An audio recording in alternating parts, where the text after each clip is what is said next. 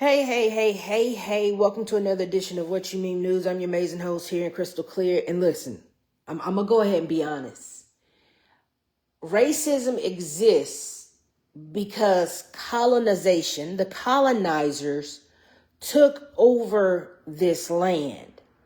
So while white people don't want to give you your land back, your money back, your gold back, your all of that shit, they don't want to give that back because they are colonizers.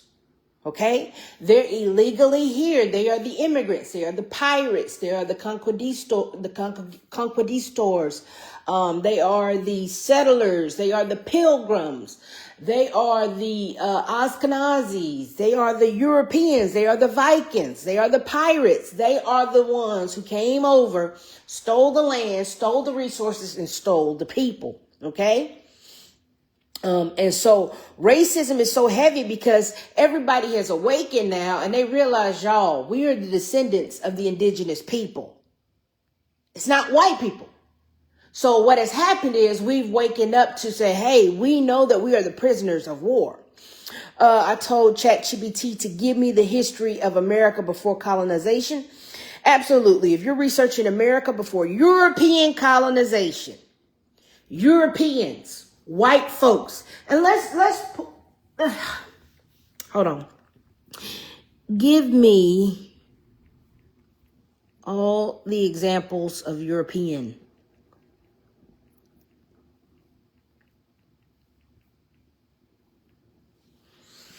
All right. If you're asking for examples of European colonial powers and expansion, here are the major ones commonly studied by historians. Okay, let's take a look at this. Now, major European colonial powers are Canada, 13 colonies. We have, which one is this map? Don't give me that map. Spanish Empire in the Americas. So we have the New Spain, the New Granada, the Viceroyalty of Peru, and the Viceroyalty of Rio de la Plata. Okay? Spaniards are not a friend to Latinos or indigenous people. Okay? They're just like the Moors. They flipped on their own people. That's what y'all don't understand. So Christopher Columbus, a Spaniard that joined forces with the European monarchy, literally said, okay, we're coming over here and we're going to take your land. Okay? So everybody keeps saying, oh, I'm wondering why Latinos and Spanish people are teaming up with the racist Anglo-Saxons or the Europeans.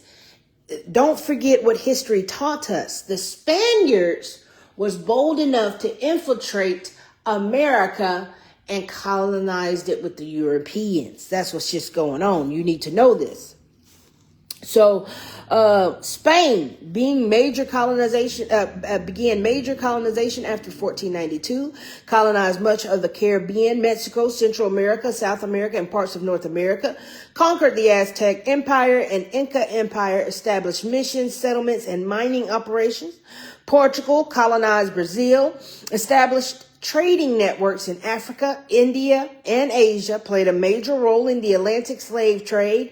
England, later the United Kingdom, established colonies along the Atlantic coast of North America, built the largest colonial empire in history, and controlled territories in North America, Africa, Asia, and the Caribbean and the Oceania. France colonized parts of Canada, the Caribbean, Louisiana. Okay, that's why you got white folks who think they Louisianan, but they not, because they do that partardou. When they came over here speaking that god-awful French, they got mixed up with that Creole Louisiana, and now that's how they got their accent now. And they think they're, oh, they by the bayou, baby. They think they, oh, yeah, no. Oh, yeah, no. Oh, yeah, no, ho. No. Colonization. That's why white folks think they belong in Louisiana and you don't. You France, bitch. We know where you came from. Southeast Asia developed extensive fur trading networks in North America. Now, hold on. Let me go ahead and pull some history out for you.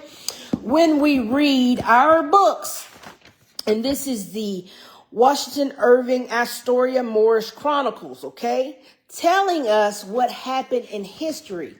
And you're not going to believe this shit. It is objects of American enterprise, gold hunting, fur trading, and their effect on colonization. Early French Canadian settlers, Ottawa and Huron hunters, an Indian trading camp, countries, des bois, and rangers of the woods, their trading posts, primitive French Canadian merchant, his establishment, and painting, its constitutions, its internal trade, a candidate for the company, privatizations in the wilderness, Northwest, clerks Northwest, partners in Northwest, Naboo and federal notions in the forest, the lords of the lake, Fort William in the parliamentary hall and banqueting room, was sealing in the wilderness. That's why white folks always want a banquet room. Do not forget it. It's colonization. That's why Trump wants a goddamn banquet room. It's called colonization. Okay? Still happening today. Okay? Chapter 2 is going to be Rise of the Mackinac Company, attempt of the American government to counteract foreign influence over the Indian tribes. White people, you are not supposed to be here. I don't care how you fucking cut it. You're not supposed to be here. So you telling us to go back to Africa is wild. The way you ravaged and savaged and raided and pillaged these goddamn lands that don't belong to you. They don't. So,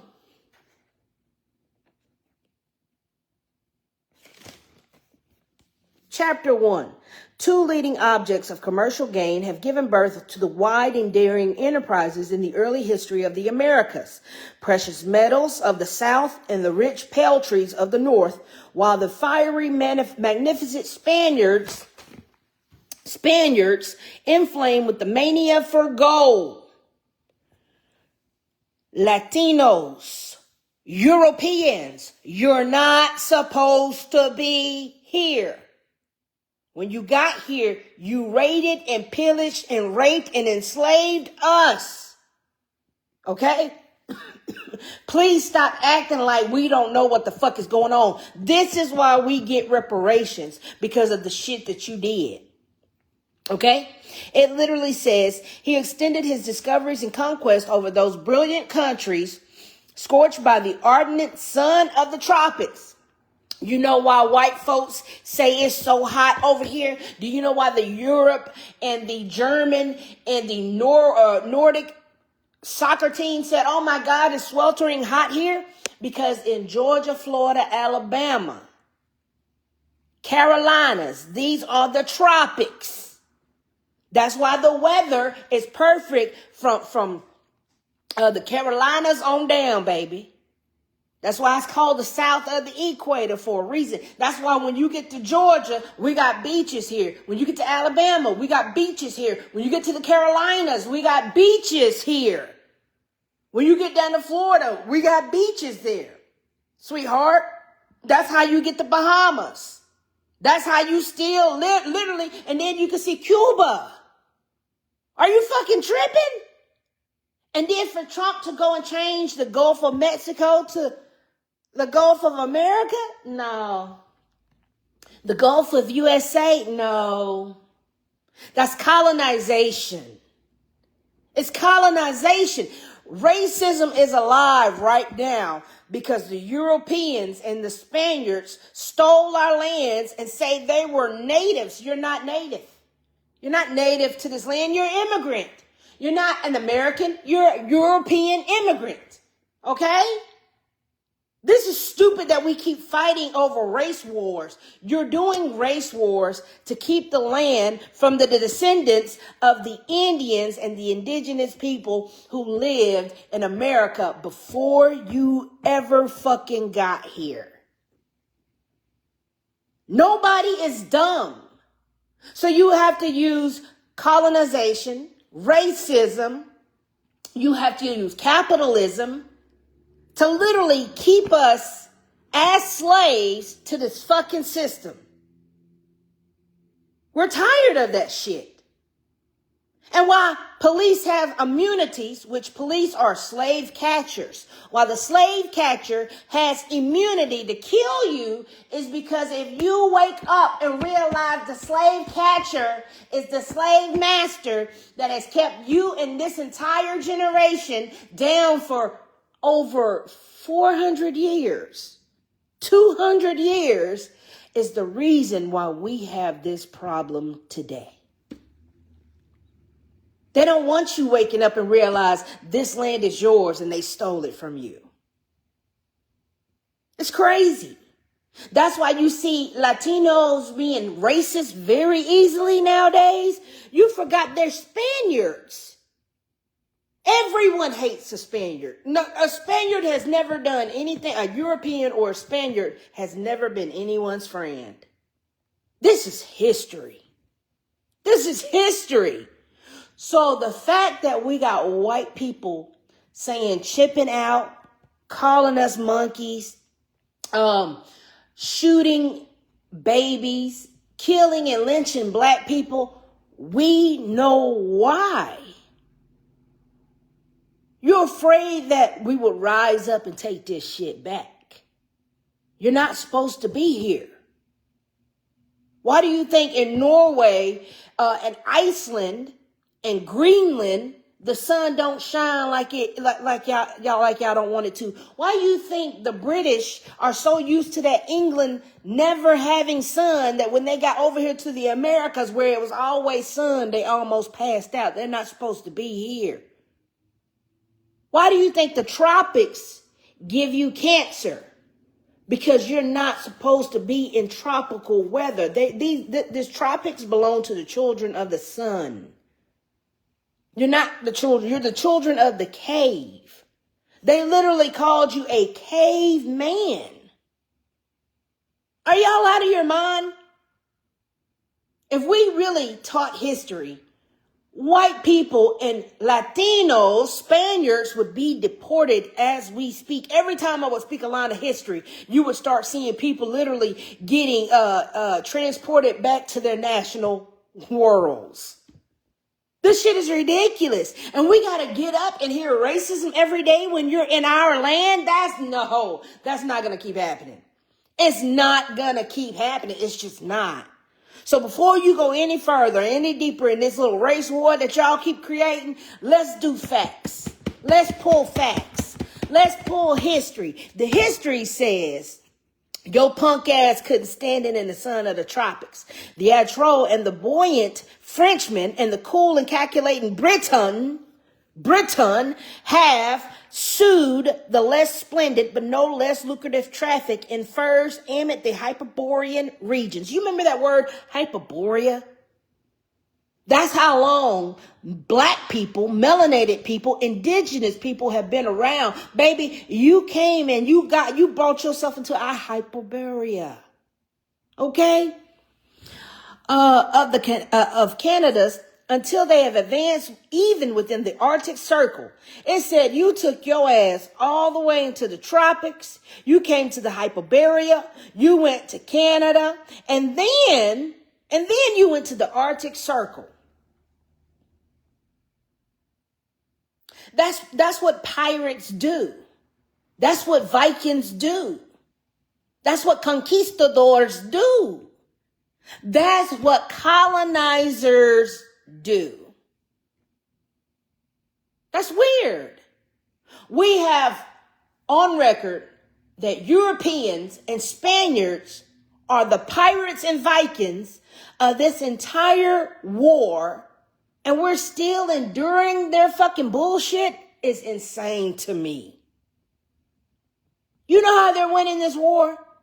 With violence, indentured servitude, which it got so bad that humans had to have laws that says, hey, you can't beat your slave.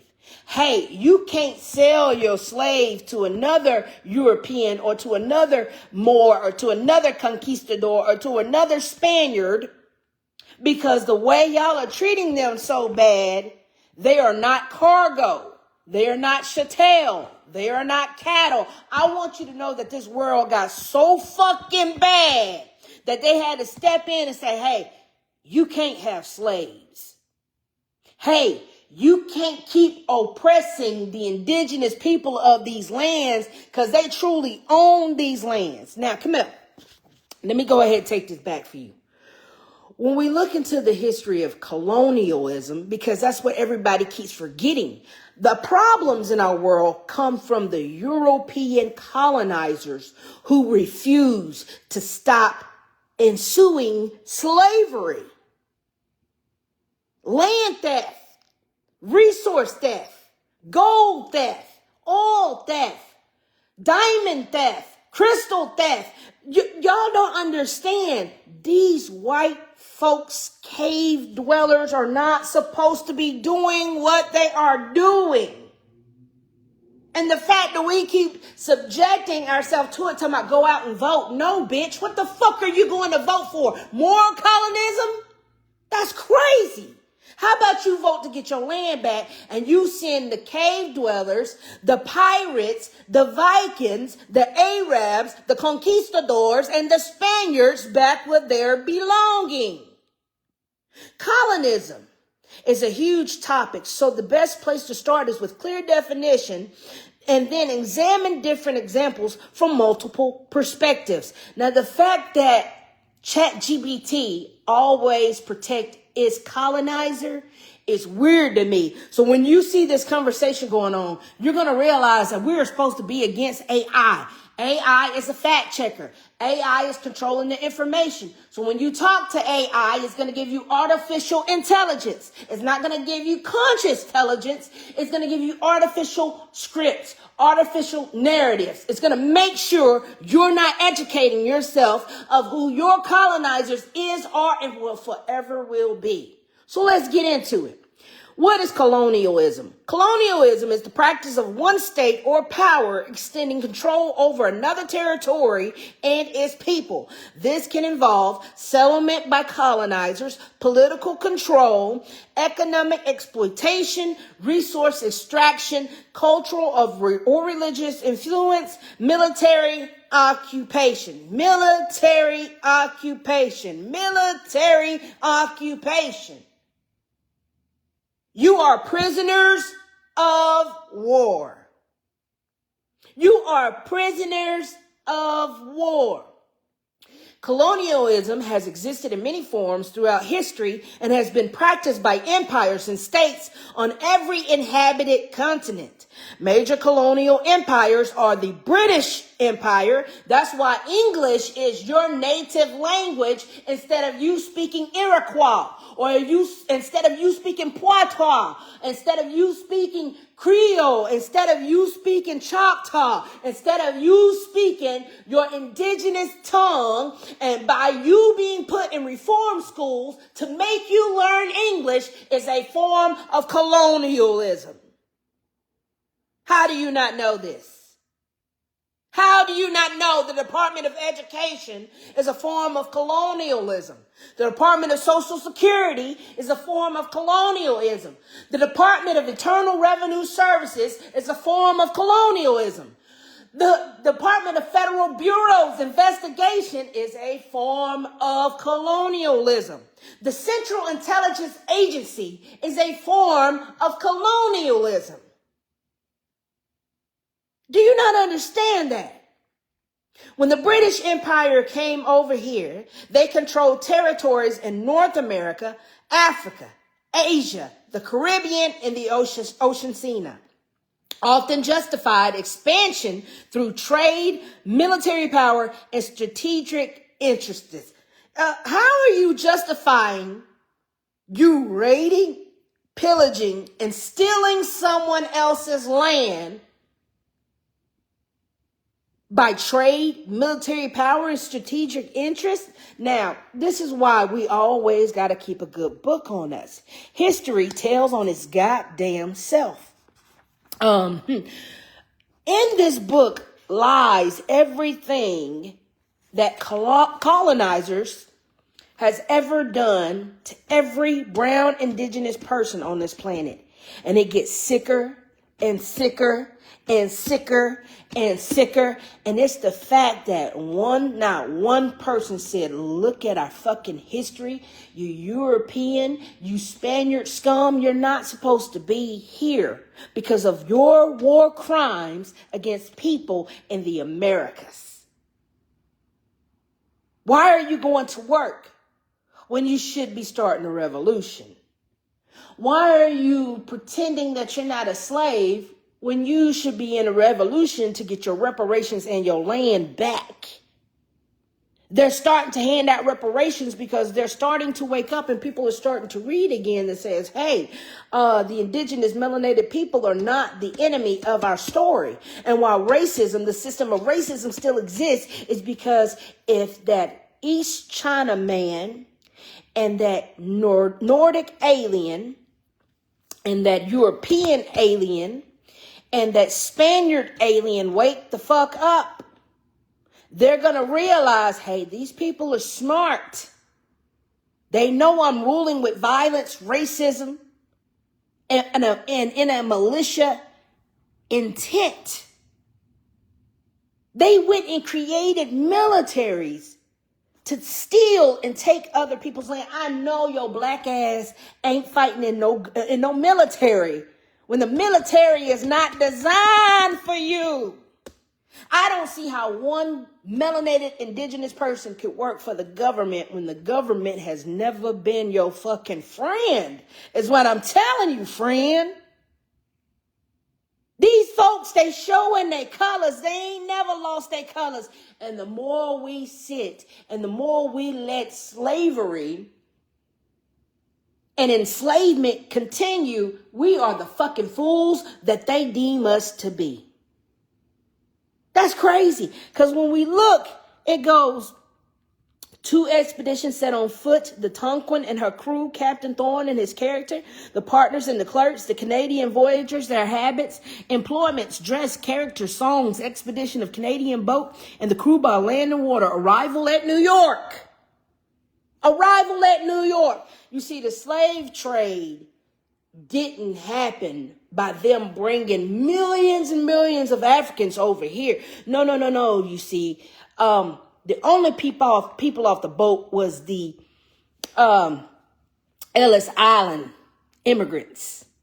It was them white folks that came off the boat to come over here and settle on your land as pilgrims, Anglo-Saxons, Italians. And y'all forgetting Spaniards are Italians. They're the Greeks. The Europeans, they're the Romans. That's why every time they start history, it always starts with Roman civilization. And I have to tell ChatGPT, no, ChatGPT, don't start at Roman civilization. Start at Mesopotamia. Start at Sumer. You know why? Because ChatGPT is trying to give me the white man's version of history instead of giving me the indigenous version of history. And history starts in Kemet, Mesopotamia, Sumeria, literally with the Anunnaki aliens. You forgot Egypt was raided and colonized just as well as Africa and America. And America and Africa and Egypt are all the same one tectonic plate. It's an entire Pangea. It's the Hyperborea. Okay? So the idea that these fools try to make it seem like, oh, we had a bunch of slaves come off the boat. No, slave masters was on boats. You think they were going to feed 3 million niggas and assure their voyage over seas that they've never conquered or sailed before? Hell fucking no. It's called cargo. It was cargo. Okay?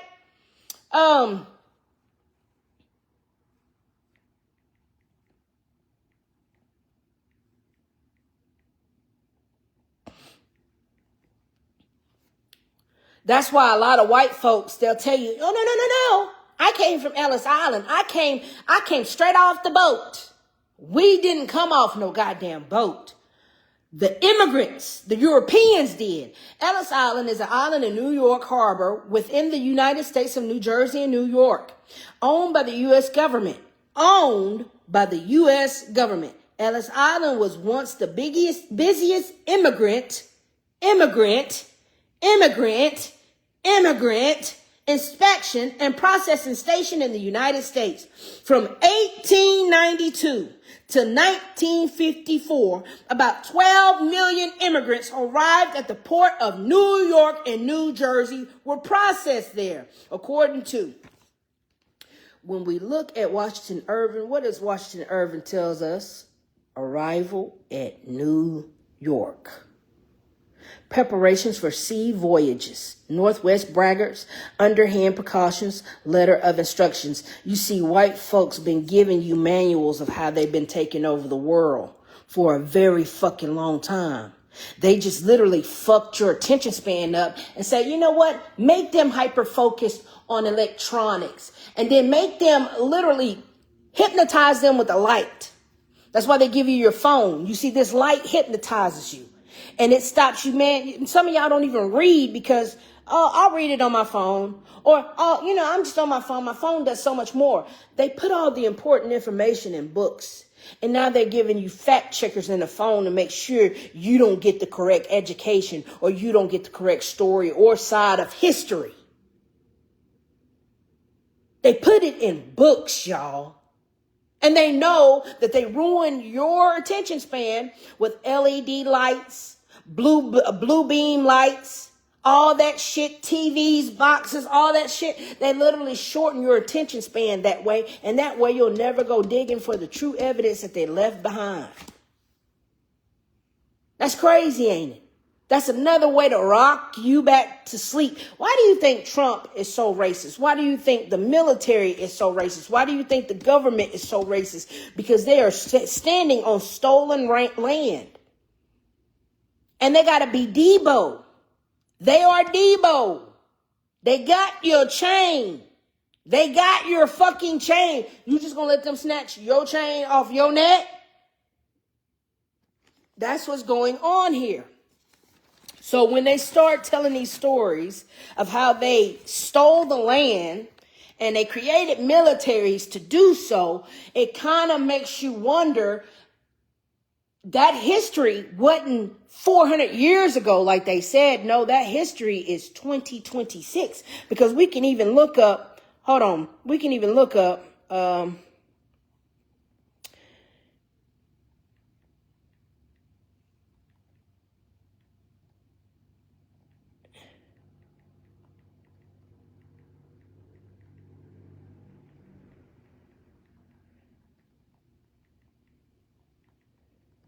the military just told y'all they don't want black people enlisting. Okay? They just told y'all that. This is not our ancestors' history. This is our fucking history. Hashtag stop promotions of black and female soldiers. Black service members warn military is moving backwards. Trying to erase black history, facing backlash after Air Force reinstates. Secret vetting and block promotions inside HESEG's war. A black admiral fixed one of Navy's worst messes. Mr. Hexeg blocked his promotion anyway. Defense Secretary Pete Hexeg has blocked the promotion of a black man from achieving greatness in the war on terrorism on Americans. That's crazy. They literally said they don't want black people fighting for them in their war. That's how you know America has always been the bullies. There is no war. No one has never attacked America. And America will never, ever get attacked.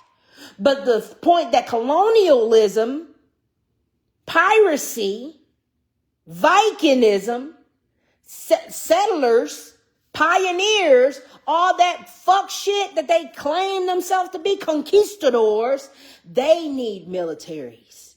In order to take the gold, in order to take the booty, in order to take the loot. They're pirates. That's what it is. That military has killed more innocent people than it has guilty people. And that's the sad truth about it. But y'all don't care. Y'all don't care. HESEG's attacks on black troops evoke long history. You're not supposed to be in a military that literally colonized the entire world. And the fact that you there blows my goddamn mind. So, these two pursuits have thus in a manner been the pioneers and the precursors of civilization. You see, the fact that the villain that destroyed every civilization is the Nordic aliens, also known as the Vikings, also known as the European, also known as the colonizers. The colonizers of every civilization is ruining every civilization. And how many times do we have to sit through these fucking busted up ass history lessons to learn what history has taught us? If you don't put that goddamn colonizer down, you won't have a civilization. It's that simple. Without pausing on the borders, they have penetrated at once in defiance of difficulties and dangers to the heart of the savage countries. Why are we savage? Because we're indigenous? That's crazy. Let's pull up the original map. Everything white folks have ever achieved has been stolen from the indigenous people. Okay? The original 13 colonies are the Indians. Okay? It's not white folks, England, Manchester shit. The original 13 colonies were British settlements along the Atlantic coast of the indigenous. You see that? You see how I read you the British version? That's whitewashing history. Okay, you see how when I pulled up the original 13 colonies and it gave me the white man's history? Hold on. Watch this. When we pull up the original 13 colonies, you get what?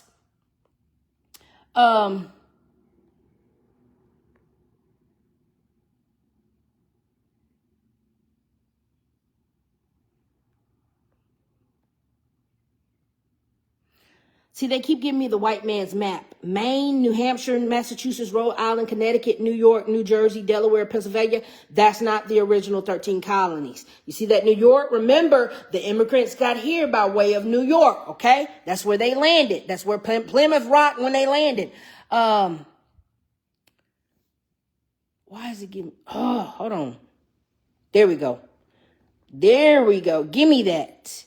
Give me that right there. All right, the original 13 colonies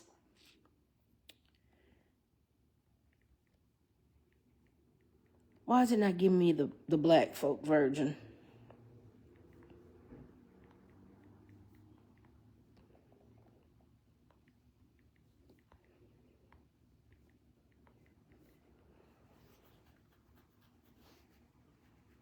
Here we go. The original 13 colonies were home to a diverse array of Native American tribes. Take native out. That native bullshit is $5 Indians. You are Indian. You are the American Indian. You're not a native. You're indigenous to this tropic. Okay? It was the Algonquin, the Iroquois, the Powhatan, the Lepine, the Cherokee, and the Wampanoag. Each tribe had unique cultural traditions, social cultures, and relationship with the Europeans.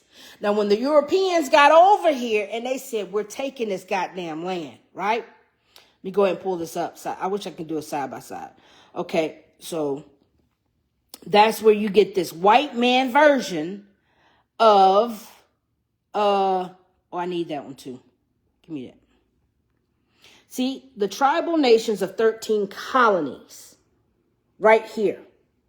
This was the original United States. Down here in Georgia, that's where you get the Gullah Geechee, okay? Now you have the Oconee, the Chalet, the Coweta, the Okawa, the Hichita, the Tayosha, the Ifuula. These are the Iroquois, okay? Seroquois, okay? These white men came in. See the Lumbee tribe right there, the Mokanan tribe right there, the Yesa tribe right there. White folks are not supposed to be here. You see that word confederacy? We had confederacy before the white people came in, and then they created their white confederacy. You understand that? We had original 13 colonies and they came in and said, well, these are our colonies now. So we're going to name them something a little different because they couldn't speak our language. But they fucked up so bad that they still kept some of our words, like Confederacy. That Confederate flag don't belong to white people. It belongs to the Iroquois Confederacy. Okay? The Province of Massachusetts Bay, Province of New Hampshire, Province of New York. They took all of these original names, like hold on, let me get this. Wu Banakalake, Alnobake, Lunakek, Pesase. All these names were indigenous names. And the white man could not get a hold of the linguistic. He could not literally get with the semantics. So you know what he said? Well, let's name it the Province of Massachusetts Bay. When we go over and look at Massachusetts, where are you going to find it? In the UK. Well, let's make this the Province of New Hampshire, New York, Rhode Island, Providence, Plantation. Let's make it a plantation. Connecticut, Pennsylvania, New Jersey, Delaware, Maryland, Virginia. This is all shit from England. That ain't that state original name. That's not that state original name. They're saying Pennsylvania. Pennsylvania, the original name for Pennsylvania is Okehocking. Get the fuck out of here. The original name for New York is literally, number one, the Haudenosaunee and the Iroquois Nation. It's the Iroquois Nation.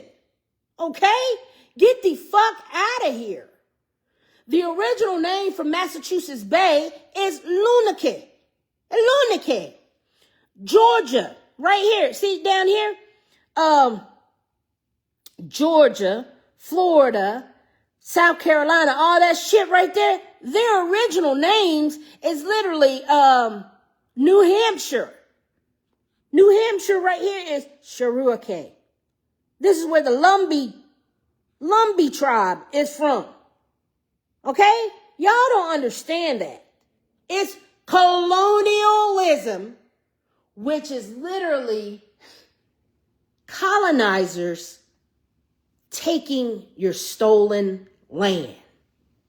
The land that belonged to you has now been stolen by a colonizer who said, guess what? We know everybody's in their own tribe and we know everybody live in their own colonies, but let's go literally reform these colonies and we can create schools, educations, all that shit. No, listen, no, it's colonization. It's dehumanization. It's slavery. It's enslavement. And to this day, we're still enslaved because we're calling New York City when that's not New York City. Then we know with the Tulsa massacre. Then we know with the Black Wall Street massacre. There's been so many massacres to rip us out of this land. It's not even funny. It's not even funny. So I'm sick of the go back to Africa. What the fuck you mean? Get back to Europe. Get back to Europe. You're not even supposed to be here.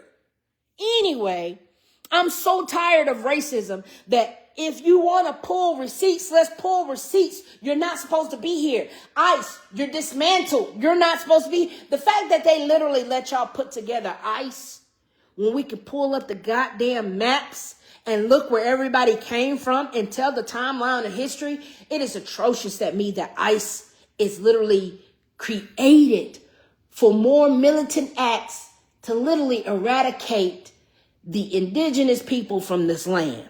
Now, we don't care about you taking the Spaniards. That's how they know who to go pick up, because they know Hondurans, Guatemalans, Brazilians. Y'all are not supposed to be in America. Y'all are not supposed to be in America, bitch. You're supposed to be in Central America, not Northern America. You need to get back to your post. You $5 Indians from Serbia, you need to get back to your post. That's how they know how to pick people out and send them on their merry way, because they literally gained a scheme where you bought land for $5 so these original indigenous people couldn't reclaim or gain reparations of their fucking land. It's not that hard.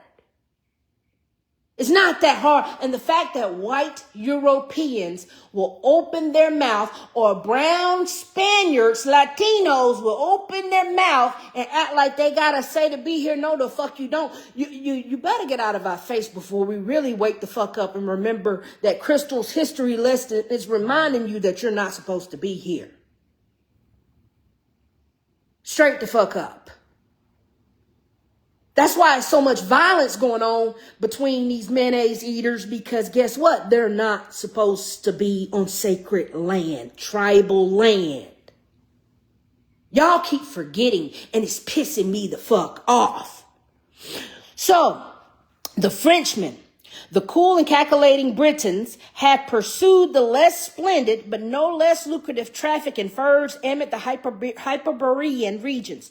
Let's go ahead and pull up Hyperborean. The Hyperborean,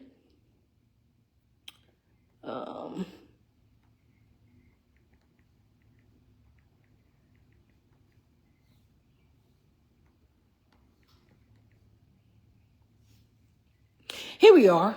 That's why the world is flat.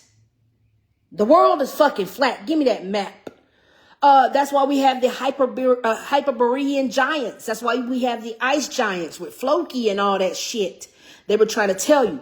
The Hyperborea, Greek mythology. You see, them calling it a Hyperborea, giving away that that's not what we named it. That's what the Greeks, white folks, Italians, Catholics, that's what them Spaniards named it, not us. Because what they were doing? They were navigating seas. They were building Floki. Loki was building boats. And Ragnar said, hey, I wonder what's in the east. I wonder what's in the west. I wonder what's in the north. That's why they made the show Vikings, to show you the savagery of how white folks, Nordic aliens, Europeans, Asians, and the Spaniards acquired this fucking land. So they said, the Greeks said, let's call it the Hyperborea, Hyperborea, okay? Now, it's a Latin name. Remember, I told you the Spaniards are nobody's friend because all of their information is in what? Latin. Their semantics is in what? Latin. Babel. Their tongue, their language is what? Latin. Okay? Hyperborea were mythical people who lived in the far northern part of the known world. Known world. Mythical people.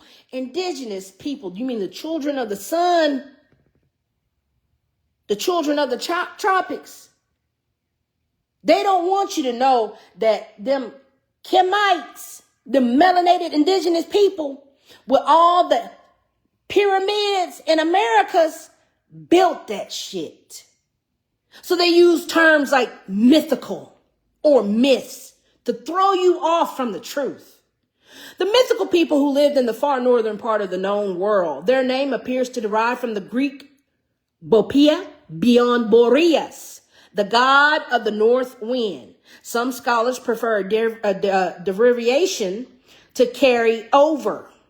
Despite their location in otherwise frigid parts of the world, the Hyperboreans were believed to inhabit a sunny, temperate, and divinely blessed land. You mean the children of the tropics. They were coming to do conquest over those brilliant countries scorched by the ardent sun of the tropics. Nigga, Wigga, you is not supposed to be here. Time and time again, receipt after receipt, you're not supposed to be in the fucking tropics. Why do you think they had to invent sunblock? Sunblock. What?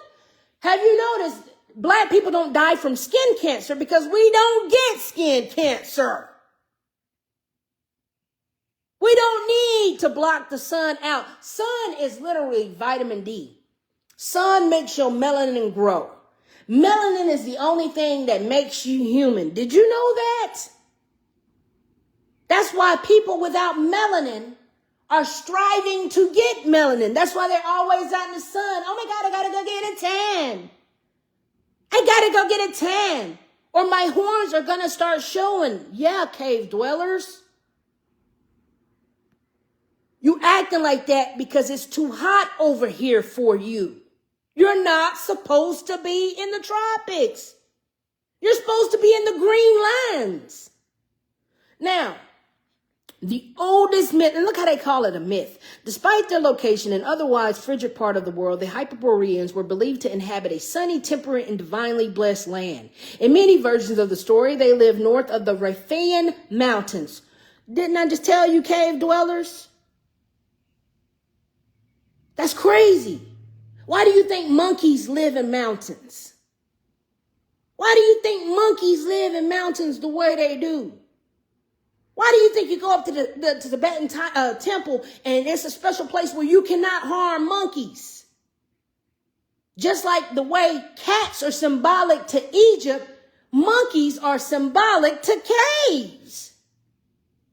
That's crazy shit. But you keep calling us monkeys. We'll be cats before anything. Egyptian cats. Shit, we were aliens before monkeys.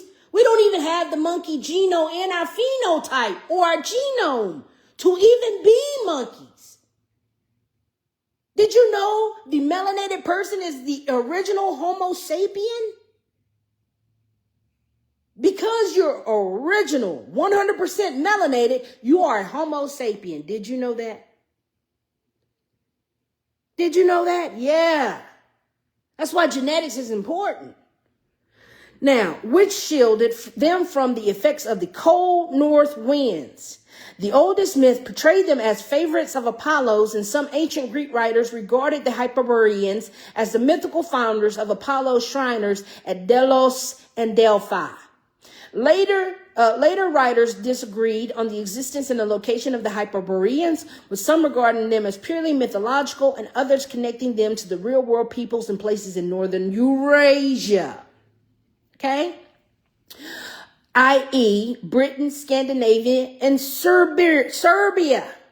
Serbia. This is where the $5 Indian white folks come from who swear up and down they're native Indians. No, you're not.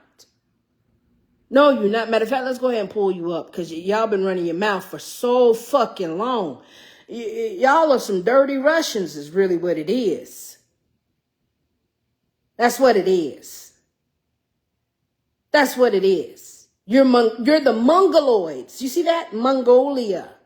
Y'all always keep trying to call us Mongoloids, but y'all are literally the Mongolians. Since Serbia is a geographic and historical concept rather than a political entity, its territorial borders have no single precise definition, and it is further defined as stretching from the territories with the Arctic Circle in the north to the northern borders of Kazakhstan, Mongolia, and China. Why do you think right now we're having a race war, and guess who's all starting the aggression? It's the Chinese, the Mongoloids, and the Ashkenazi, Kazakhstan, Romanian, Serbian fucking Jews.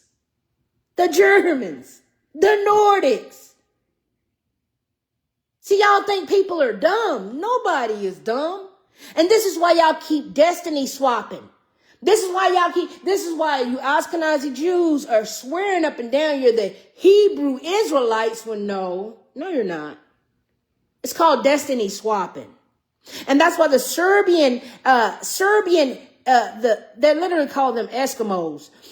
That's why the Eskimos destiny swap with the native Indians. Because when they came over here off that goddamn boat, they didn't have an identity. That's why symbolism goes a long way. That's why your government makes you carry an identity today.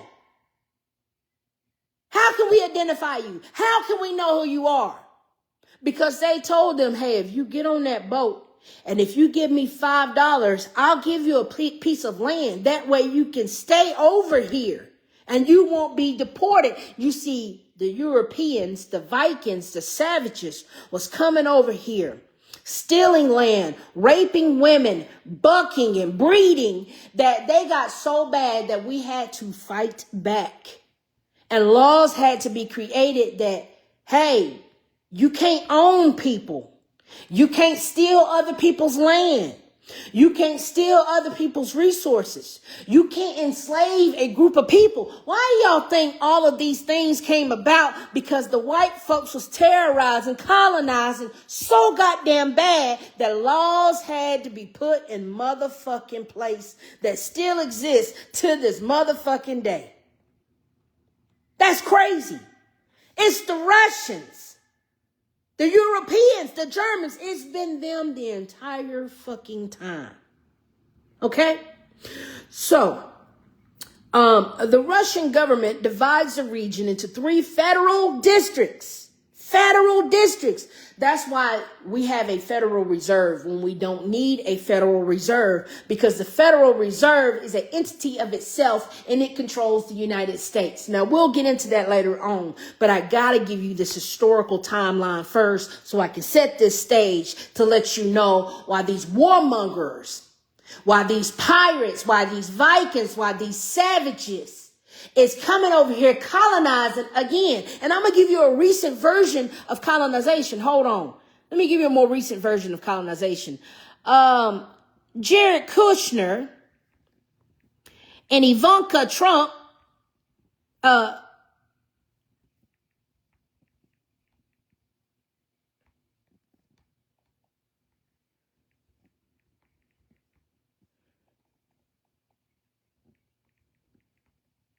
tried to buy an island on Albania.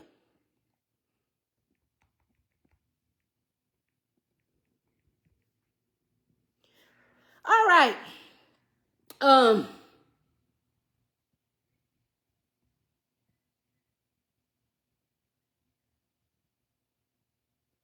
Jared Kushner's coastal project in Albania faces opposition.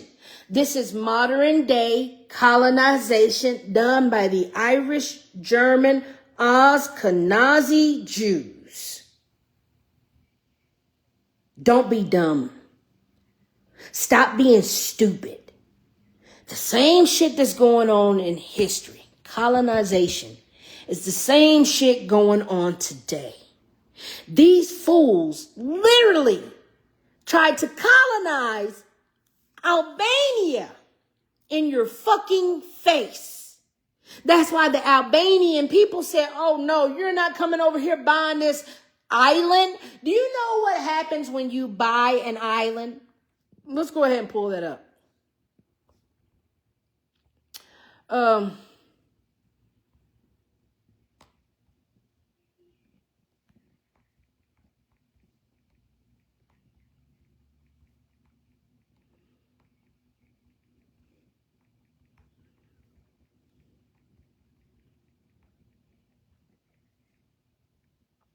What happened when colonizers buy the land from the people? Historically, several different things happen when colonizers or expanding governments purchase land from indigenous peoples or local populations. You see, Albania is a local population that had a beautiful island. They didn't get a lot of traffic. Their landmass is separated from the Hyperborea, right? Or from the mainlands. And so the outcome depended heavily on the circumstances of the sale. In theory, a land purchase is an agreement where one party transferred land rights to another in exchange for money, goods, services, or other compensation. In practice, historians have found that land transactions ranged across a spectrum. Voluntary agreements, some treaties and sales were negotiated between recognized political entities. Both sides expected the agreement to be binding. Compensation was provided according to the terms. Agreements with unequal bargaining power, one side often had greater military. Why do you think Pete Hegseth don't want niggas in the military? Because the military is still creating Epstein Islands. You see why the Epstein case is so important? Because he was the number one colonizer, modern day colonizer, buying up, occupying islands and lands that they could take little children and rape them, and that they could have slaves, pay them low minimum wage, and get away with murdering, hurting, raping, butt breaking their motherfucking slaves and breeding their slaves. What do you think is going to happen when Jared Kushner and Trump's daughter and all of these people who are in the Epstein files keep buying up land, or keep taking over land, or keep buying up islands? That's when you get raped. That's when your land gets stolen. That's when your resources that the land have. You see how America had all the gold in it, and they had the great gold rush of the 1900s. Are y'all forgetting the time that every time a European or a Spaniard come to this goddamn land, they're always acquiring land? History is teaching us that colonization is not over with. It's still continuing to this day. And this was the biggest case, and it just got stopped. Epstein Island was an acquisition of land. America was the great acquisition conquest of land. And it's what colonizers, Nordic aliens, and Vikings keep doing to this motherfucking day.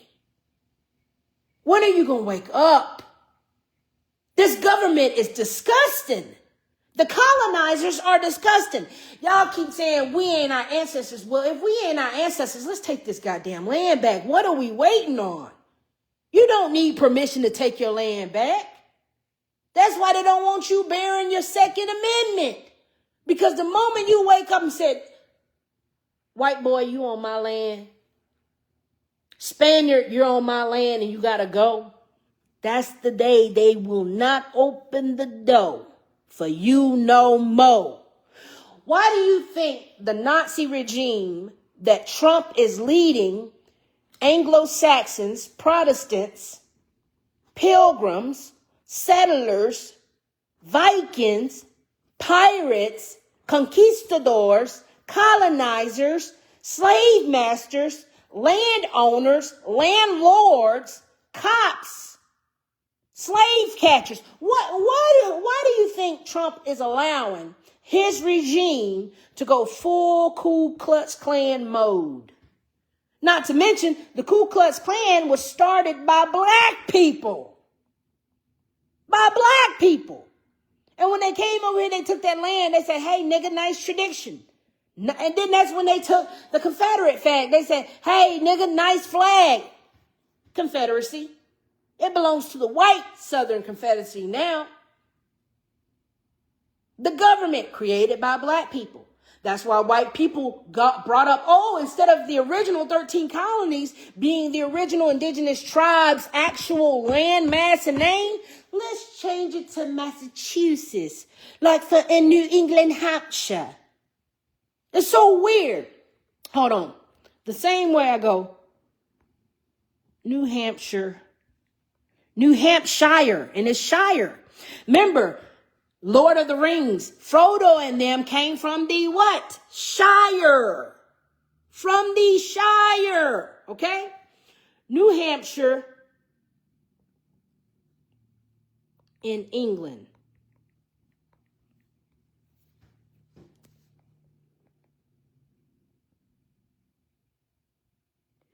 English County of Hampshire. New Hampshire is a state in the northeastern United States, part of the New England region, bordered by Massachusetts, Vermont, Maine, Canada province of Quebec, with Concord as its capital, Manchester as its largest city. The New Hampshire originates from who? English. Now, in this white history, they're not telling you, hey, New Hampshire used to be, let's pull up our original maps. They're not saying, hey, New Hampshire used to be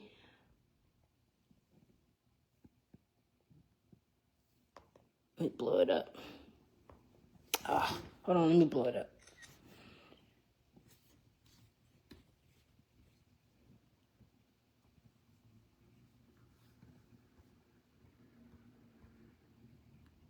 Okay.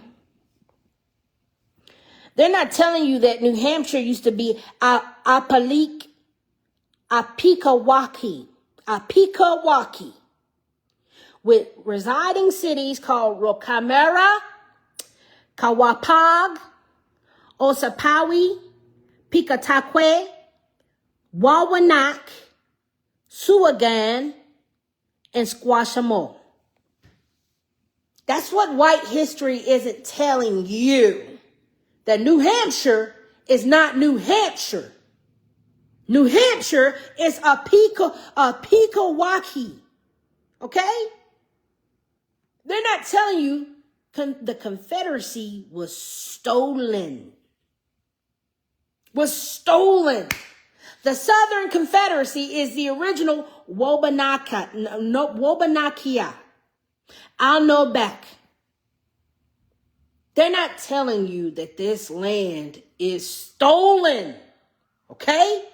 That's why they're giving you laws not to steal the land that they stole from you. Just in case you got smart to steal the land back. Then why do you think the Tulsa massacre is so fucking important? Okay? Now, without pausing on the borders, they have penetrated at once in defiance of difficulties and dangers to the heart of the savage countries. Land opened the hidden secrets of the wilderness, leading the way to remote regions of beauty and fertility that might have remained unexplored for ages. What do you mean unexplored? It's called robbery. You're not supposed to explore somebody else's territory, neighborhood, landmass, or house, beckoning after them the slow and pausing steps of agriculture and civilization. It was the fur trade, in fact, which gave early sustenance and vitality to the great Canadian provinces.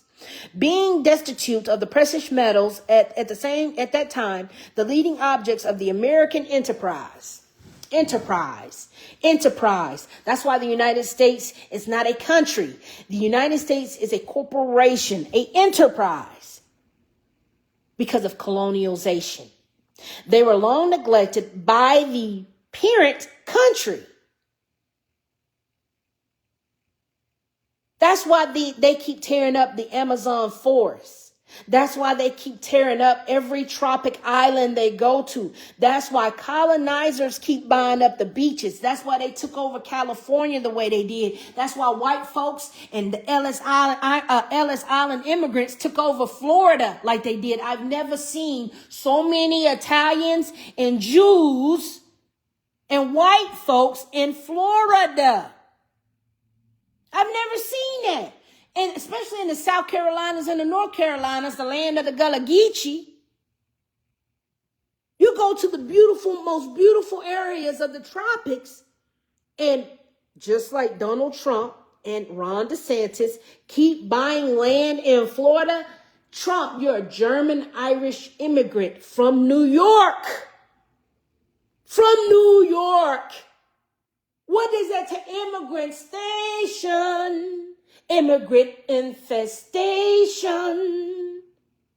But you migrated to Florida to take over, conquer, and you even named your land Mar-a-Lago.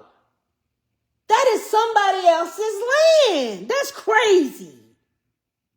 That's crazy.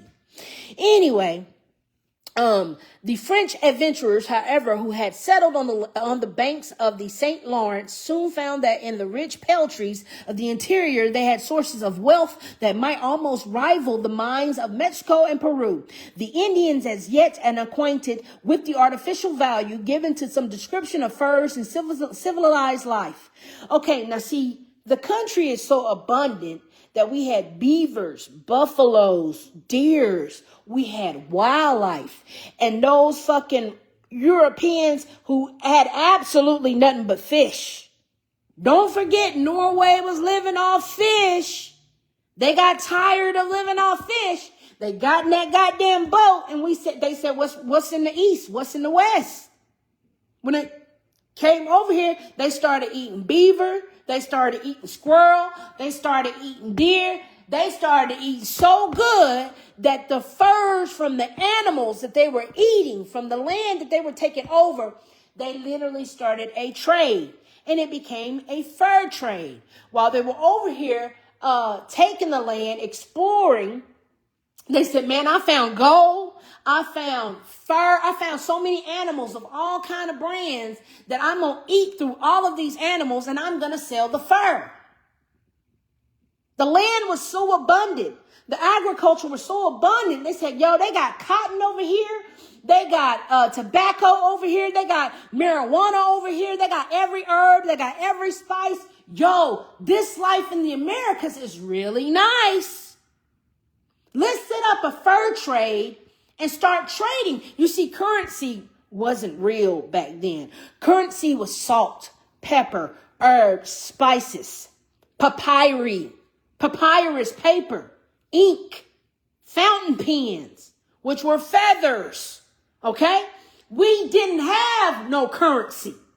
There wasn't no such thing as money, because we were literally bartering and trading, hunters and gatherers. Okay? Y'all are forgetting how civilization started, and it's pissing me the fuck off. White folks, you acting racist, and it's pissing me the fuck off when I got every right to deport your goddamn ass and to gain my reparations right immediately fucking now. Cut my goddamn check now. This is ridiculous. I gotta sit up here and tell you why you owe me 40 acres and 600 acres and 6,000 mules. You done came up here. You done ate up the place. You done cut down the place. This is why they're literally protecting rainforests, because white folks is going from forest to forest, tearing this shit the fuck down.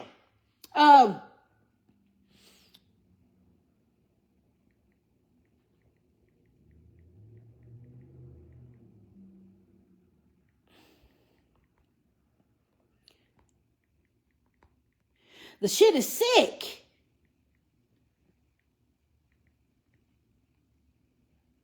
All right. Europeans are contributing to deforestation in various ways, primarily through the conversion of forested areas for agriculture, particularly cattle ranching.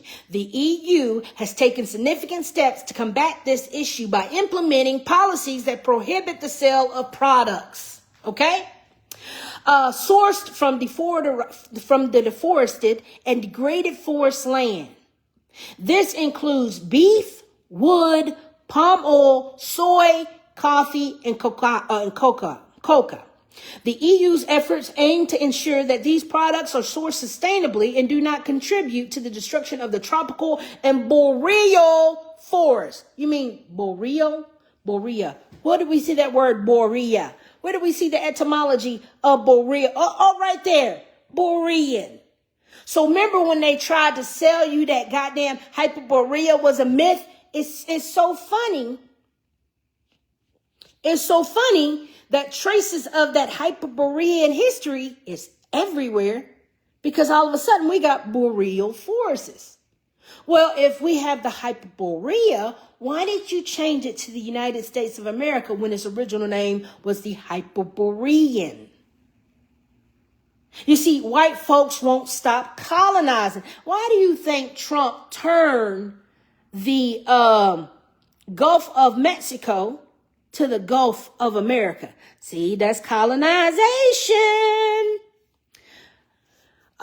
Gulf of Mexico has now been changed to the Gulf of America. I can't make this shit up. I can't. And when you even try to put in Gulf of America, it literally sent me to Gulf of Mexico. It literally sent me to Mexico. It is bounded on the northeast, north, and northwest by the Gulf Coast of the United States, on the southwest and the south by the Mexican states of Tamaulipas, Veracruz, Tabasco, Campeche, Yucatan, and Quintana Roo, and the southeast by Cuba. If you didn't know, Mexico is America. Mexico is Mexico, all of those places, is the Hyperborean. White folks got so bad and they done slipped up and let their colonization roots show that Trump turned the Gulf of Mexico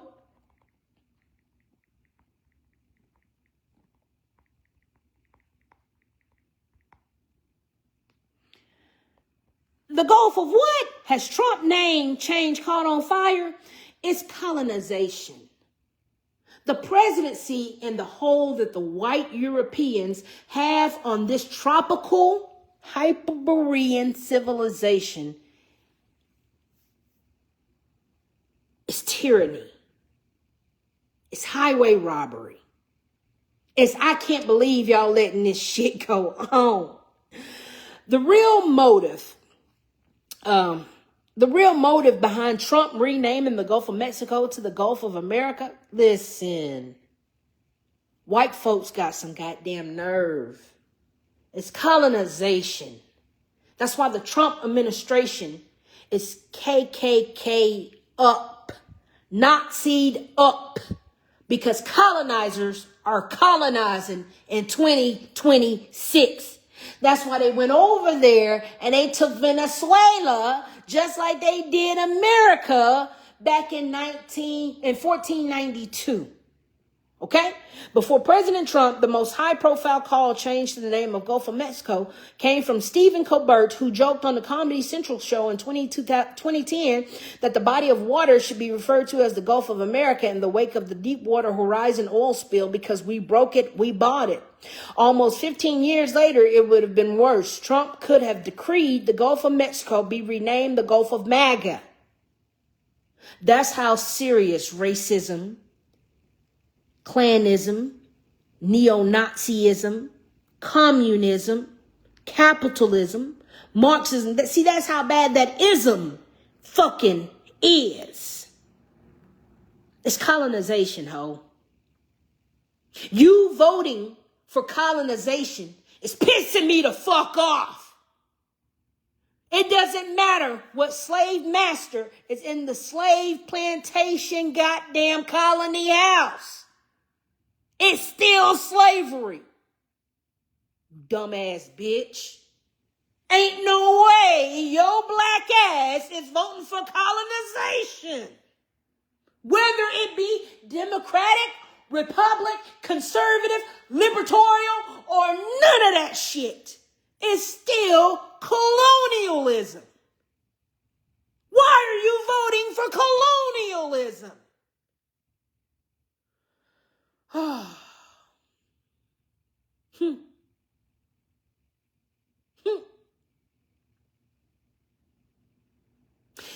The Gulf of Mexico cannot be renamed because of the Mexicans winning the war against the Americans in the 1848 Mexican-American War.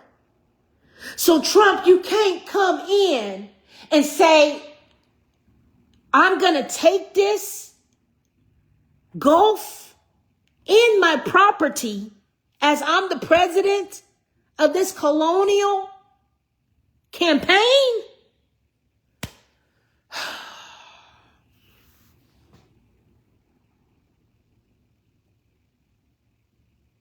It certainly was received that way in the weeks leading up to the inauguration day when Mexican President Claudia Sheinbaum, and she can't be Mexican with a Ashkenazi Jew last name, Sheinbaum. That's a Jew. So that should let you know that's not a true Mexican. That is not a Latino last name. No, ma'am. Reacted to news of Trump's plans by suggesting the American Southwest, which belonged to Mexico until the 1848 Mexican-American War. And you're telling me that Trump is going to walk in and take the Gulf of Mexico and make, you know what? That's why they laughing at you. That's why they laughing at you. That's why they know birthright citizenship is bullshit. Just because you were born here don't mean you're a citizen here. It's your nationality. So if you are Italian, if you are Romanian, if you are German, if you are Russian, Albanian, you are not a Negro. You are not indigenous. You're not even an American. You're an immigrant because you still rep your nationality. You can't destiny swap. You can't swap out your nationality. You can't swap out your bloodline no matter how hard you try. Okay? So, white people came to America and they built enterprises. And they were long neglected. And they said that, oh, okay, this is the tropics. I can't believe they would neglect these tropics like that. Let's start chopping down trees. Let's start coal mining. Let's start digging up the land. Let's start harvesting uprooting and harvesting the flowers, the herbs, and the spices. They raided the earth, y'all. They raided the earth, and we're still letting them do it to this day. Why do you think Trump went over to Iran to steal the oil? Because the United States don't make oil. You know that. That's what we don't make oil. Yes, we have oil, but we don't make oil. Okay? That's why Trump, the colonizer, is going over to the places that do make oil, Iran, and taking their oil from them. Don't believe me? Okay. Watch this.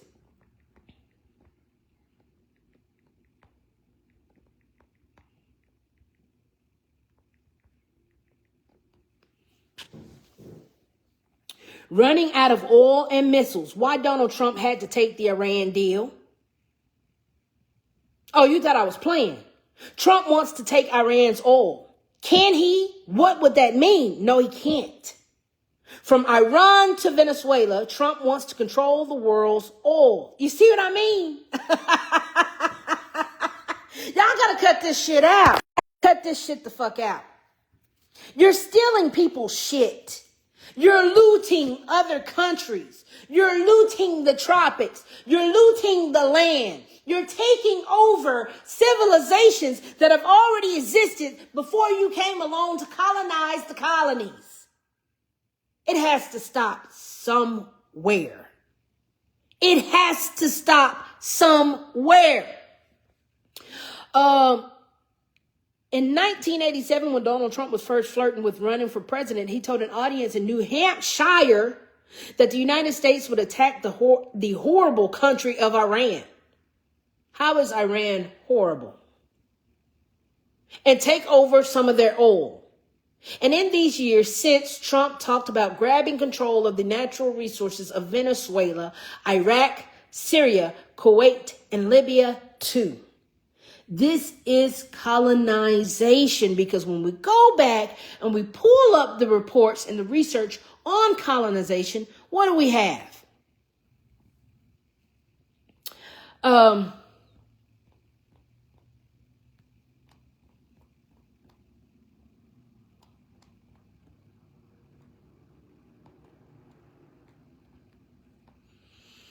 We have colonialism is the practice of one state or power extending control over another territory and its people.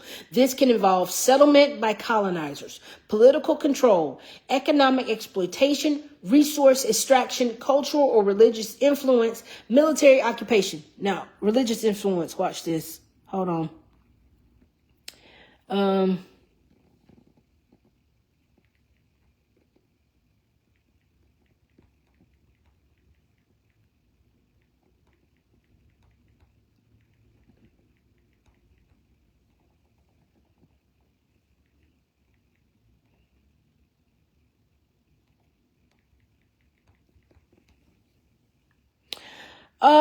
Yep, here we go. The Defense Department rejiggers the list of recognized religions after backlash. Pentagon updates U.S. military list of recognized religions following backlash from Mormons. The fact that they literally said, we want a new world order. We want a one world order where we have one religion, one government, one power, one nation under one God, and you can't have no other nation or God, but the one we recommend is insanity. It is insanity. The DOD officially drops 180 faiths from the military's recognized religion list. And they didn't just drop all the black people's faith. Baby, they dropped Mormonism, which you need to drop them all. This is the only thing that I agree with. But if I was to agree with your freedom, you can be religious all you want to. You can worship whatever religion you want to. You just can't make it the nation's religion. How they make America's national religion Christianity? No. One nation doesn't live under one God. We all have separate gods because some of us might deem us to be gods of ourselves. We would never give our God power over to another God. Why would another God give another God their power? That lets you know how important humans are, because when they say you can't be the God of your own God self and you have to accept our God, baby, that's a problem. I don't worship your God. I know that I am God.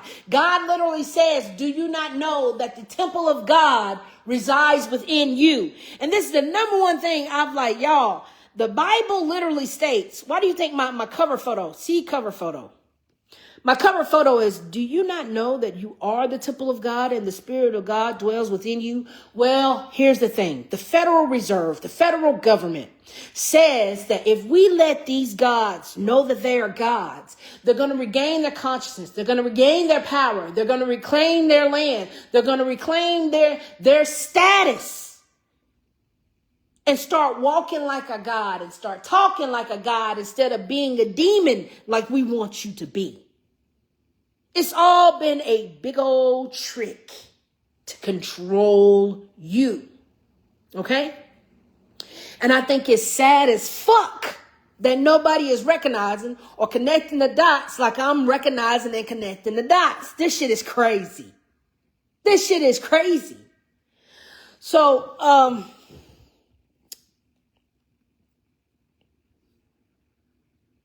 the world is getting this bad. Okay? Let's get back to colonization. So, you're not supposed to be in a government military. You're not supposed to be in government politics. You're not supposed to be in anyone's republic. You're not supposed to be in anyone's democracy. You're not supposed to be in anybody's conservatorship. You're not supposed to be in anybody's liberalities. You're not supposed to be in any of that shit. You're supposed to be a republic. Fighting for democracy amongst yourselves. Amongst yourselves. You have your own empire. You're not to worship anybody else's empire. You're not to worship anybody else's civilization. You're not to worship anybody else's deity. You're not to worship anybody's dynasty. What do you not get about that? So they create these spiritual groups that tell you, Jesus is king. Lord is king. When you go look up the word Lord, Lord is Baal. Lord is Baal, the demon. When we look up the word Lord, and that's why I be so pissed at who y'all be worshiping, it be making me want to throw up. Lord.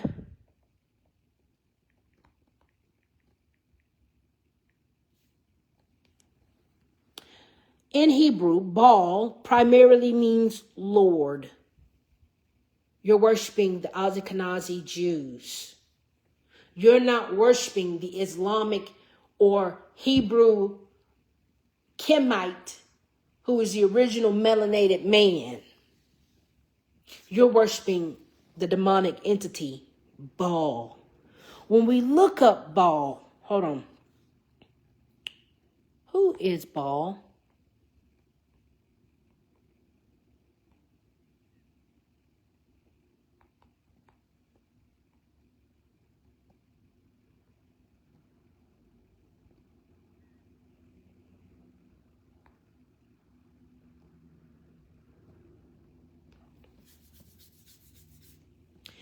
This is interesting linguistics, a religious topic, because the word Baal literally meant Lord or Master, Lord or Master, Lord or Master. You are still stuck in slavery. That's why they keep going around saying Lord is King. Jesus is King. Lord is King. Look up the word Lord. You're stuck in colonization, in slavery with the colonizer's children. So they're going to tell you, oh, my daddy owned this plantation. You better praise the Lord. You better shut your mouth and you better praise the Lord. Well, why do you think they have words like landlord? Why do you think in England they say, hey, me Lord, in the year of our Lord, in the da-da-da-da-da-da, they Lord this, Lord that. You are worshiping a fucking demon named Baal. Baal, the word Baal, Lord, Master, Owner, Husband. It was a title before it was a name of a specific deity. For example, in the ancient canon, Caucasian, someone would refer to a local ruler or owner as Baal in the sense of master or Lord. Baal as a deity. Over time, Baal became associated with a major storm and fertility god worship in parts of Canaan, Phoenicia, and Syria. Why do you think they're over there trying to take oil and land and riches from Iran and Syria? Why do you think Trump keeps taking from the Egyptians, from the original lands, from all of this shit? White people know who you are better than you know who you are. Different regions had different versions of Baal. Sometimes people spoke of Baal Hadid, Baal Haman, and local Baals tried specific cities. In these cases, Baal functioned somewhat like a meaning the Lord of the place. While Baal appears in the Bible, the ancient Israelites frequently came into control with neighboring peoples who worshiped Baal. The Hebrew Bible contains many references to Elijah, Ahab, and Jezebel in disputes over Baal worship. As Israelite religion became more exclusively devoted to Yahweh, Baal came to be portrayed as a rival deity and a symbol of idolatry. In the year of our Lord, 327, in the year of our Lord, 2026. Hey man, I got a landlord. He want me out by Monday. Why are landlords requiring you to make 3 times the income when they don't even make 3 times the goddamn income? You're still a slave. Under colonialism. And you don't take etymology or linguistics or language arts seriously.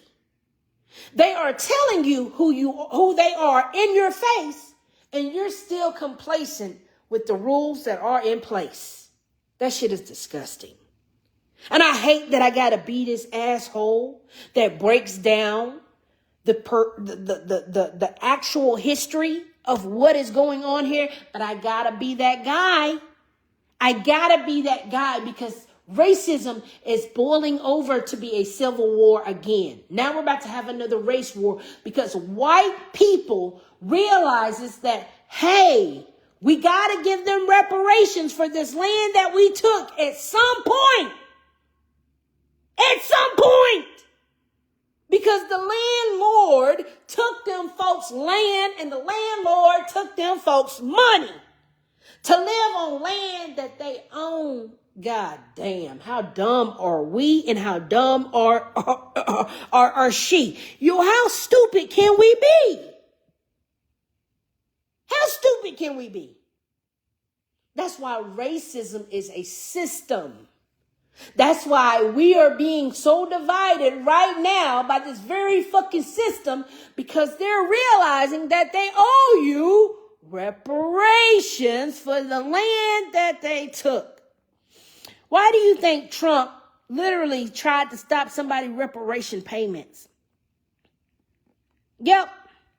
If white folks were not the aggressors of war, and if your land wasn't illegally taken from you, Why are they stopping reparation payments?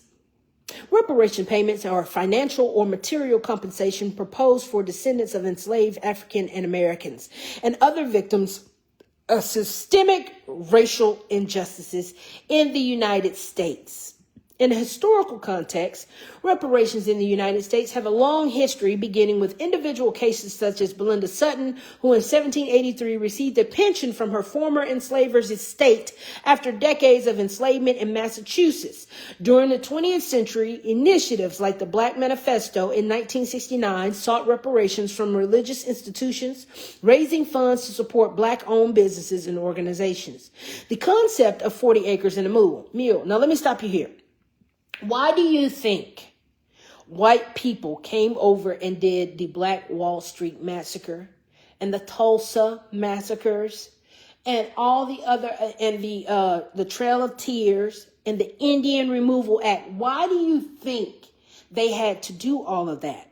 Because they literally enslaved us, killed us, and tried to rape us for our land. Okay? And so since they did that, and we had Black Wall Street jumping, we had proud businesses running, we had hospitals, pharmacies, doctor's office, we had the stock exchange before the stock exchange was even a real goddamn thing. We had the civilization of the Hyperborea bumping and jumping. And they didn't like that shit. The only thing white people have invented is racism and the credit system. And the laws. That's it. Other than that, we created the government. Other than that, we created the 13 colonies. Other than that, we created Wall Street. Other than that, we created every goddamn thing that white folks intervene with today. Okay? Why do you think in medical history, all the white men stole the ideas, the research work, all that shit? They stole it from Black women. Hence Henrietta Lacks. Hence Marie Curie. All these white men saw these women, Black women and white women, literally advancing medicine. And you forgot that the original doctors used to be the doulas. The original doctors used to be the shaman. The original doctors used to be the healers. And what did the white folks do? Oh, no. We're not using natural herbs anymore to heal people. Matter of fact, we're going to foresterize these lands. We're going to destroy all the herbs and we're going to make chemicals. We're going to make biochemicals to literally put out holistic healing, to literally take shamans out of the equation to become pharmacia, pharmacists, an alchemist, alchemy. That's where them fools brought in alchemy. Okay? If you don't believe me, let me go ahead and help you and find this shit for you. Biochemical terrorism comes from white people. Chapter 12, my favorite chapter, the tidings of the loss of the Tonquin and the massacre of her crew struck dismay into the hearts of the historians. They found themselves a mere handful of men on a savage coast surrounded by hostile tribes who would doubtless be incited and encouraged to deeds of violence by the late fearful catastrophe. In this juncture, Mr. McDougal is Irish. So that means the white man, we are told he had recourse to the stratagem by which to avail himself of the ignorance and credulity of the savages, which certainly does credit to his ingenuity. The natives of the coast. Now remember, I showed you when New York was taken.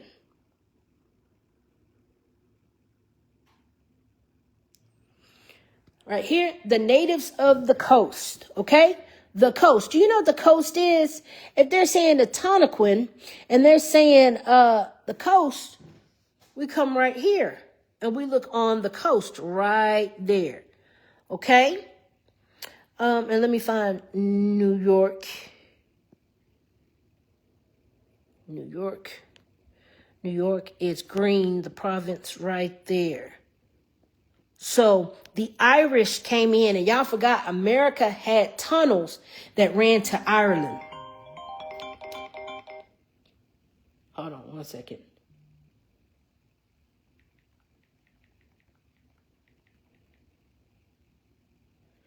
All right.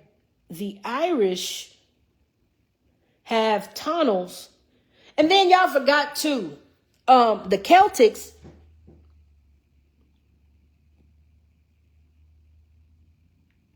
The Celtics, all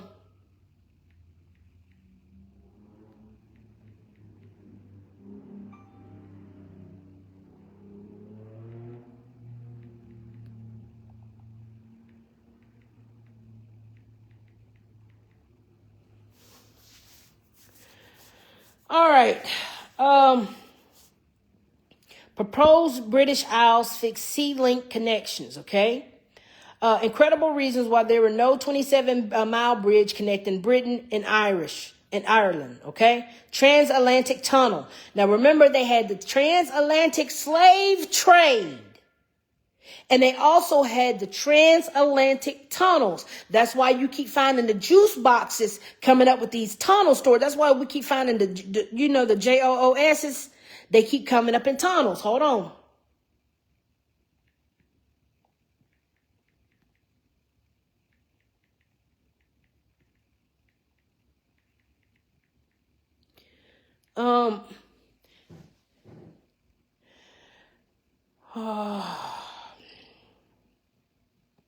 New York City synagogue tunnel incident. Y'all better stop. History tells on your fucking self all the fucking time. Illegal New York synagogue tunnel leads to 9 arrests. 9 members of New York Hasidic Jewish community have been arrested and charged over a secret tunnel that connected to a historic synagogue. Now, remember, I told you that New York was taken over. Manhattan, all of that was taken over with the Ellis Island immigrants. That's why in the 1920s, you got all the Italians in New York. You got all the Spaniards in New York. That's why it's a lot of Dominicans and Puerto Ricans in New York. Now you know why. Them Spaniards and them Ashkenazi Jews and them Irish immigrants came over here through the transatlantic tunnel and through the transatlantic trade. Okay? Stop letting them fools tell you what your history is, because when I pull up the goddamn receipts, the white folks and the Spaniards are losing every goddamn time they tell us to go back to Africa. We are not the ones that came off the motherfucking boat, fool. So, the natives of the coast, and indeed of all the regions west of the mountains, had extreme dread of the smallpox. The smallpox. Let's pull up smallpox, shall we?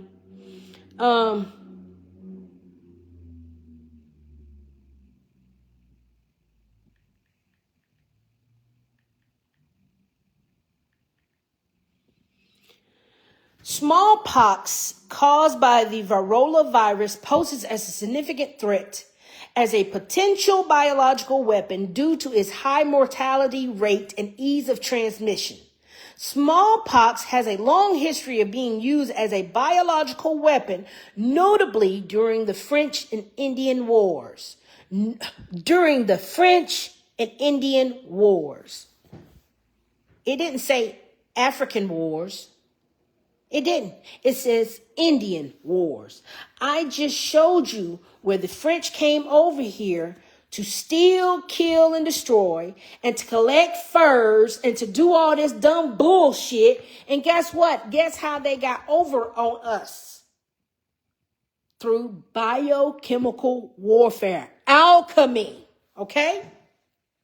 So, British forces allegedly distributed blankets infested with smallpox to Native Americans, resulting in devastating outbreaks. This practice highlights the historical use of smallpox as a tool of warfare with intentions to harm enemy populations. Now, when we come over here to Washington Irving book of the Astoria Moorish Chronicles, we see here white people doing what white people always do. Okay? The That terrific scourge, having a few years previously appeared among them and almost swept off the entire tribes. You see, COVID, bubonic plague, smallpox, AIDS, HIV, hantavirus, malaria. It is all created by colonialism. That's why they're still running. That's why they're still running biochemical warfare today to continue on with genocide and eugenics. Okay? Its origins and nature are wrapped in a mystery. It's not wrapped in a mystery. White folks was using chemicals to create alchemy, and it used it as a tool of warfare. So it's not a mystery. And they conceived it with an evil inflicted upon them by the Great Spirit, or brought among them by the who? White men. The last idea was seized upon by Mr. McDougall, and he assembled several of the chieftains whom he believed to be in the conspiracy. When they were all seated around, he informed them that he had heard of the treachery of some of their northern brethren toward the Tanaquin, and was determined on vengeance. Okay, determined on vengeance. Ward the Tanaquin, and was determined on vengeance. The white men among you, said he, are few in numbers, it is true, but they are mighty in medicine. This is why you don't want to participate in modern day medicine. When we come from shamans, when we come from doula, why do you think they started abusing ayahuasca the way they did? Why do you think white folks started abusing mushrooms the way they did? Why do you think white folks started creating LSD the way they did? Because they could not do what we were doing in these goddamn jungles with our herbs and plants and our medicine. Herbal, holistic medicine. Why do you think white men now call holistic medicine alternative medicine? How? Pharma? How? Chemicals? How, big pharma? How can it be alternative when you're the alternative to natural holistic herbs?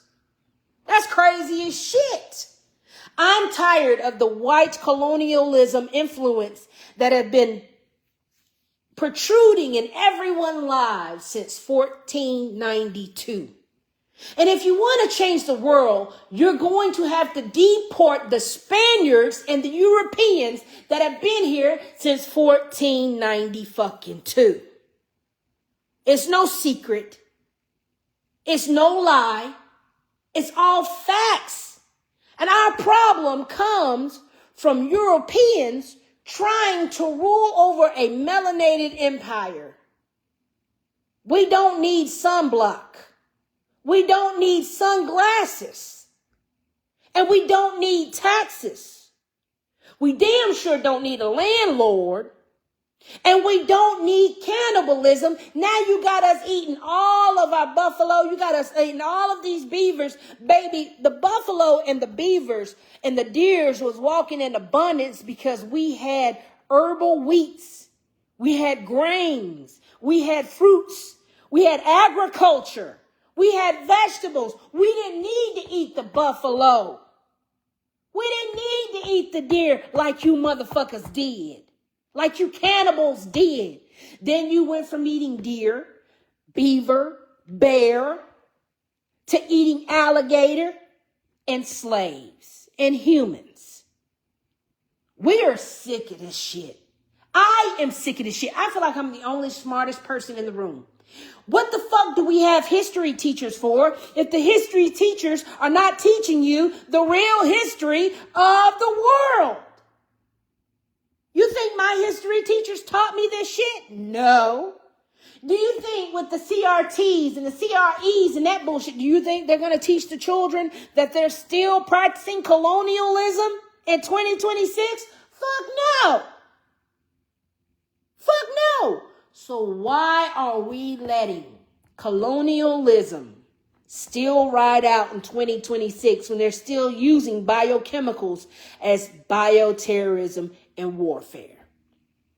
We let them say when a new biochemical is going to be introduced to the population. Well, that trick is so old, we have records of them introducing biochemicals to the population right here. The white men among you, he said, we are few in numbers. It is true, but they are mighty in medicine. See here, continue he, drawing forth a small bottle and holding it before their eyes. In this bottle, I hold the smallpox safely corked up, but I have but to draw the cork and let loose the pestilence. Why do you think in the Bible, and this is why God of this world is white as fuck, because why does God keep releasing pestilence on the Egyptians? If he wasn't a white man, why the fuck does God keep introducing pestilence on every civilization?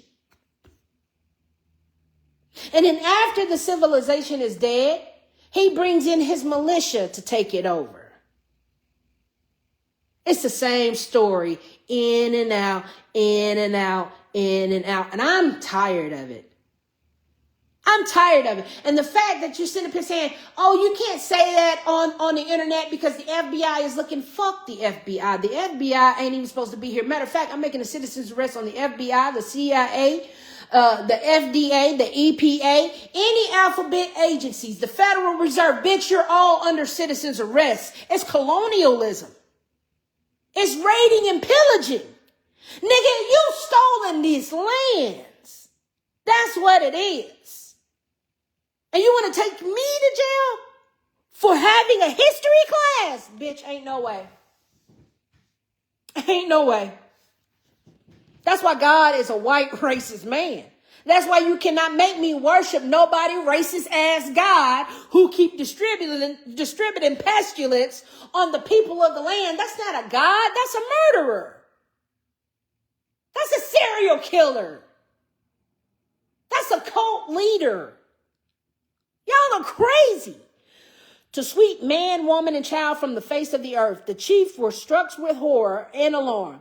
They implored him not to uncork the Bible, since they had all had their people were firm friends with the white man and would always remain so.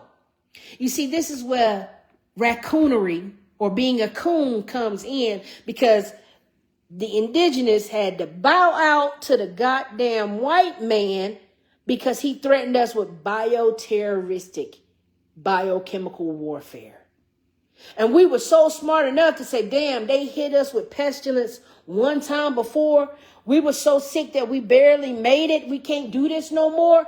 Bitch, we literally had to bow the fuck out, lose our dignity, because we didn't want another biochemical warfare or terroristic act to happen on us again. That's crazy shit. Hold on. I got more evidence. Hold on.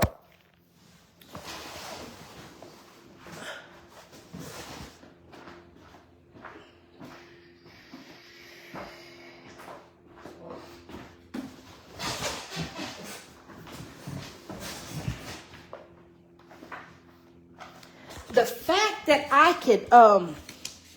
fact that I can literally link every upheaval in history to the Europeans and the Spaniards, to literally have them deported, executed, and persecuted, I would be the victor in this, just by receipts alone. In 1969, 3 years before the World Health Organization's request, the United States Defense Department requested and got $10 million to make the AIDS virus in a lab.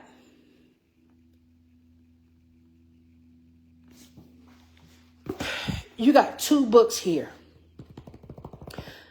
almost 400 years apart. And in every story, it's the same pale-faced people pulling the same cowarded ass shit on every civilization they take they motherfucking ass to. Okay? In 1969, the government created the AIDS virus in the lab as a political and ethnic weapon to be used mainly against blacks. The feasibility program and labs were to have been completed by 1974 and 1975. The virus between 1974 and 1979 were to be completed by that year. The World Health Organization started to inject. This is why the World Health Organization shouldn't be around today, because they are the ones who did the AIDS epidemic right here in black and white. So who running anything? No, you need to be executed on sight with a guillotine right now in our eyes, right now in our fucking face. The CDC need to line up. The FBI need to line up. The CIA need to line up.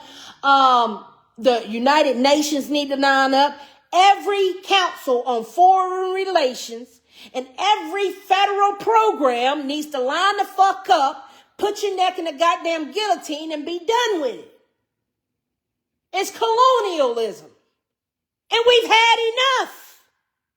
We've had enough. The fact that we got living proof that the World Health Organization, also known as WHO, created the AIDS epidemic to take out black people is a crime within itself. It's a crime within slavery, and it's a crime within literal colonization. Okay? This is genocide. This is genocide. Your government admitted that they created a biochemical so bad that they wanted to target black people. But yet, the World Health Organization is still running to this motherfucking day. The World Health Organization is still calling shots. How? When everybody should be in the goddamn coffin. Y'all are weird to me, man. What the fuck is you voting for? More colonization? What the fuck are you voting for? More biochemicals? More pestilence? Bitch, I'm fed up and upset. Now, the World Health Organization started to inject AIDS, lace smallpox vaccine. This is why we don't want no fucking vaccine. Didn't I tell you it has the actual virus in it? So why would you take it? Why would you give it to your pets? All right, you know what? I tell you what. Let's do you one up. Let's research a smallpox vaccination.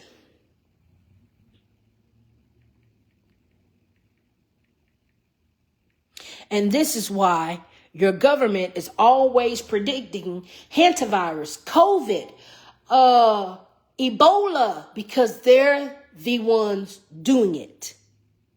It's them. It's them, fools. And the fact that you would actually think what germ is used in the smallpox vaccine. Now, if you're supposed to be fighting off a germ, why would I give you a germ? If I give you a germ, it's not going to build your immunity up. It's either going to kill you or make you sick. And then the germ is not stopping you. This immunity theology is stupid. You will not get immune if I give you herpes. You're going to keep getting herpes after herpes after herpes. You're going to have outbreaks after outbreaks after outbreaks. That's why you can't never get rid of the common cold. That's why you can never get rid of the common flu. That's why you can never get rid of AIDS. That's why you can never get rid of the shit they keep giving you, because that germ is going to cohabitate in your body and he's going to adapt.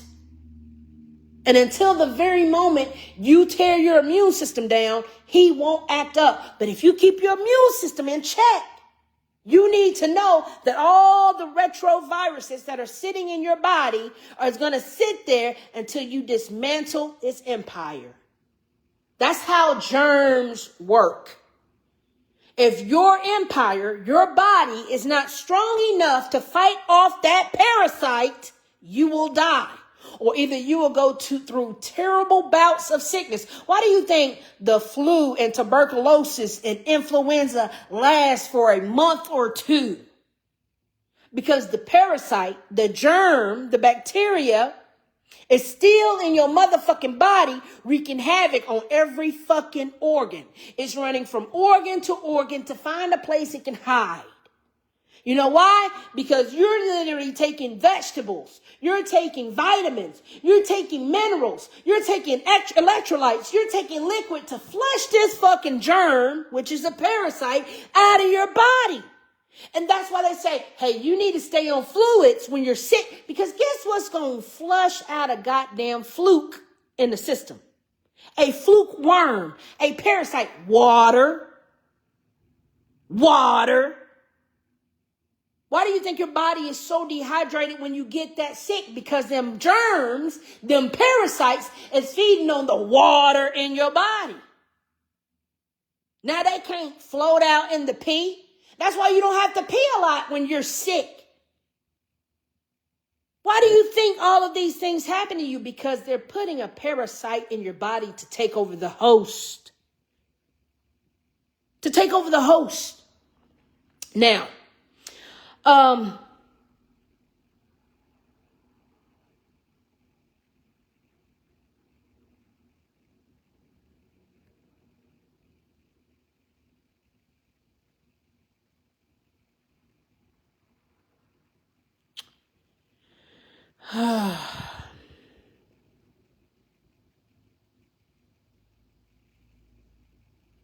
hate how they word this. Hold on, let me find a good one. Smallpox.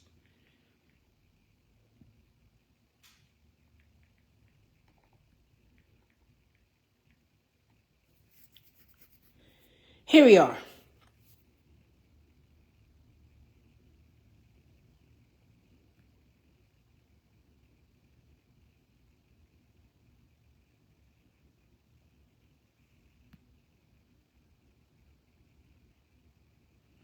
It's when you take a chemical, an inorganic chemical, and an inorganic germ and put it in an organic body. Okay? Hold on. Give me the damn ingredients.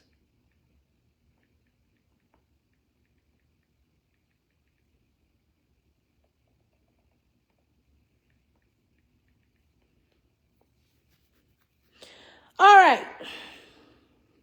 The smallpox vaccine is a live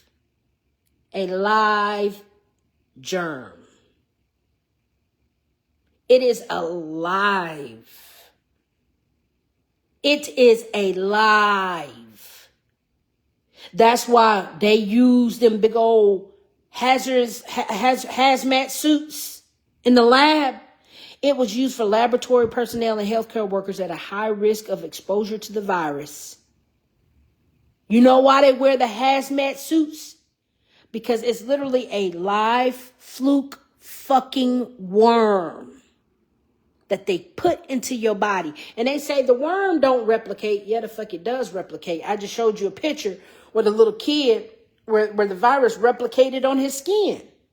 How dare you say it doesn't replicate? An infection is a replication of the parasite having its eggs produced in your body.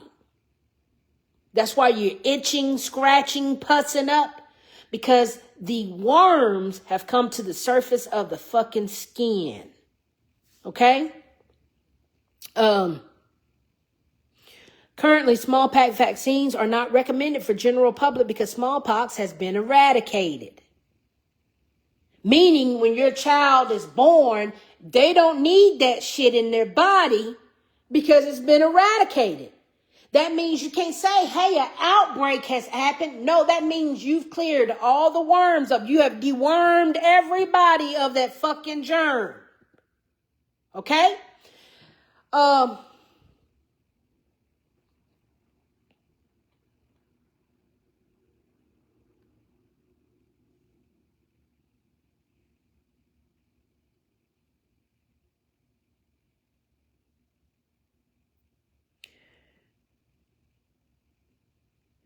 Because live attenuated vaccines have a small amount of the weakened live virus. Some people should talk to their healthcare provider before getting one because they actually put a live, living parasite in to your body. That's why the government can tell you every time there's an AIDS outbreak. That's why the government can tell you every time there's a hantavirus outbreak. That's why the government can tell you every time SARS-CoV-2 outbreak, because they created a splice. They splice corona into two parts. And now corona is corona 1, and then corona 2 is SARS-CoV-2. What are you talking about is getting a sequel? When did the fucking cold and flu get a sequel? You know that the cold ain't nothing but the flu hiding as HIV that extends to AIDS, right? It's like having one bad cold, but that cold is so goddamn bad that the cold said, hey man, I'm going to go infect your lungs. That's how you get pneumonia. The cold says, I'm going to go infect your brain. That's how you get encephalitis. The cold said, hey, I'm going to go infect your thymus. That's how you get HIV. The parasite, the worm, the fluke worm goes from your intestines to your thymus, to your organs, to your heart, to your brain. That's why when you die, they literally find parasites riddled in your body. That's why you're not supposed to be eating bioengineered food, because they putting them goddamn parasites in your motherfucking body. You don't believe me? Watch this.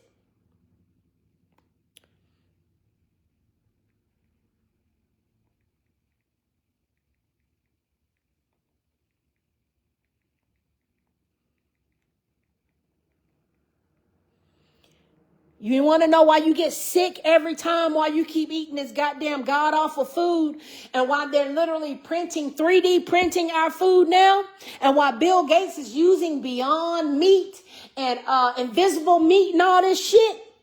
Is because Tennessee passes a bill to classify foods with vaccine material. Tennessee lawmakers have passed a bill that will require any food containing a vaccine or vaccine material to be classified and labeled as a drug. When you said, I'm not going to take that jabby jab, they said, okay, we'll put it in your fucking food.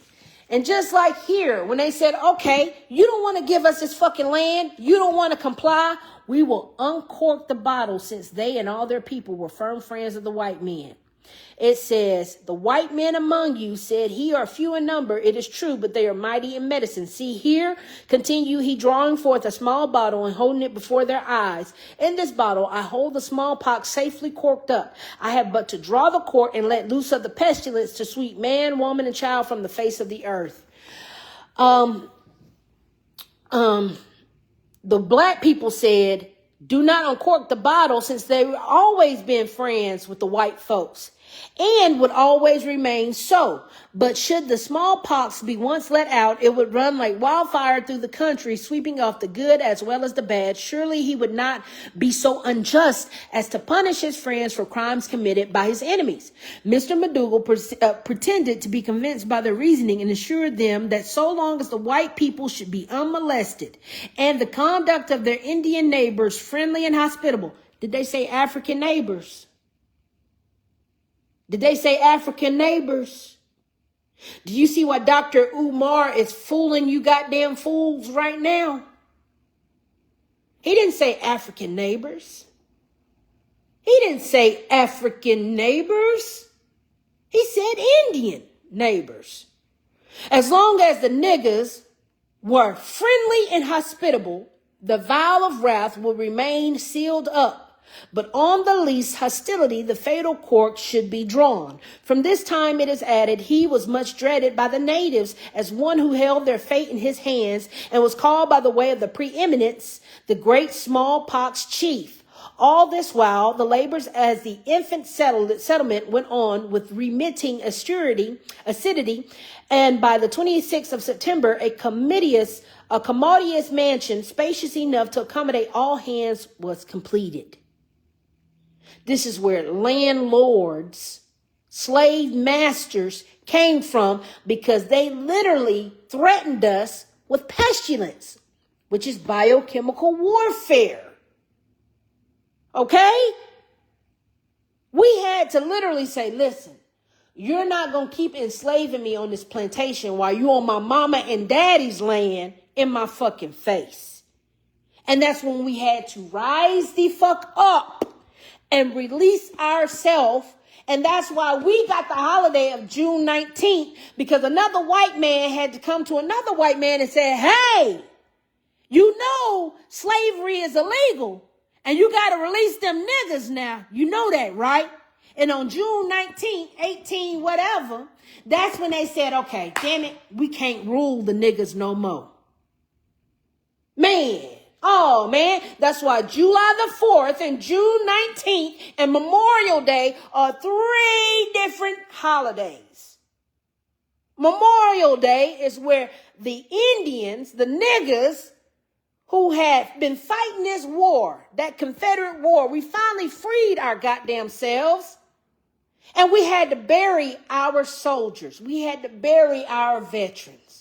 And that's why we created Memorial Day, to thank the fucking slaves who said, I will not spend another goddamn day being one. And they overthrew the colonizers. They overthrew colonialism. That's why they don't teach you colonialism anymore. Okay? Now, modern day smallpox massacre. So 1974, 1979, the World Health Organization started to inject AIDS-laced smallpox vaccine. If vaccines eradicated the virus, only the rich people would have them. They wouldn't make it accessible to the poor people or the lower hierarchy of the social stratosphere. Okay? No one wants a vaccine. No one needs a vaccine. The vaccine is a poor white man's trick into genocide. Okay? You know that, right? Well, now you do. So the AIDS-laced smallpox vaccine, Vacina, into over 100 million Africans. That's why they said, oh, AIDS came from a monkey. No, the fuck it didn't. You see how white folks, they can't even lie straight. They're the monkeys, so everything bad is, guess what? It's going to come from the fucking cave monkeys. Hello. Oh, AIDS came from the monkey.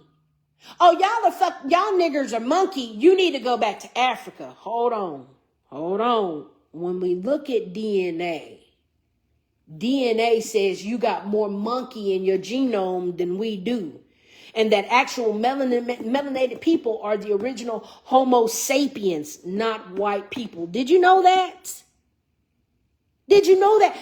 If you're pale, you're not human. If you don't have melanation, you're not human. A Homo sapien is a melanated being, indigenous being.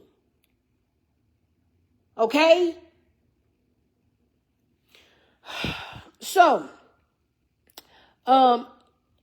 they were going to put the smallpox vaccine in over 100 million Africans to reduce the population in 1977, the same way they reduced the population in 1492.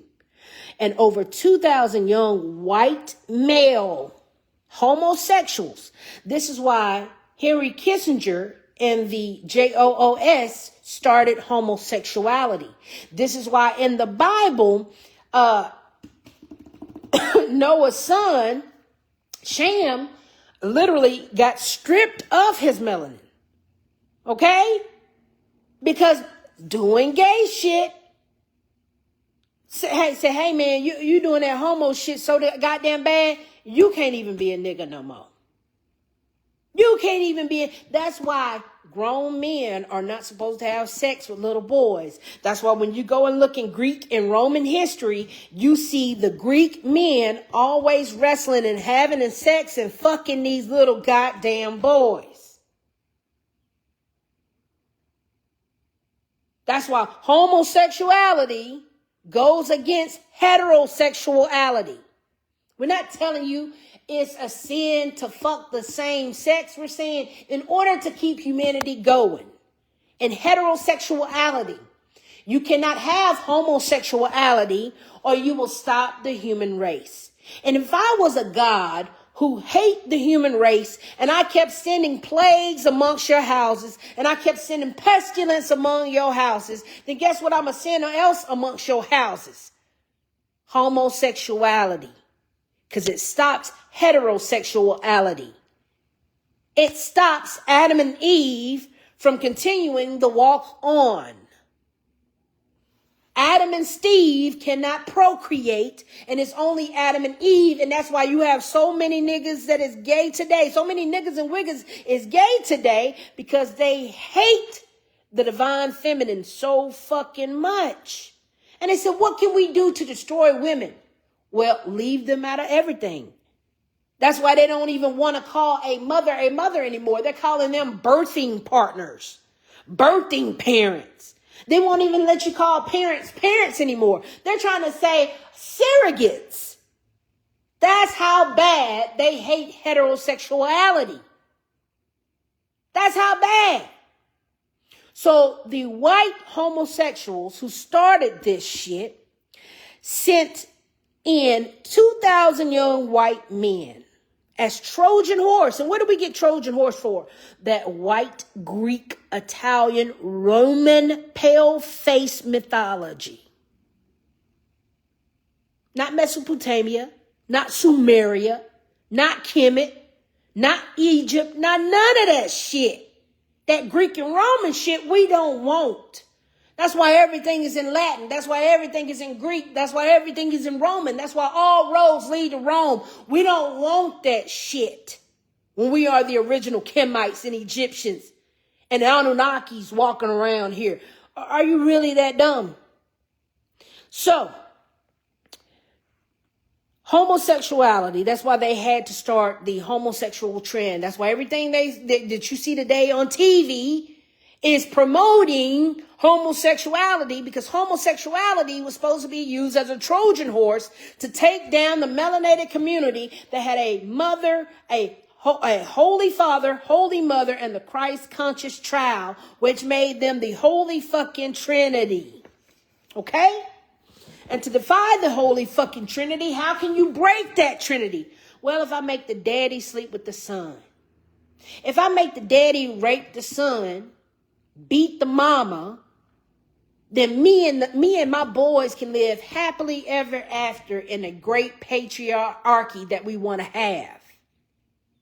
Women can't sing, women can't read, women can't do anything to educate themselves. All she can do is have my baby so I can keep raping those children, right? Because don't forget, all them Jewish men in the Bible kept sleeping with their children instead of sleeping with their wives. Sick shit, right? Sick shit, right? So not only am I going to lay down with the son, I'm going to lay down with my daughter. And they made that shit okay. They tried to normalize incesting. They tried to normalize homosexuality. Well, the act of actually normalizing homosexuality is completed. Everybody's goddamn gay. They don't give a fuck. And if you don't want to contribute to the growing nation of human population, then guess what? We'll get a surrogate. We'll do IVF. We'll artificially inseminate our babies into a mechanical artificial robot. We don't give a fuck about humans. Matter of fact, we'll go ahead and replace the humans. Do you not see where this shit is going? So, they took 2,000 young white men, homosexuals, into a Trojan horse in 1978 with the hepatitis B vaccine through the Centers for Disease Control in New York Blood Center. You see, I hate New York.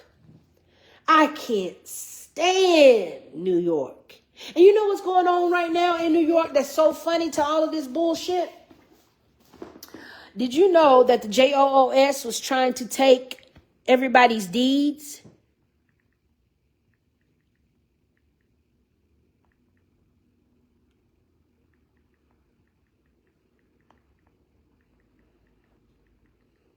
Colonization. It's called home theft. Israelis now stealing homes from Black Americans in New York. White people keep thinking that white people invented New York. No, that was us. Y'all took Manhattan. You took Wall Street. You took everything we had. And now you won't stop. Even after where we got displaced and diaspora and apartheid, all that shit happened. And we said, fuck it, we'll make do with what we got. When we made do with what we got, you said, you know what, nigger? I don't want you having that much money. I don't want you having that much land. I don't want you creating this much business. And you came and took that.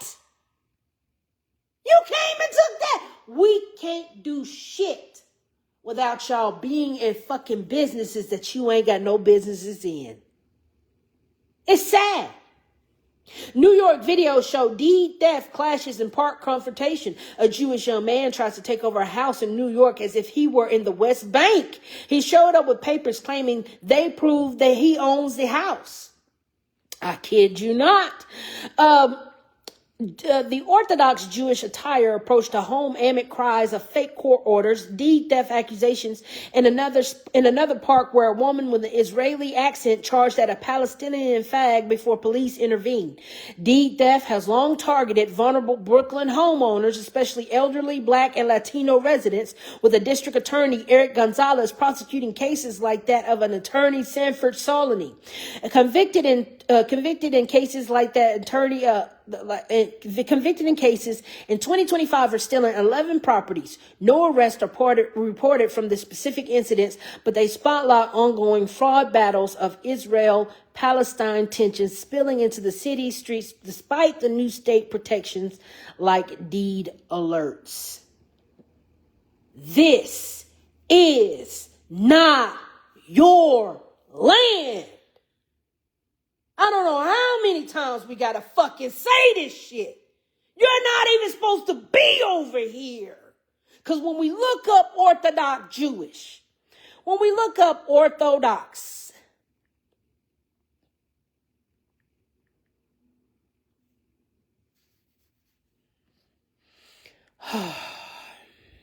Mount Sinai, cave dwellers.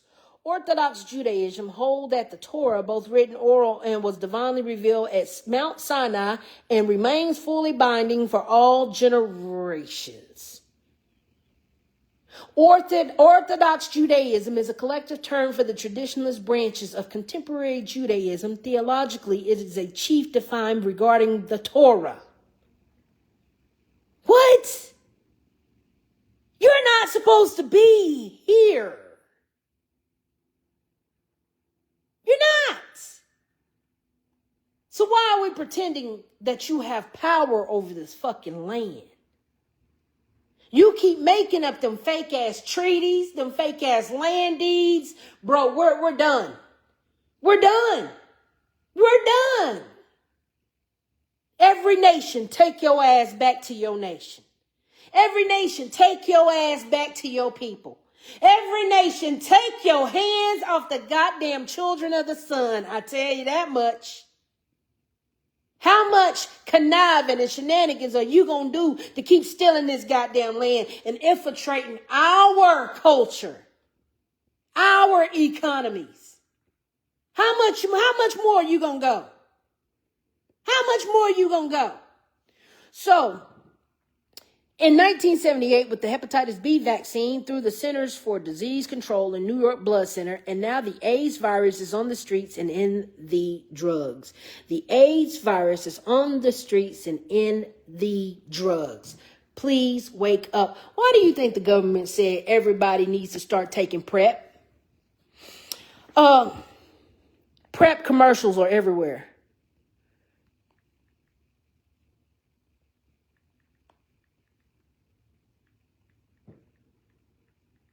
Why do you think the government keep pushing these PrEP meds all over the goddamn place? Huh? Everywhere you go. PrEP this, PrEP that. Yasugo, AZT, Yuzugo, AZT, Yuzu, because the government is already giving you the shit. Boy, we're sick and tired of it. What do you mean you telling me you made an antidote to take the AIDS parasite out of my body? There are two things about biological agent field I would like to mention. One is the possibility of technological surprises. Molecular biology is a field that advancing very rapidly, and eminent biologists believe that within a period of 5 to 10 years, it would be possible to produce a synthetic biological agent, an agent that does not naturally exist and for which no natural immunity could have been acquired. All biological agents up to the present time are representatives of naturally occurring diseases and thus known by scientists throughout the world. They are easily available to qualified scientists for research, either for offensive defensive purposes.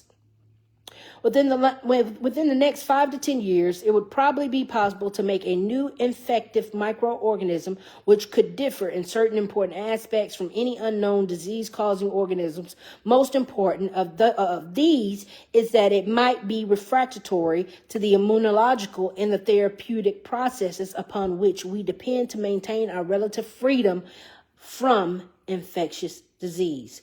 A research program to explore the feasibility of this could be completed in the proximity of 5 years at total cost of $10 million. Now, excuse me, come here. Excuse me, come on over here. 1 second. Let me get this right. Come with me. We should be recommending you to be prosecuted.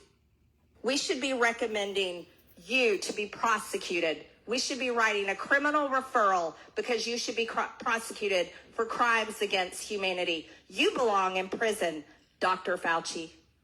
We should be recommending You know why Fauci belongs in prison? Because yesterday, Tulsi Gabbard released, today on my final day as Director of National Intelligence, I'm releasing never-before-seen communications and document exposing how Dr. Fauci provided millions in U.S. taxpayers' dollars to fund dangerous gain-of-function research at the Wuhan lab. Worked with politicalized elements within the intelligence community to suppress the truth about his actions and hide the virus lab leak origins, and lied to Congress while under oath in 2024. It's time you know the truth. When does Mr. Fauci get arrested for his crimes against humanity? And do not forget, he was here too. 1977. Who led the AIDS epidemic? Huh? Fauci. That's why he was brought back to do the COVID epidemic, because the COVID was AIDS. SARS was AIDS. Smallpox, herpes, hepatitis, all that shit, it was AIDS. And they told you so. It says, in 1969, 3 years before the World Health Organization requested, the United States Defense Department requested and got $10 million to make the AIDS virus in a lab. Come here. Sweetheart, come here.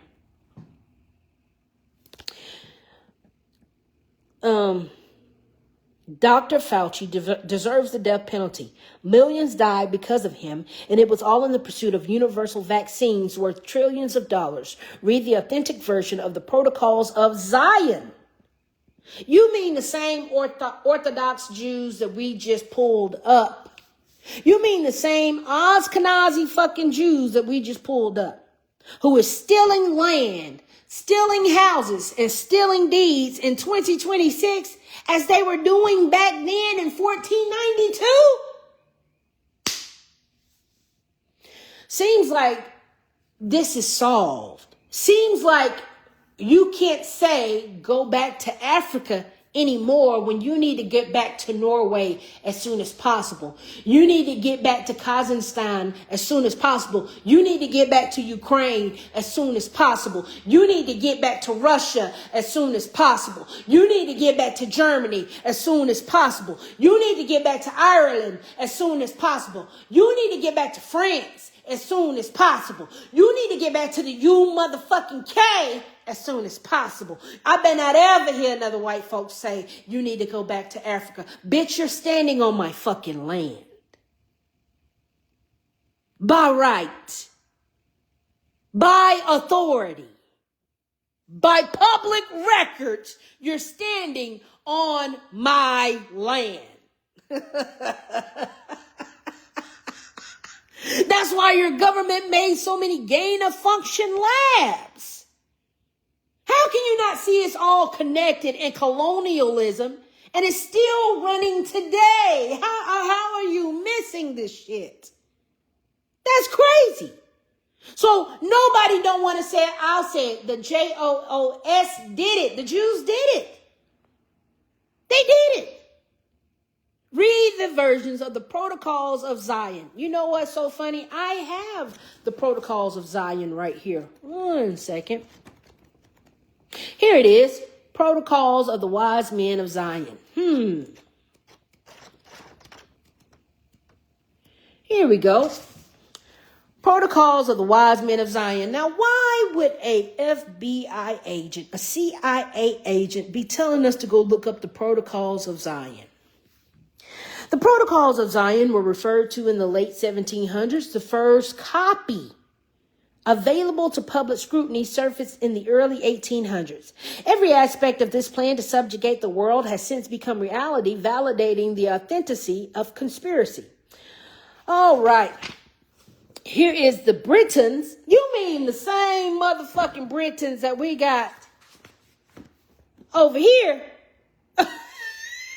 When I trace history, these pale-faced motherfuckers keep showing up. This is weird. Here is the Pale-Faces translation of the complete text of the notorious Nihilist Protocols of the Wise Men of Zion. Putting aside fine phrases, we shall speak of the significance of each thought by comparison and deductions, which shall throw light upon surrounding facts. What I am about to set forth is our system from the 2 points of view, that ourselves and that of the Goyim, non-Jews. Now, Tulsi, why are you telling us to go look at a Jewish document that literally says, I'm going to tell you how to set forth a system to reduce the Goyim?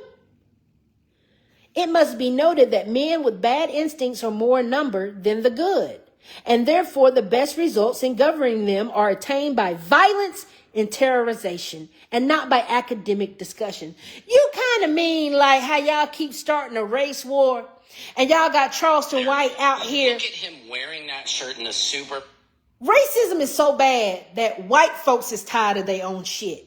And the fact that they put Charleston White in our community to infiltrate us says volumes. And the fact that a white man is speaking out about a black man doing too much coonery should say a lot to you. But y'all love coons. You love Kevin Samuels. You love Charleston White. You love Umar Johnson. You love every coon that's going to get up here and take your land, liberty, and right from you and give it to the Lord. Give it to the Lord. The battle is not yours. It's the Lord. Now I know why Christian goes all around talking about Lord, Lord, Lord. You know that nigga ain't never been the same since he learned his name was Kunta Kinte. Devil, we rebuke you. Put your slave name back on is what y'all sound like. And Charleston White, his name alone is a slave name. Charleston White. Charleston White. Ooh. This satire is writing itself. So listen what a tired, educated European is saying about a COINTELPRO agent that has been sent into our community. Secret Service Sam here, and it's about time we have a chat about Charleston White.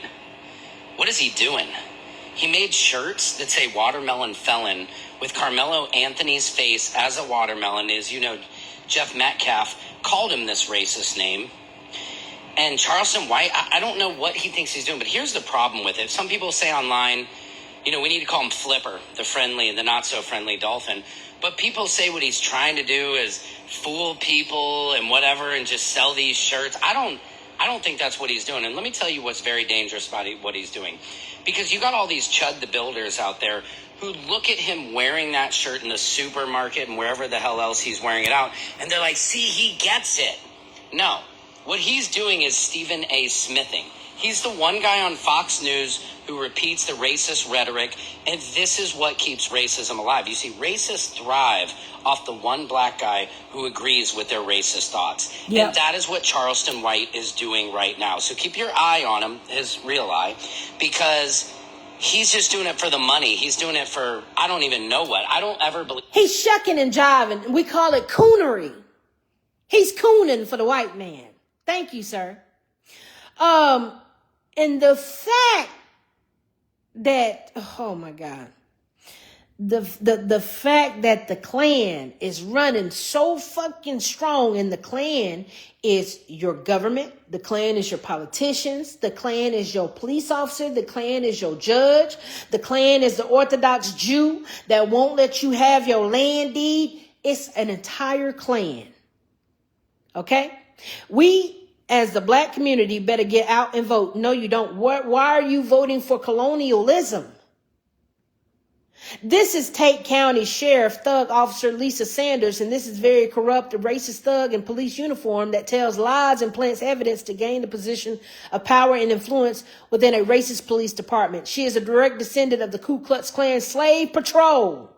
That's why you got landlords. That's why Jesus is Lord. Do you get it now? Christianity is the most racist cult I've ever seen. Because how are all the Klans Christians, but all the black people who are Indians Christians too? No, y'all are cooning for Jesus. That's what the fuck it is. Never been clearer. That's why they know they can ban religion, because religion is a cult. A cult. So look at this direct descendant from the Klan. She's ruined countless black men, black women, black family lives with lies and deceit. This is Tate County Sheriff. Thug commits perjury under oath. Do you not see them keeping the bloodline alive? The Aryan nation, the Orthodox nation is still running. The Ashkenazi Jews are still doing what they do the best, and that's to get rid of the Goyams. You're not paying attention. That's why all these race wars are popping up all over. Check this out. It's so bad, white folks are speaking out on it. You can shoot. Job.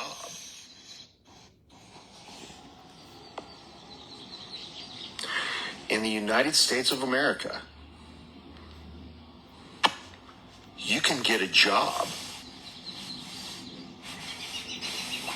where you get paid to shoot and kill unarmed Americans. You can shoot Renee Good in the head right after she smiles at you and says, "I'm not mad at you," and tries to get away from you, and you can shoot her in the head. And you can keep your job and just get transferred to a different part of the country.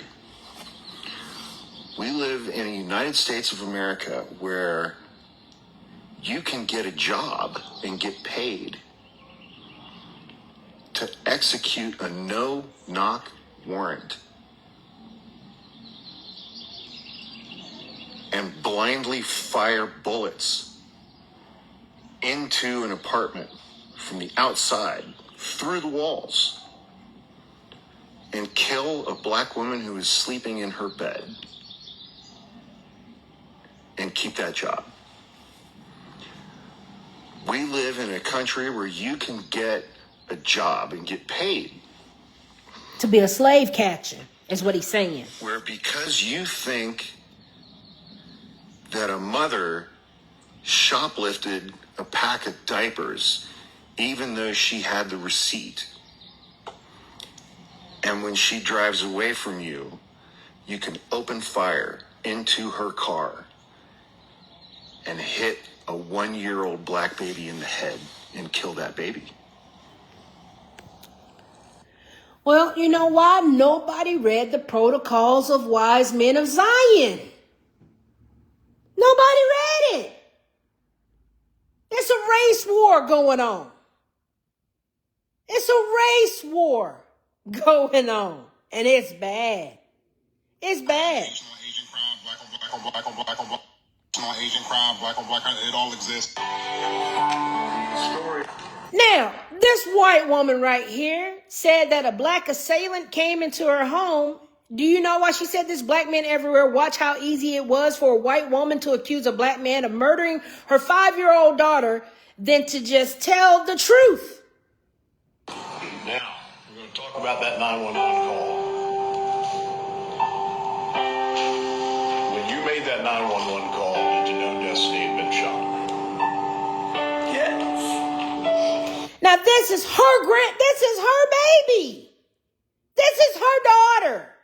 Her son shot her daughter, and she said, I blamed it on a black man because I didn't want the murderer of my daughter to walk around living with the fact that he killed his sister the rest of his life. Check this out.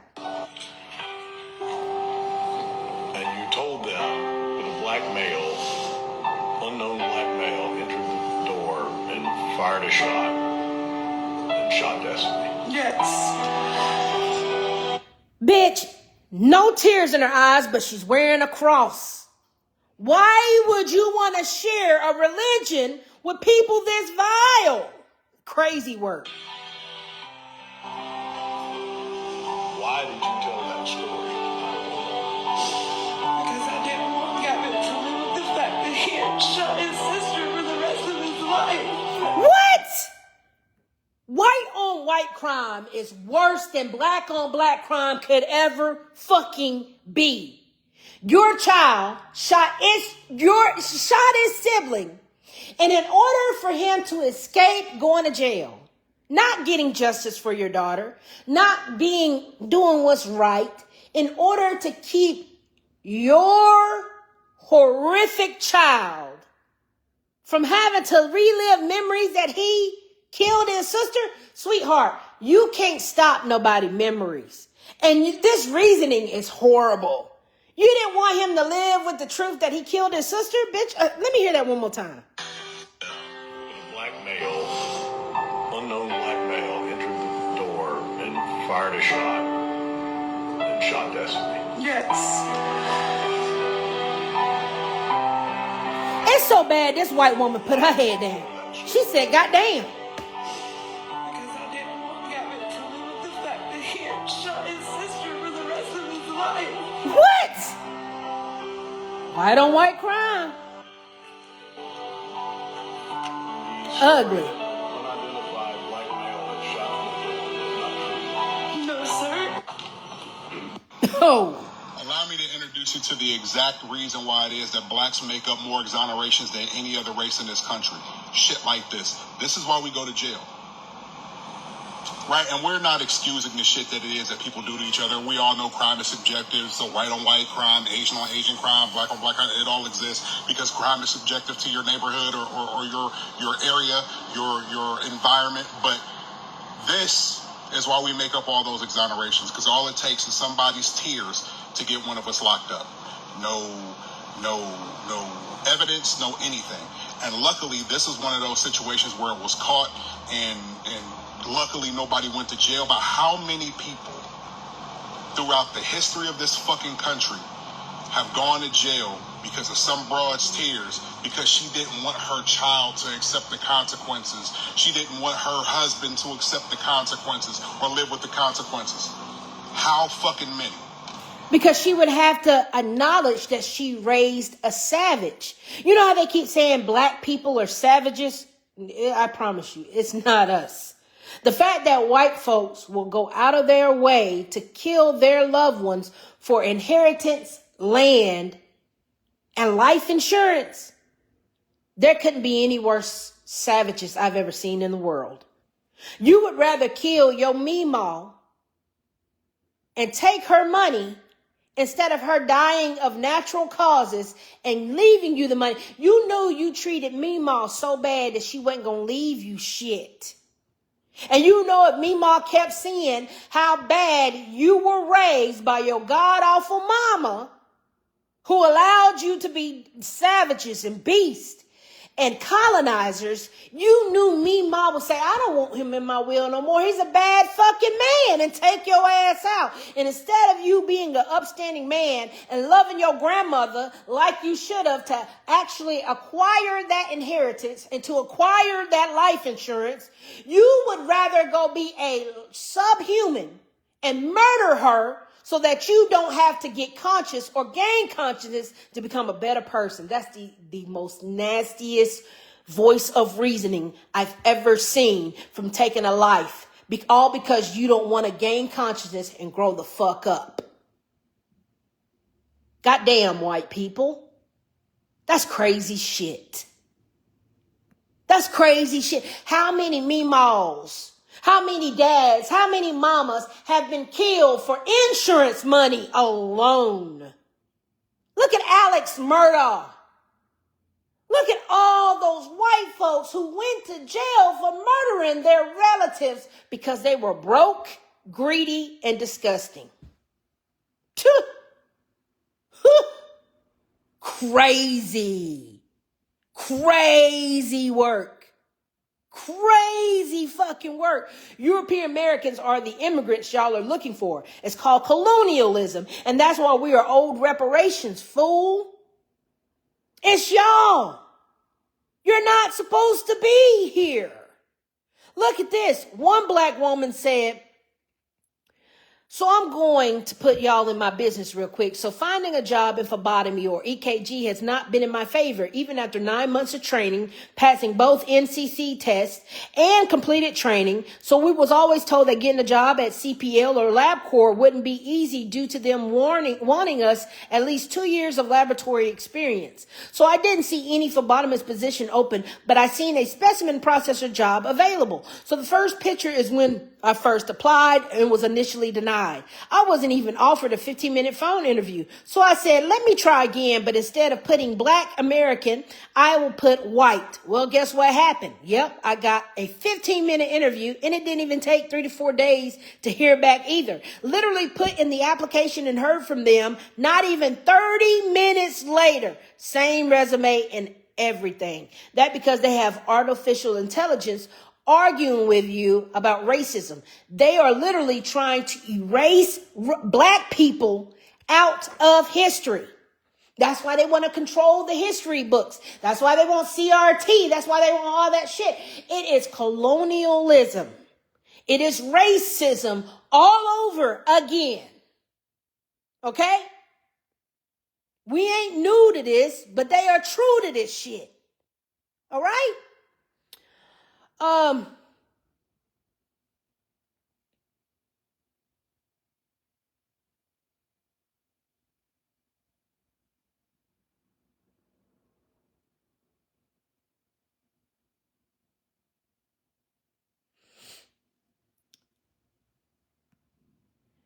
So now all over we have race wars.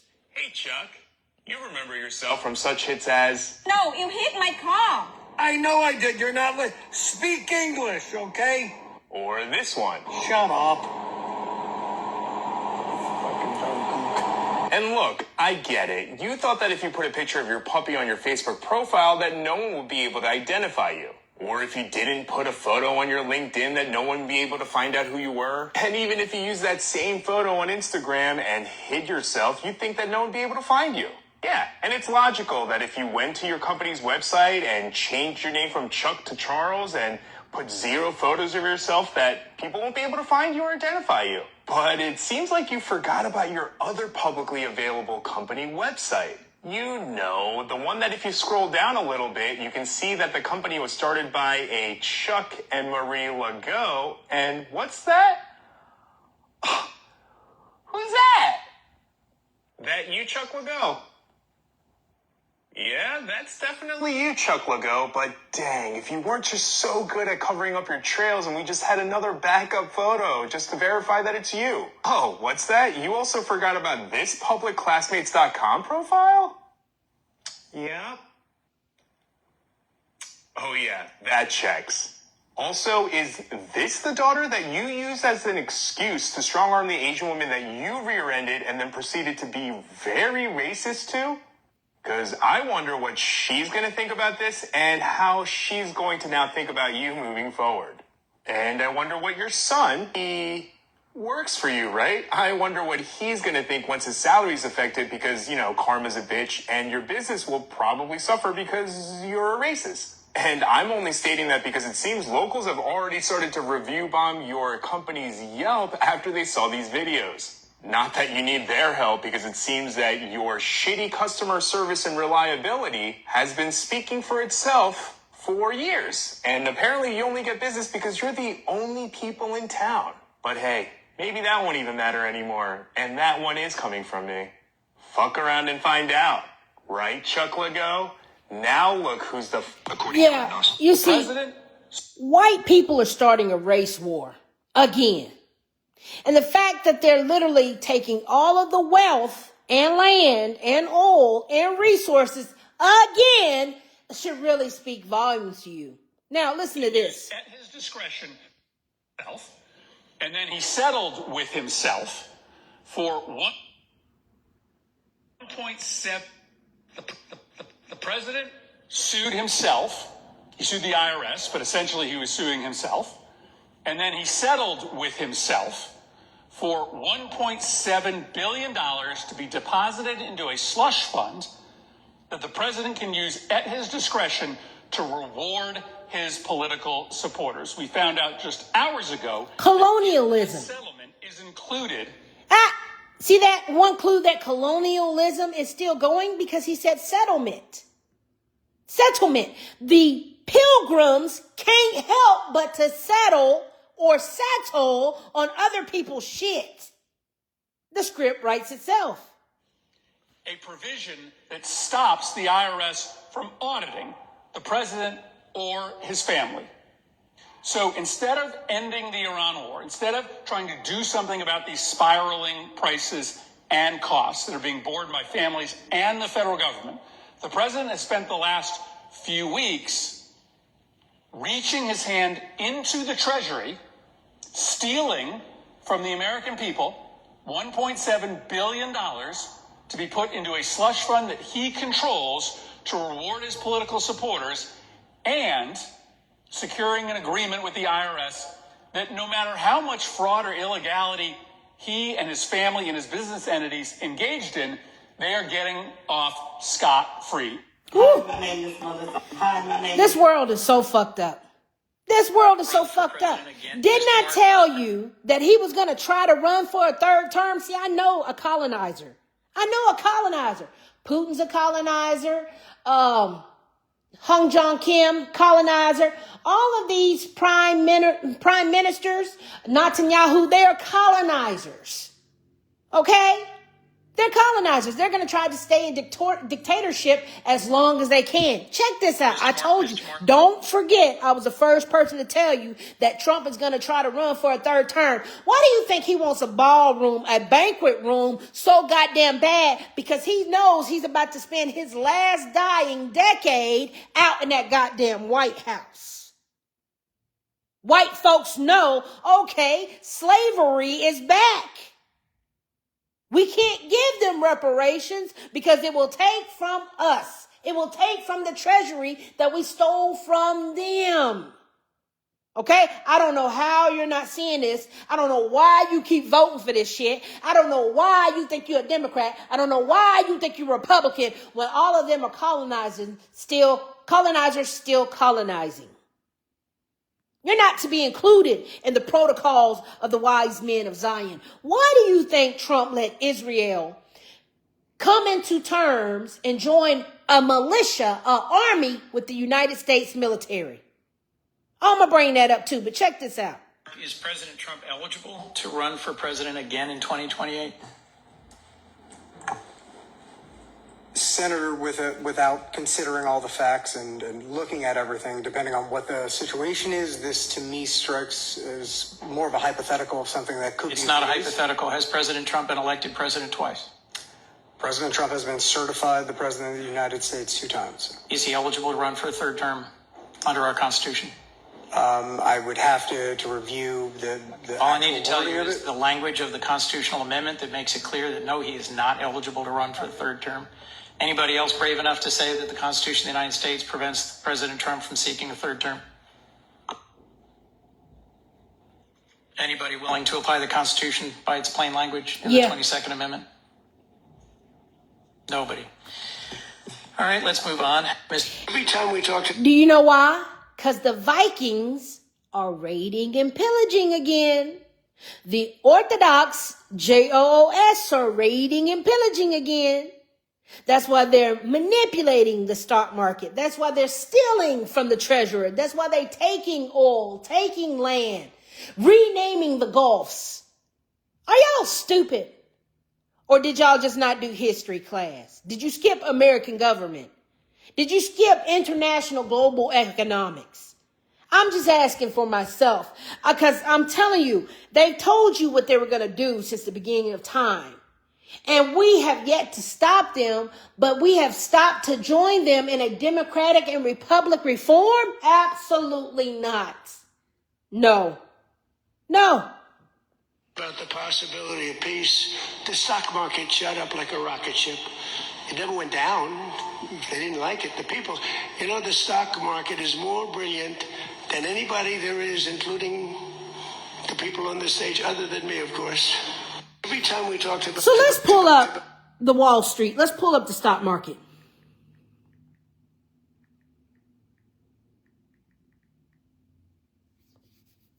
When we pull up Black Wall Street, and this is why Tulsa Race Massacre is very, very important. And for Donald Trump to say he's going to steal from the stock market that we have created, the economy that we have created, the land that we have created, the inventions that we have created, the treasury, the money, or the currency, all of that shit that we have created, to know that colonizers are still manipulating and taking these markets is something else.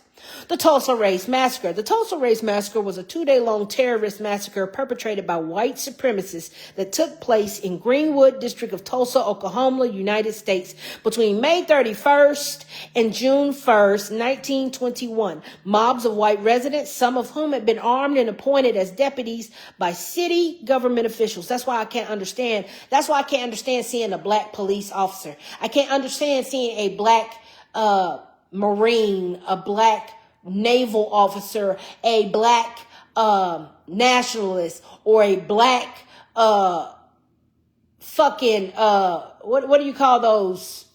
The Navy. I just Air Force. I just can't see y'all being in the system that was created to take your stuff. I can't.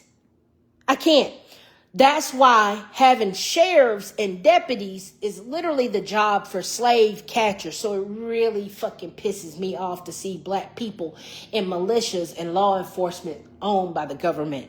Because white folks literally armed and appointed white deputies by city government officials, just like ICE, to attack black residents in their home and their businesses. The attackers burned and destroyed more than 36 square blocks of the neighborhood, at the time one of the wealthiest black communities in the United States, colloquially known as Black Wall Street. The event is considered one of the most worst incidents of racial violence in America. Without the stock market, if it wasn't for black people, you would not have the stock exchange. If it wasn't for black people, you wouldn't have the New York Stock Exchange. If it wasn't for black people, you wouldn't have the American Exchange. If it wasn't for black people, you wouldn't be trading CODs, CIDs, bonds, stocks, and all that good shit. If it wasn't for us, you wouldn't have a civilization. You wouldn't. So sitting up here looking at Trump manipulating the stock market, robbing the treasury all over again pisses me off. Because if we look back at the Tulsa massacres, guess why it happened? We were attacked because white supremacist terrorism, racial riots, racial violence, lynching, pogrom, arson, mass murder, and ethnic cleansing happened. More than 800 people were admitted to hospitals, and as many as 6,000 black residents of Tulsa were interned, many of them for several days. The Oklahoma Bureau of Vital Statistics officially recorded that 36 people died that day. The Tulsa Reparations coalitions. You see, why we're getting reparations is because you Zionistic, Islamic, Protestants, Anglo-Saxons, German, Irish Jews keep putting your goddamn hands on us. You don't understand. We are owed reparations because you won't stop putting your white supremacist terroristic hands on us. You won't stop attacking us with race riots. Why do you think Dalton Etherly is on the internet evoking a race riot by saying that black people are chimping out? Because white people keep losing their power. Oh, you think we're dumb? The motive was anti-black racism. And the fact that y'all are out here talking about your black fatigue, nigga fatigue. Why? Because we're waking up to the bullshit and we'll knock you the fuck out and take this shit back if everybody fully let go of white Jesus. That's what you don't want. That's what you don't want. But the fact that why you have to give us reparations and the fact why white people keep telling you, y'all don't need reparations, is because they got your fucking reparations. They got your fucking money. Them Jews and the Anglo-Saxons and the Protestants and the Irish and the European immigrants have your fucking reparations, and they don't want to give them up. Is what you don't understand. They don't want to give up the land. They don't want to give up the gold. They don't want to give up the oil. It's making them money. So of course they need racism to live. Reparations Coalition examination of events identified 39 people dead, 26 black, 13 white, based on contemporary autopsy reports, death certificates, and other records. The commission reported estimates ranging from 39 people to around 300 people dead. The massacre began during Memorial Day weekend. This is why we tell white folks, stop celebrating Memorial Day. Memorial Day is a day we honor our ancestors who fought in this Tulsa massacre right fucking here. You understand that? So white people took it and said, oh, we're going to honor our vets. Oh, we're going to honor our military. For what? Killing black people? Every time we do something, y'all want to do it. Every time we get an Independence Day, you want an Independence Day. When were the white people enslaved? And don't let the white folks fool you. They were not enslaved. They were in on it too. They infiltrated us pretending to be Irish slaves. As soon as the white folks said, hey, Irish nigga, get in the fucking field and crack that cotton too, they said, oh no, not us, buddy. Now, that's why the Irish slaves are only slaves for 30 minutes, because they said, oh no, being a slave ain't it, bitch. Stop playing with us. Stop playing with us. So this is the bullshit that still going on today. Today. Oh, and they created a plan to create the race wars, to create the race riots, to create the domination, the colonialism of the land. This has all been plotted in the protocols of the wise men of Zion. And you're not waking up. You're not paying attention. Okay? Because when you think about it, Putin is an Orthodox Christian. He's an Orthodox Jew. That's where all this shit comes from. Them goddamn mountain people. Mount Zion. Okay? Mount Zion. The mountains. The Caucasus Mountains. Okay? Y'all forgot your history, but I'm going to help you today. So, the pale faces said, come together and let's take over the non pale faces, which are the Goyim, the non-Jews. It must be noted that men with bad instincts are more in number than good. They said we got more bad men than we do good men. So we're going to send out the pedophiles. We're going to send out the murderers. We're going to send out the criminals. We're going to send out the robbers, the pirates, the thieves, the conquistadors, the colonizers, the landowners, the surveyors. We're going to send all these people out in order to take that land. Okay? He said, therefore, the best results is governing them are attended by violence and terrorization and not by academic discussions, meaning they can't beat us academically. You see how I'm whooping y'all ass right now? Academically, book after book after book after book. They can't pull receipts, because when I pull receipts, they are defeated at war. They are not the victors of war. If we pull academia, the Orthodox Jews, the Protestants, the Anglo-Saxons, the Celtics, the fucking Irish, the German, the Norse, the Norwegians, they would all lose academically. Education-wise, they would lose, and they know that. So they got to use racism and violence and terrorism because they aren't smart enough to fight us academically.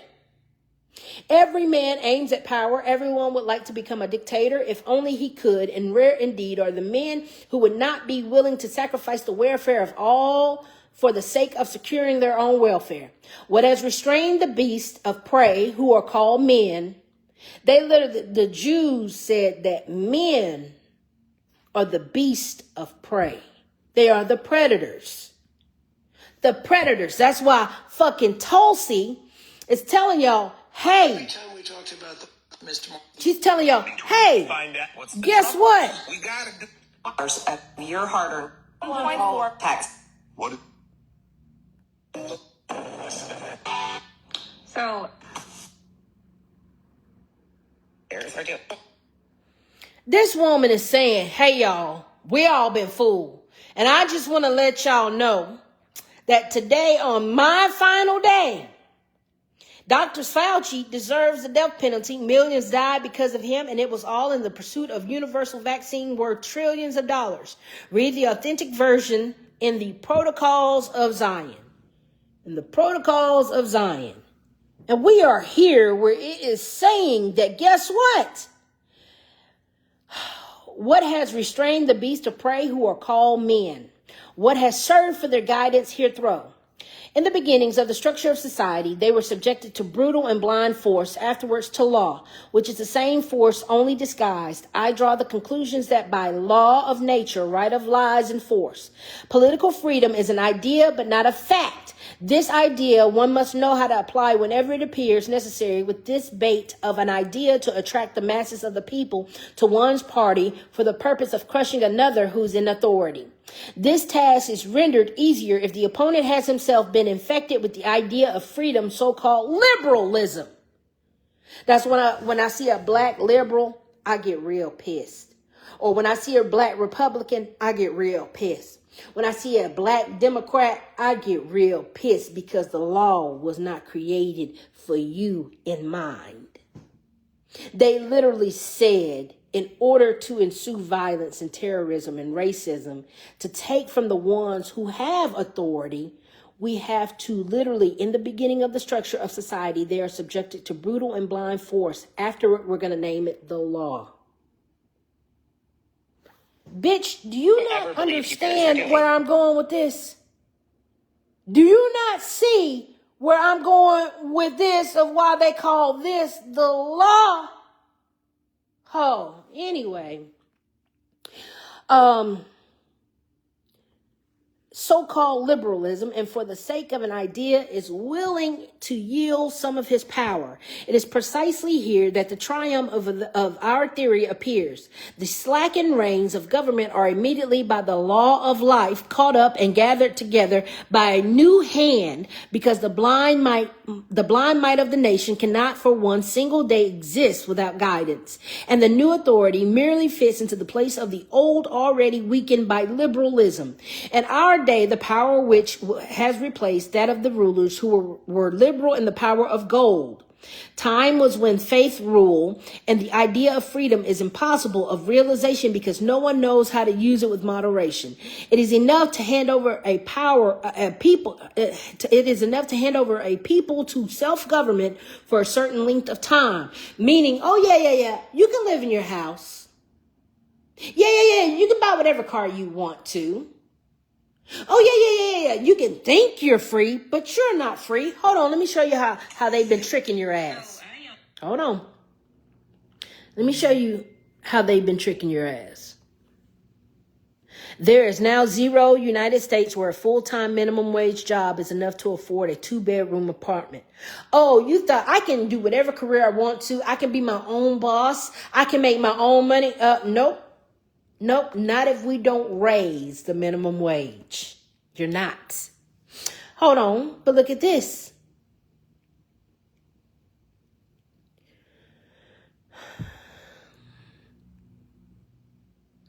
The Pentagon's $9 billion deal sparks corruption.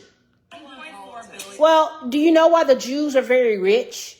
Because it's the largest transfer of wealth in history besides the Holocaust. Take a look at this. That is what the New York Times puts how much Trump has profited thus far from the presidency. There's no question. You can look at his net worth, how much it has increased dramatically. It's just in the time that he has been president. It has, because it has increased. Yes. In the last year alone, President Trump has made more money than he made in his entire life. That's right. $1.4 billion. That's why the Holocaust are living off reparations and we're not. Because they said, look here, the Jews said, listen, all this money belongs to the indigenous American Indian. If you give it to us, Anglo-Saxons, the Orthodox Jews, we'll save some money for you. And then you go out on the fields and you wrangle in the niggas and you be the slave masters. That's what they said. That's why the Anglo-Saxon has to succumb to the Orthodox Jew. Okay?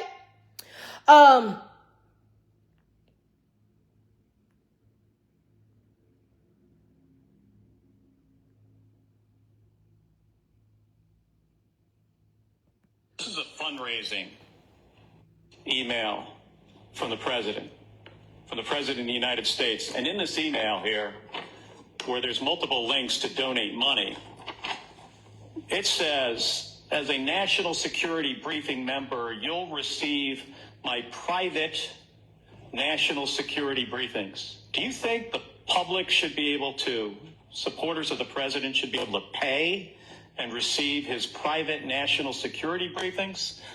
See, this is where they fucked up and treated his presidency or candidacy as a subscription program and said, hey, if you sign up to the Ku Klux Klan Club, you can get money, and you give us money, you'll get security briefings on what we're about to do and go out and keep killing niggers. You don't need a security briefing on them keeping racism alive. We knew it was coming. Hell, it ain't left. It ain't left. So he wanted his supporters to pay to receive private national security briefings like they were part of a fan mail club. Oh my fucking God. It's part of the Zionist protocol. It's part of that Zionist protocol. Let me find this one thing that I need.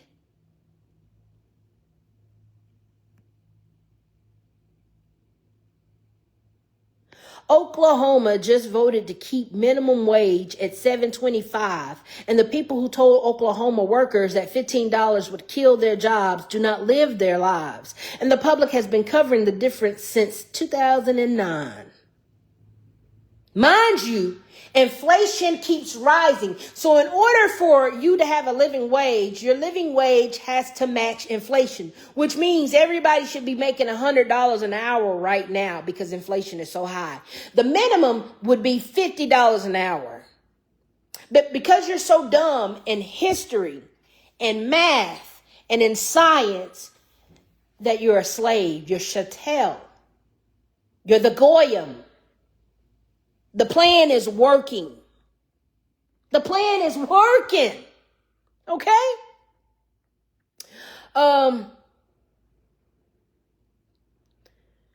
That's why you keep seeing the FBI director paid $1 million of our money to reward his allies. They are running through American Indian money. They are running through American Indian gold. You don't understand it. That's why you got fucking Asian Indians corroborating with the Ku Klux Klan and the Orthodox Jews. You don't understand that. Hold on, but it gets better. Hold on. Remember when they was talking about you get a false feeling of freedom? It's called liberalism. Well, they say, yeah, you can go own your own car. You can go own your own house. But guess what? We're going to own you in a different way.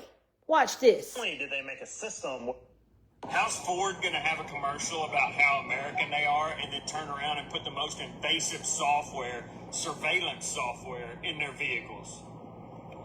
Make it make sense. This is the next thing to happen right here. Is not only did they make a system where we're all struggling, now you won't be able to work on your cars, change your own oil. You won't even be able to be a mechanic that's not part of their system because they want to be able to service their vehicle or your vehicle. They want you to go to the dealership because that's where they make most of their money, servicing their own cars. Now you're going to have software and you're going to be like, well, now can I sell my car? And will that software go over to the next person that buys my car? Or will they just make these cars to where, single ownership, dual ownership?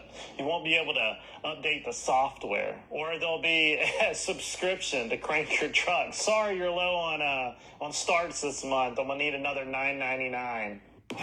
Yep. And it's pretty bad. Oh, it's pretty bad. But hold on, check this out. It gets worse. I believe that this will go down as the most corrupt administration ever. So I want to list a couple of things that have happened recently. It was reported recently that President Trump made 3,700 individual stock trades. That is $220 million in financial transactions. This is where it gets really problematic.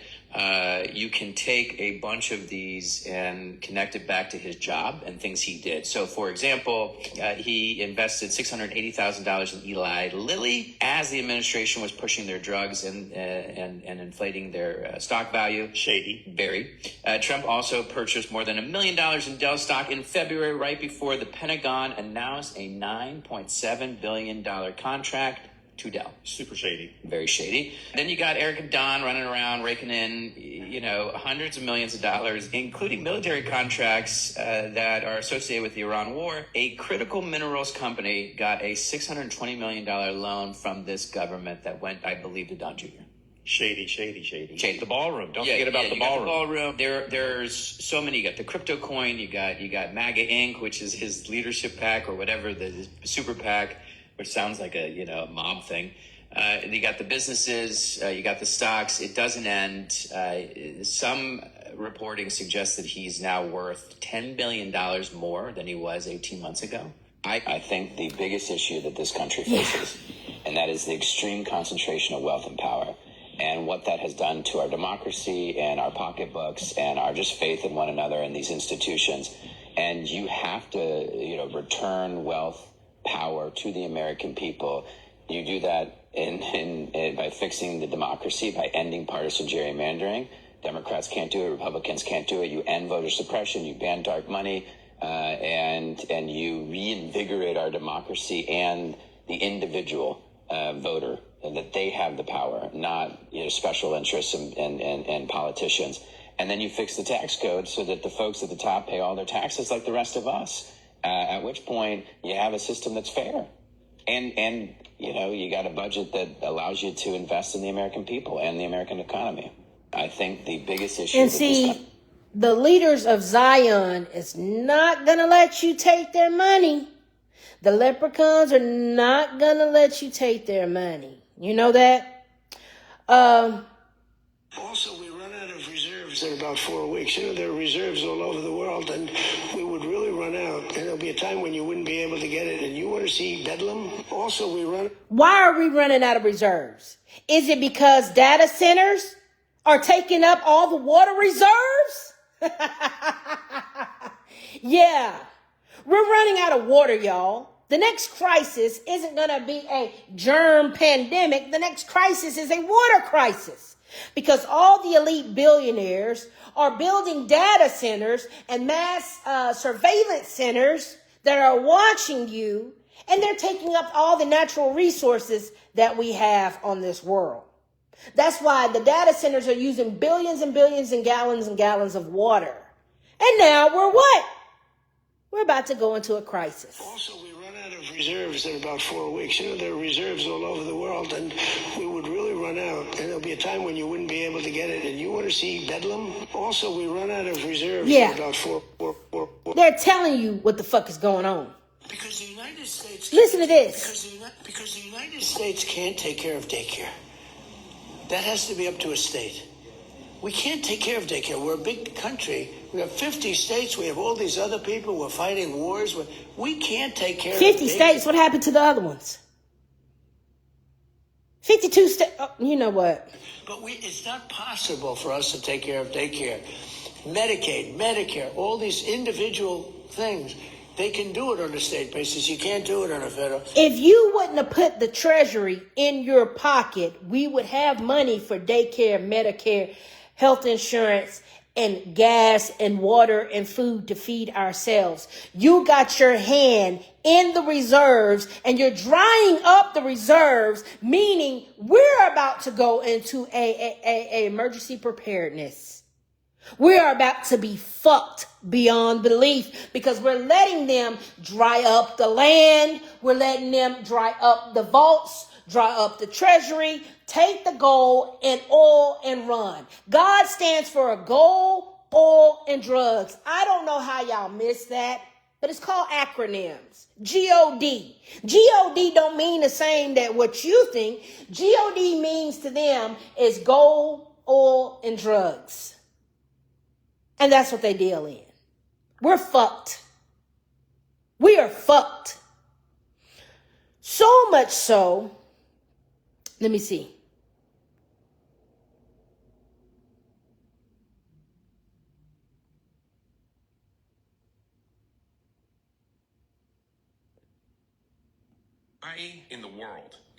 In the world is the United States federal government allowing foreign corporations to own American utility companies. We do like to see, free flow of capital, at least among our allies and friends. I don't know which. Well, that just sounds like the same old tired arguments we've had for 30 years about the benefits of globalization that I know the elite economists and the out-of-touch politicians and big corporations want to shove down our throats because it makes them more profitable. Upstate New Yorkers should not be forced to shell out money every month to the utility company and see it shipped to a foreign corporation overseas. These are seniors on fixed incomes who are literally cutting their medicine in half. Public school teachers I've talked to who are picking up second jobs because of the NYSEG bill. A woman in the union whose husband finally got to retirement and wanted nothing else but to spend his time with his grandkids. He worked his whole life to earn that time with his grandkids. And you know what he's doing right now? He had to go get another job to pay the NYSEG bill, and that money he's putting out every month is going to a corporate boardroom in Spain. Will you commit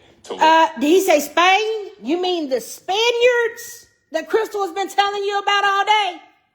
Well, goddamn. Colonialism. Into this issue and using your authority to get foreign corporations to stop owning American utility companies. I will look into that issue. All right. So first, a meteor. So foreign corporations are the protocols of the wise men of Zion. Long story short. And then on top of that, I told you, Vikings rape and pillage. Donald Trump had a team of recruiters roaming Trump Tower searching for women for him to have sex with, according to an explosive FBI interview buried in the Epstein files.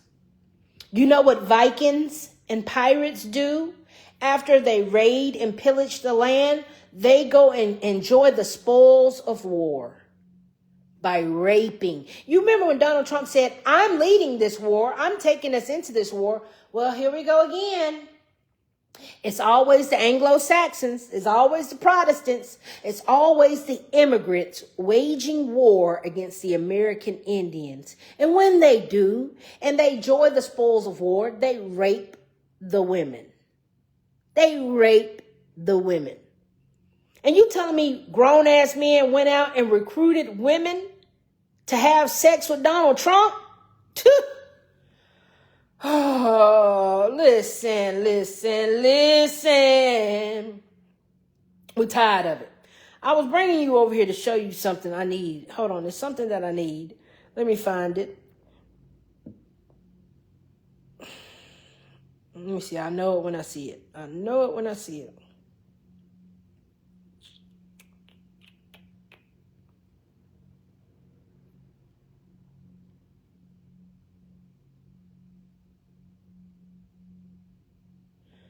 An insolence of Prime Minister Netanyahu telling America what we should do. The entire country of Israel has a GDP that is less than a single town in my district. Yet somehow Netanyahu thinks he could tell the American people what we should do. The person who's most upset with him right now is President Donald Trump.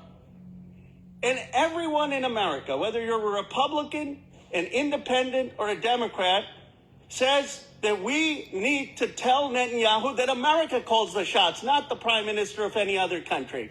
So the prime minister of Israel is telling America what to do?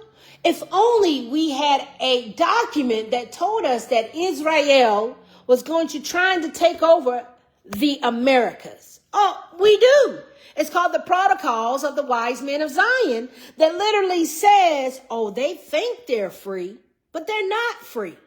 And the fact that Donald Trump has literally let Israel join the United States Army and has literally made it illegal for us to separate with Israel should be a tall tale sign of put his ass in the fucking ground. Less cooperation and blank checks to Israel, not more. Only the United States Congress would dream up at this moment, let's actually do more for Israel, not less. And that's what Section 2024 does. It's a pretty simple thing. Should we do more for Israel than we already do, or should we do less? If you think we should do more for Israel, you should be against my amendment. If you think we should do less for Israel at the time that he's arrogantly telling Donald Trump what to do, then you should be for my amendment. Mind you, he said Israel's GDP is so small. He said their town is so small. It's not even enough people. And the fact that it's such a small cult is writing instructions and telling America how to do, what to be, and what money we can and can't have and cannot spend, child, is crazy. It's crazy. In our day, the power which was replaced that of the rulers were liberal is the power of gold. Time was when faith ruled. The ideal of freedom is impossible of realization because no one knows how to use it with moderation. It is enough to hand over a people to its self-government for a certain length of time that for people to be turned in disorganized mob. For people to be turned into a disorganized mob. Every day we fucking get up. What do we see? Racism, racism, racism. They want us dead. Racism, racism, racism. Data centers. Congratulations, on you. And it's just over and over and over and it's just all racism. Racism. Carmelo Anthony. The Asians are joining the Zionists. The Latinos, the Spaniards, they've always been with the Zionists. How do y'all not see this bullshit? How do you not see this? How?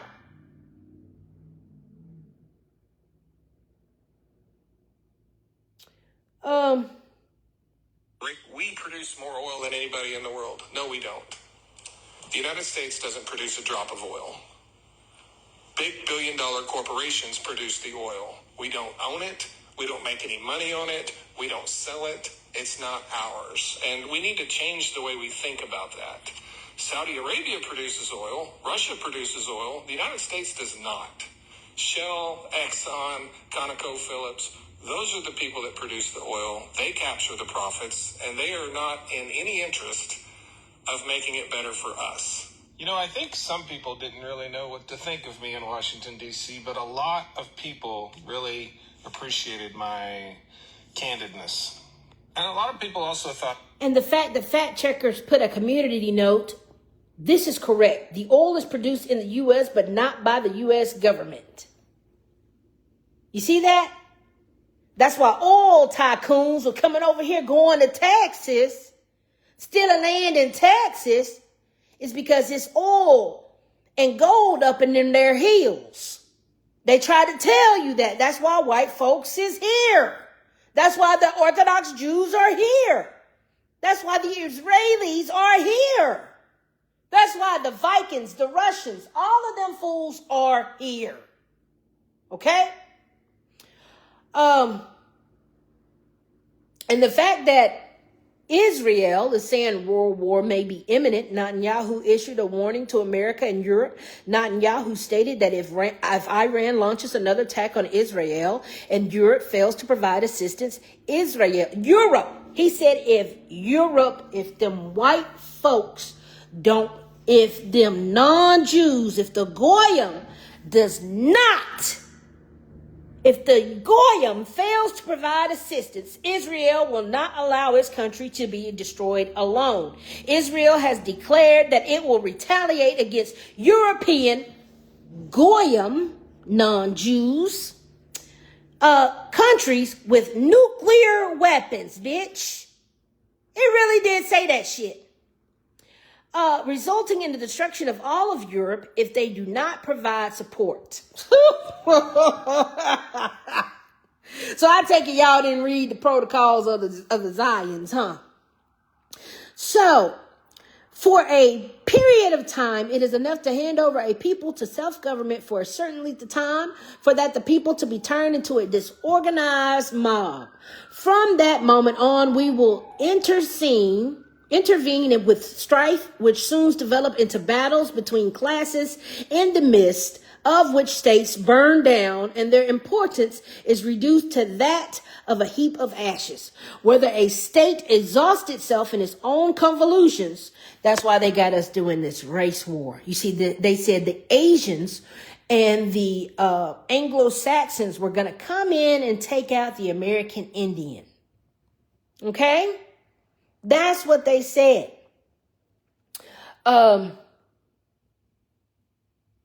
You why? Show them this. So yeah, the next time someone asks you why, show them this. Asian man and his wife. Asian man is on the phone with the police. He lies to the police and says that these black people in this car are threatening him with a gun.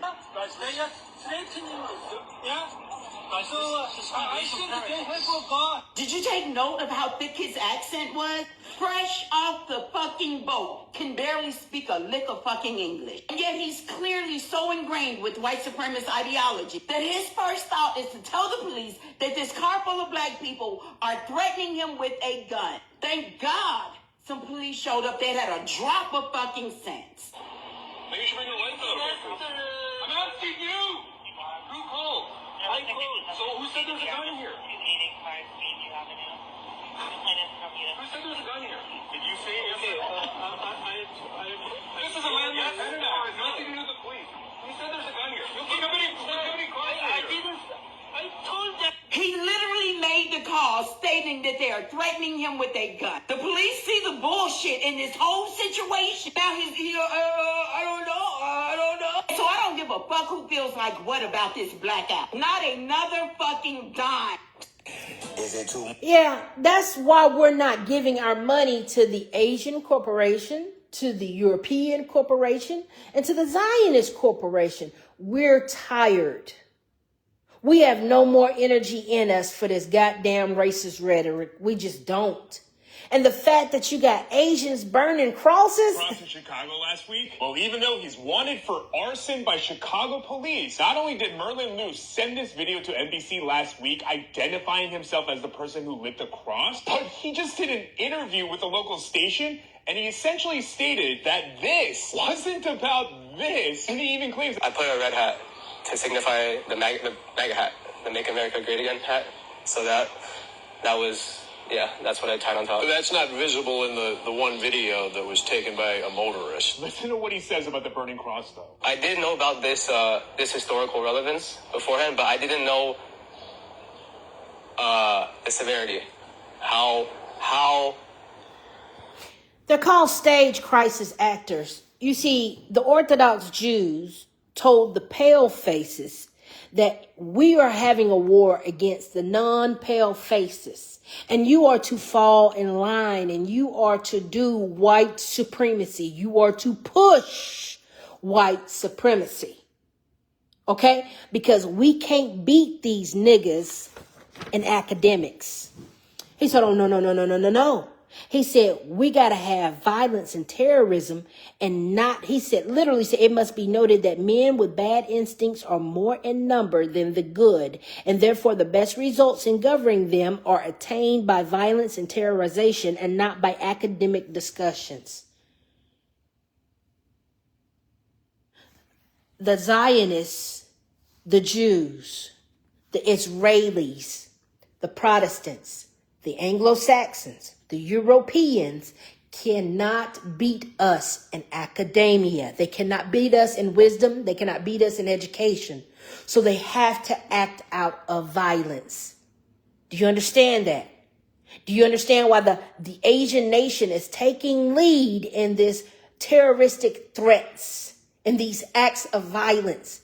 Because they're owned by the Zionists too. They even said, hey, you're going to have to act like you got a little freedom, but we're going to have to take your freedom. And when we take your freedom, it's for the good of the team. It's taking one for the team.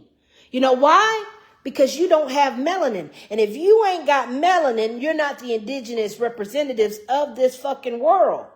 That means you have no ownership to this fucking world. And the only way we can own this world is if we overthrow the ones who are authorized to have this world. Do you understand what I'm saying to you? Racially motivated it may seem from what I did. Because my protest has nothing to do with race, nothing to do with gender. Should you have done it some other way? Yeah, probably. And then listen to what he says when he's asked this question. Did you make it all the way through almost 4 years at UIC without somebody teaching you that a burning cross is one of the most divisive symbols in America? No, I didn't. I don't really have any, I never grew up with religion, never really surrounded myself with people with it. It's a symbol of the Ku Klux Klan. I mean, that really is where it started. Nobody ever taught you that? Y'all do know that cross is a symbol of the Ku Klux Klan. That's why they keep burning it. So for you to be a black Christian is crazy, you fools. Never read it in a history book. Nobody. I just saw the Wikipedia page with the movie with the I think it's called Under One Nation or something like that. He's talking about Birth of a Nation, where on their Wikipedia page, on the first paragraph, it states that it is an adaptation of the novel and play The Klansman, the historical romance of the KKK. And I can't tell if this guy's just lying through his teeth or just genuinely stupid. Because in this video that he sent to NBC last week, he says this about Donald Trump. I don't want to wait till his term ends. I don't want to wait until he may or may not get impeached. I want him gone right now. And then watch this. You threatening him? No. I think he should be brought to an end. I mean, by end, I don't mean a civil war. If that is the imagery that you're trying to imagine. Yeah, did you catch that? Not only was he completely unself-aware of how he's coming off talking like that, but he then drops civil war without knowing this context. Is that real? Can someone really be that ignorant, or is he just being obtuse? Koreans are having a moment in Mexico because of the World Cup, and you're not going to believe this. They want to be us so bad, but it would never happen. They truly want to be us. Now, why do you think the Jews own the music industry? The Jews own the music industry so bad that black people created rock and roll. Black people created country. We created classical music. We created jazz. We created all of that shit. And you know what the Zionist Jews do? They said, man, I can profit off talent. I can profit off black talent. That's why they always want black folks juking and jiving. That's why you always see, every time I see a black person dancing in the entertainment industry, it stands for juking and jiving. Okay? Juking and jiving. Now, they taken R&B, hip-hop, and named it K-pop. What are you talking about? That didn't come from you. Y'all hate us so much, but you done stole Wall Street. You done stole hip-hop. You done stole rock and roll. You done stole jazz. You done stole land. You done stole identity. You done stole names, baby. You done stole every goddamn thing. I would say, but the shit in our ass, but never mind. You took that too. Hell, you even took our blood cells, Henrietta Lacks. Hell, Peter Nygaard is chasing down our blood. We can't have shit. That's how you know these Nordic pale-faced aliens are not supposed to be on the earth where the children of the sun absorb the sun. It will never happen. We got their ass now. Just watch this video, part 3. And just wait until part 4. I'm the high-tech trendsetter. Movie 1. And they are the copycats. They hate us so much, but they want to be just like us.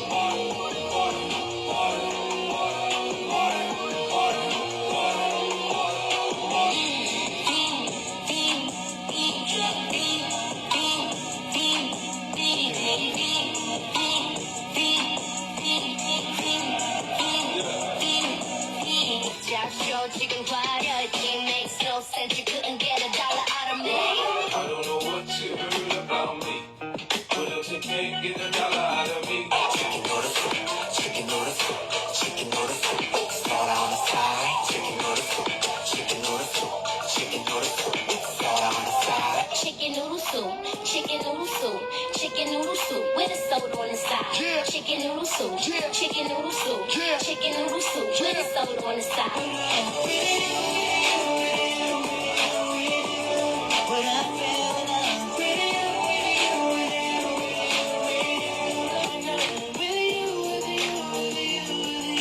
So you just gonna steal the shit?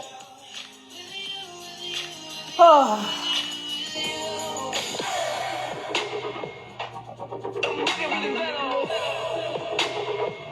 That's why history is whitewashed so fucking bad.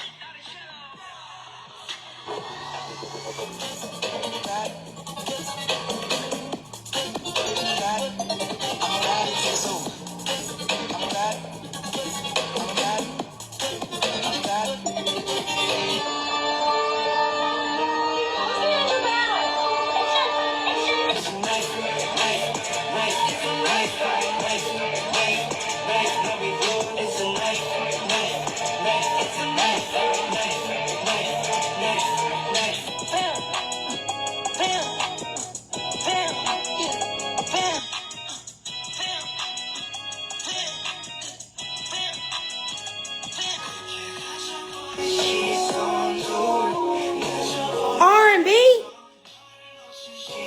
How you gonna act like that? Are you for real? How you gonna act like that?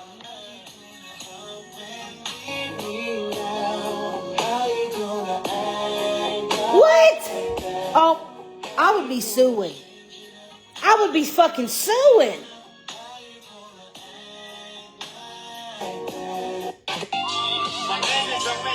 Yeah, it's horrible. It's horrible out here, so goddamn bad. I'm telling you, it's sick. It's sick.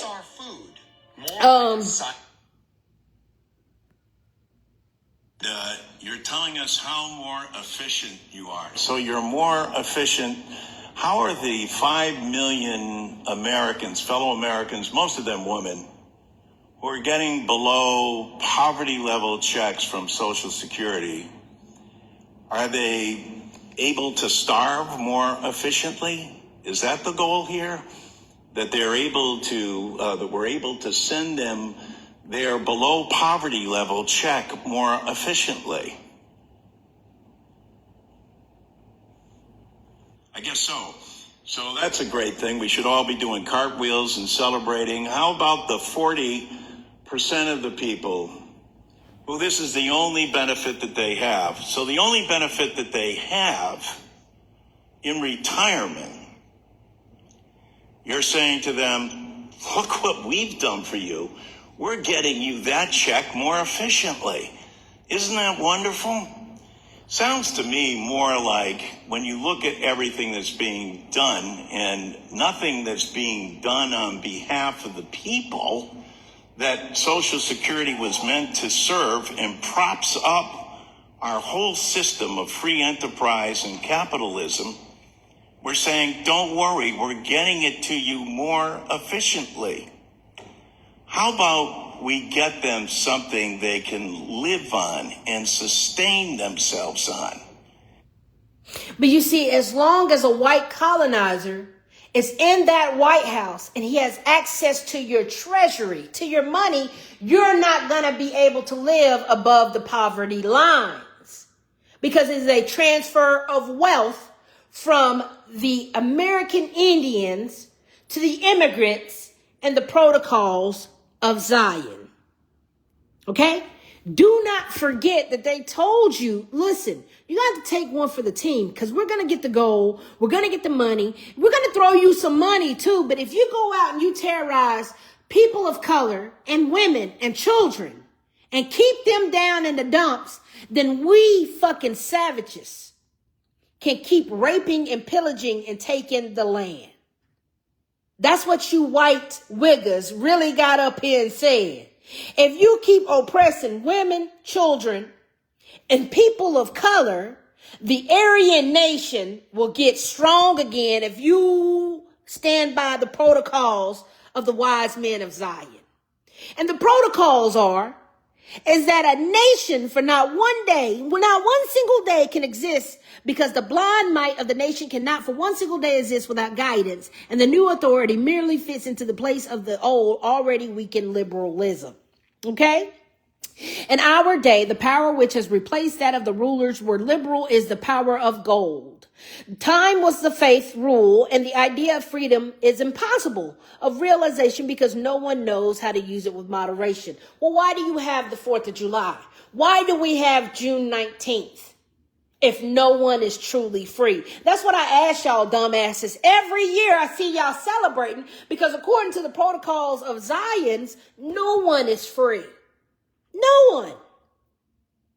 And matter of fact, if you try to shoot for freedom or liberalism, you're going to be met by a disorganized mob. From the moment on, we get internecine strife, which soon develops into battles between classes, in the midst of which states burn down and their importance is reduced to a heap of ashes.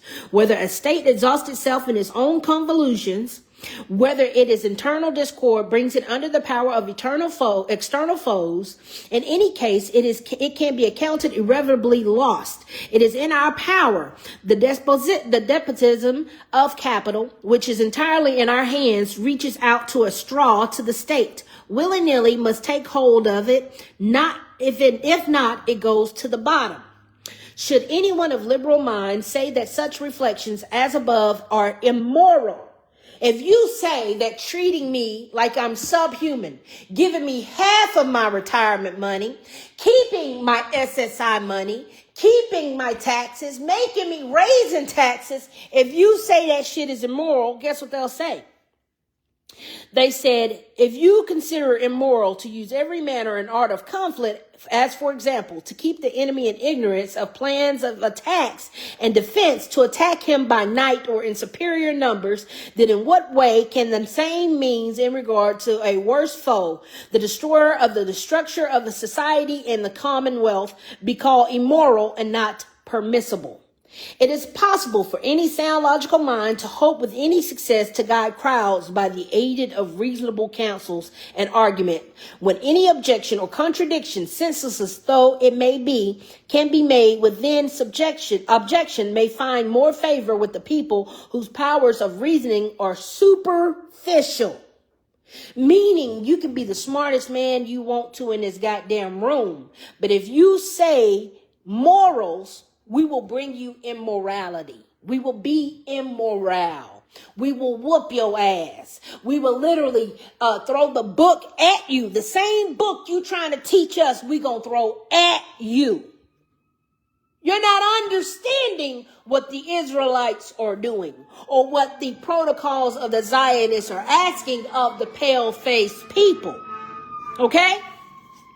Men in masses, and the men of the masses being guided solely by petty passions, by paltry beliefs, by customs, traditions, and sentimental theorism, fall a prey to the party of dissension, which hinders any kind of argument, even on the basis of a perfectly reasonable argument. So the fact that we're saying, hey, let me pull this up. Okay, this is a perfect example. I'm sitting up here talking to artificial intelligence, and artificial intelligence is racist as fuck. Okay? Artificial intelligence is racist as fuck, so you gotta trick it to say the right things. If you don't talk to ChatGPT correctly, it's gonna say that you're wrong. So you have to say, hey, I want to do research on colonialism. And they'll pull up all the research for you. And then they'll say, okay, major colony empires. The British Empire controlled territories in North America, Africa, Asia, the Caribbean, Oceania, often justified expansion through trade, military power, and strategic interests. They didn't say through academia, like they said they can't win here. Then they said the Spanish Empire came in and colonized much of the Central and South America, extracted large quantities of gold and silver. Okay, remember, they said they're not here to argue about academia, but they are here because of what? The power of gold. The power of gold. When we look back to the colonialism of the power of gold, what did the Spaniards do? The Spanish Empire colonized much of the Central and South America, and they extracted large quantities of gold and silver. So then the French colonial empire came in and held territories in Africa, the Caribbean, Southeast Asia, and North America. The Portuguese empire came in and it built extensive trading with colonial networks in Africa, Asia, and South America. Other notable colonial powers include the Dutch Empire, Belgium, Ottoman Empire, Japan Empire, and Russian Empire. Now, do you see that You see why the Asians are jumping their ass in they fight? Because they Zionist leaders told them to go out there and attack them niggas. Yeah. Now you see why the Asians is doing what they doing. So the common characteristics many colonial systems involve control of land and resources, forced labor, coerced labor systems, unequal legal rights, suppression of local governance, language and cultural changes, religious conversions efforts. That's why they're banning religion. You have to ban religion because it is a cult. That's why they are not recognizing over 200 religions, because they created a cult out of that religion to lure you in so they can control you for colonialism. Now, the Atlantic slave trade, one of the most studied colonial area systems, was the transatlantic slave trade. And then that's the thing. That's why Crystal showed you where the transatlantic tunnels right here. Inside the 20 trillion transatlantic tunnels, you see the Irish was coming to America by going to our underground tunnels. That's why the White House still has tunnels to this motherfucking day. If they didn't come by boat, they came by the tunnel system. Okay? That's why these elites are building underground bunkers, because that's how they are getting around. Underwater tunnels that are linked to Ireland. Okay? Cut this fucking shit out. The Irish did more harm than they did good. All right? So they try to trick you with the transatlantic slave trade. Millions of Africans were forcibly transported to the Americas between the 16th and 19th centuries. That's a lie. Because the census literally said they only have 200 African names on the census. 200. Okay? This trade, and we can't find none of the ships Can't find none of the Atlantic slave trade ships, but we can find all the transatlantic slave tunnels. Child, please. Why do you think Harriet Tubman was famous for the Underground Railroad? You want me to show you what the fucking Underground Railroad is again? The Underground Railroad is literally the underground transatlantic tunnels that the immigrants were using to come over here and invade America. Okay? Colonialism in North America,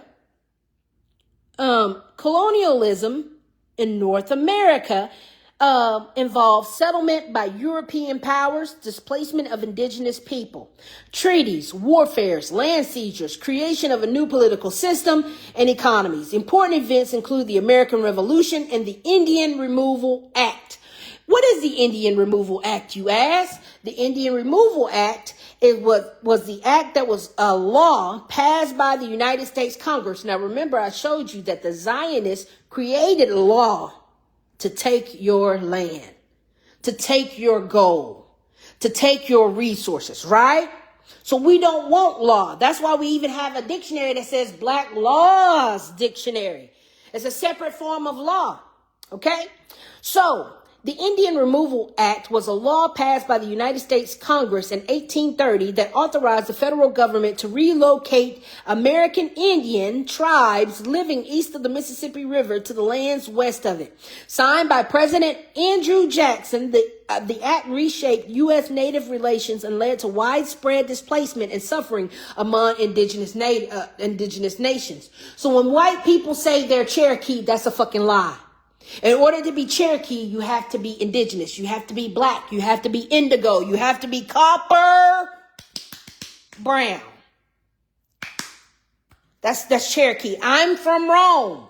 I'm a Cherokee Indian. I'm American Indian. Okay, my nation is Cherokee. It's not even pronounced Cherokee. It's Cherokee. Okay? It was just Britain people didn't know how to enunciate Nubian phrases or Nubian lingo or semantics. So they gave you English because they didn't know Choctaw. They didn't know Cherokee. They didn't know Seminole. They didn't know that shit. That's why they call your name ghetto or urban. Why your name always Chautauqua? Why your name always Pocahontas? Nigga, because we indigenous. British motherfucker, we're indigenous. We're urbanized. It is our native tongue. Seroquois, Cherokee, Mississippi. You see, these are indigenous names that you should have never touched. Never. Okay? So that's why they keep calling your names like Tyrone or Charmaine or Shaniqua. Those are indigenous names. And you need to keep your name. But your name was stolen from you and you were giving a slave name. Okay? They made you lose your identity. So the major outcome to the Indian Removal Act was the relocation of southeastern tribes to western territories, and the major outcome was the Trail of Tears. This is where I'm from. Affected tribes were the Cherokee, the Creek, the Chickasaw, the Choctaw, and the Seminole. Legislative background was the act emerged from growing pressure by white settlers seeking access to native held lands in the American Southeast. Although some lawmakers, including David Crockett, opposed it, the measure narrowly passed both chambers of Congress, and it provided the president with funds. Do you see why I keep going back to why Donald Trump keeps taking your funds? Do you get what Congress means? Do you get what government means? Do you get what politician means? You're not supposed to have it. Congress is the opposite of progress. That's why we have Congress. That's why nothing gets done in Congress, because the word con means conviction, con artist. Without. Con means without progress. That's why progress is the opposite of Congress. Congress is the opposite of progression, meaning pro-life. You don't want anything with con in it. If anybody give you anything with con in it, it means without. That's why you don't want a contract. That's why you don't want Congress. That's why you don't want a convict living in your house or scamming you, because they're going to try to convict you that, hey, if you let me take all your shit, I'll get the fuck out of your house. That's a convict using conviction to feed you lies, to rob you. Hello. It's the etymology of language. And English language is spell casting. They're casting a spell on you. That's why they named themselves Congress, because they're not going to give you progress. Okay? So, this white supremacy of the white settlers seeking access to native held lands in the American southeastern nation literally said that the Zionist elders and the Congress makers and the legislators can come in and take the land, whether it's theirs or not. And then that's when the president can come in and take the funds, take the authority to negotiate removal treaties, promising compensation for surrendered lands. Sweetheart, that's why. Hold on, let me get you there. That's why Kash Patel was giving out money to his ICE allies that was removing immigrants from their fucking land. Ain't that crazy? Ain't that fucking crazy? It is. Some crazy shit. Hold on, let me get to it.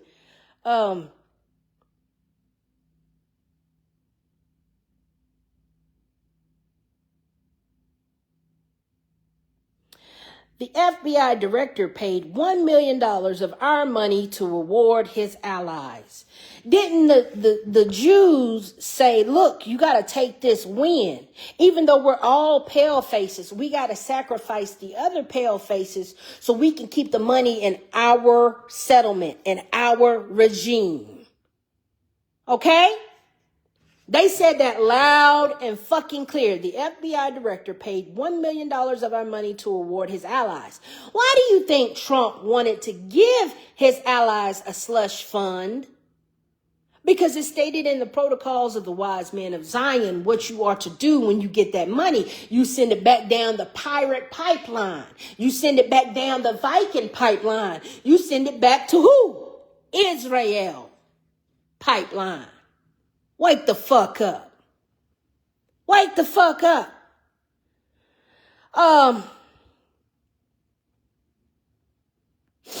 And that's why Trump keep taking, that's why he's so rich now. He's so rich now.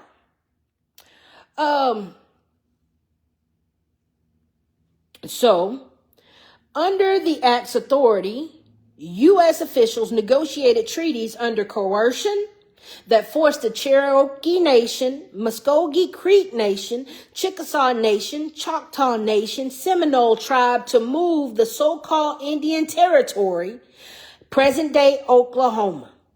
The resulting forced migrations caused immense hardships and death, most notoriously the Cherokees' Trail of Tears, during which thousands perished from exposure, starvation, and disease. Legal and political controversy, the act sparked fierce debate over states' rights for federal authority and the indigenous sovereignty, despite rulings such as Worcester versus Georgia affirming tribal autonomy. Jackson's administration largely ignored judicial protections, prioritizing expansionist policy over treaty obligations.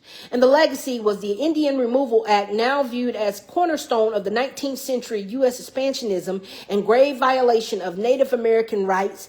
Its implementation resulted in long-term cultural losses, demographic upheaval, and enduring trauma for Native communities, shaping the course of the United States indigenous policy for decades. Okay? The westward expansion is what it was called.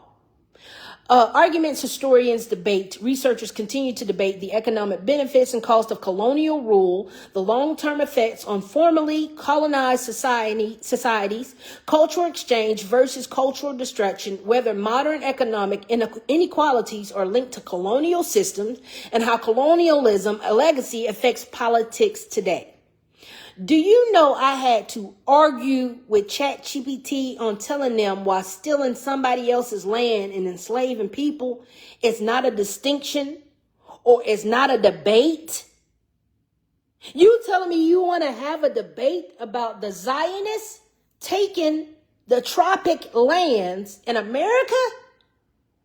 Bruh, please.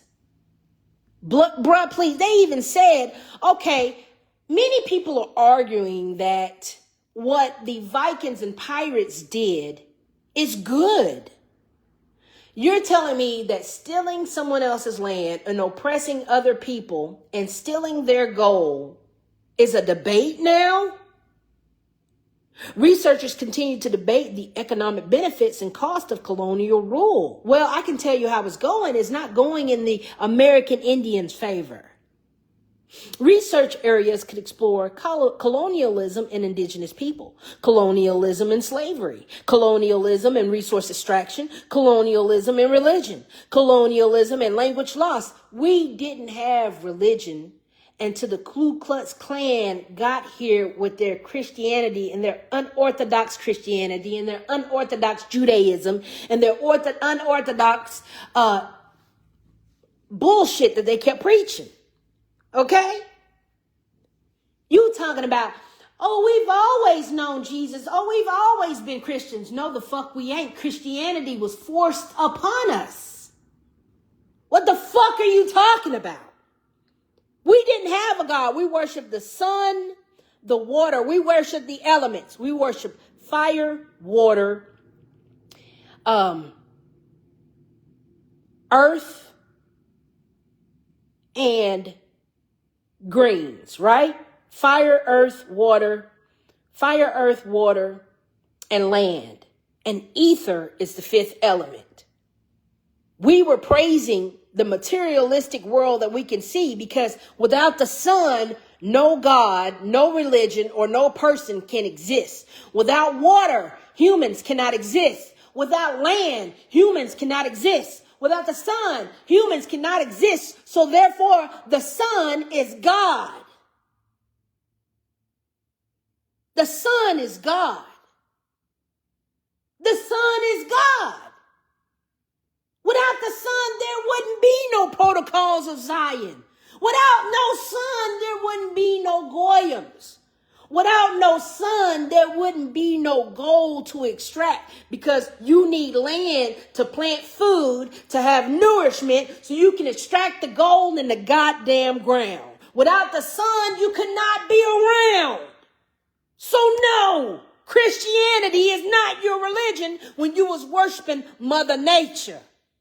Fuck out of here. Colonialism and language loss. Decolonization movements after World War II. Colonism impact on modern borders and conflicts. If you're interested in the history of indigenous peoples in North America, especially the Cherokee history of colonial expansion in the Southeast, I can help you build a detailed timeline from pre-colonial societies through a European settlement, removal policies, and modern tribal sovereignty. You see, I couldn't come out and just say, hey, ChatGPT, this world is so fucking racist that colonizers are still running the world. That ChatGPT would have said no. So I have to make it repeat history. Because remember, they said they can't beat us in academics. And that's what I'm doing to ChatGPT, which is artificial intelligence right now. You can't beat conscious intelligence as artificial intelligence. So I get on here and I beat this robot every time. So he said he didn't even know I'm baiting him that white people have ruined the world. I'm baiting this motherfucker. I'm baiting him. Oh yeah, please tell me more about colonialism and how it has ruined everything. Yes, please. If you like to focus on the history of indigenous peoples in the Southeast and the Cherokee specifically, it's helpful to separate documented history from modern political claims and look at the timeline of events. Well, see, remember I told you, ChatGPT won't say, hey, white folks ruined the world. So they got to tell you to separate the documented history from modern political claims, because if we say it in plain English, white people ruined our civilization, then fact checkers, the Gestapo, the government is going to come in and say, don't you say that shit about us. Okay? They're going to tell you that shit straight the fuck up, that you can't say that the government ruined the land. So you got to trick this motherfucker. Yes, please tell me more about racism in America. And it goes, before European contact, this is what the world looked like. Mounds, pyramids, mounds, teepees.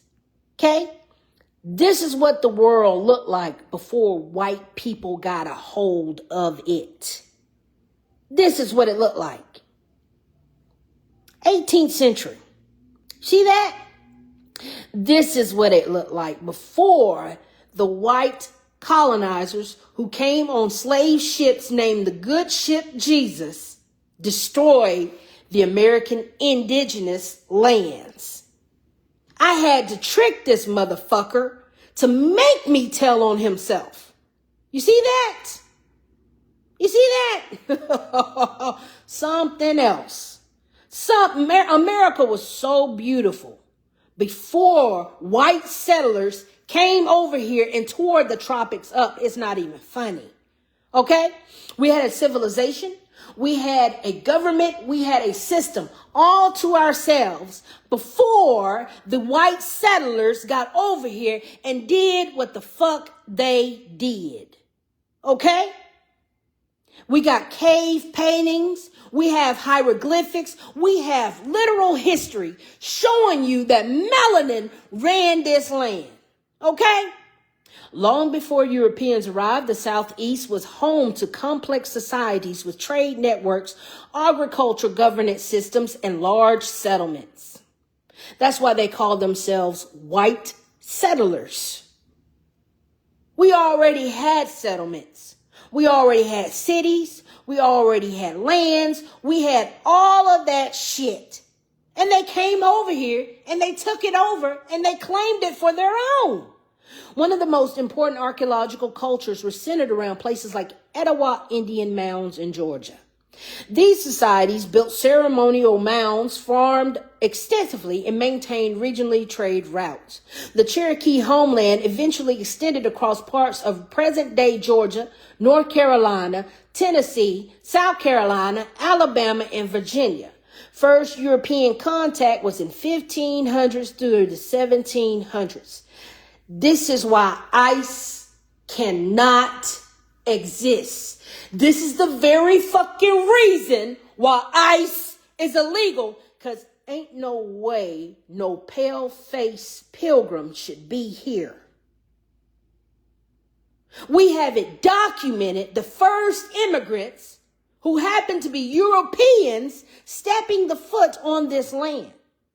Spanish expeditions entered the Southeast in 1500s. Diseases such as smallpox spread through native communities, causing devastating population losses before many tribes had direct contact with Europeans.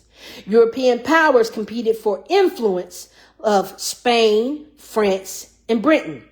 Trade relationships developed, but so did conflicts over territory and resources.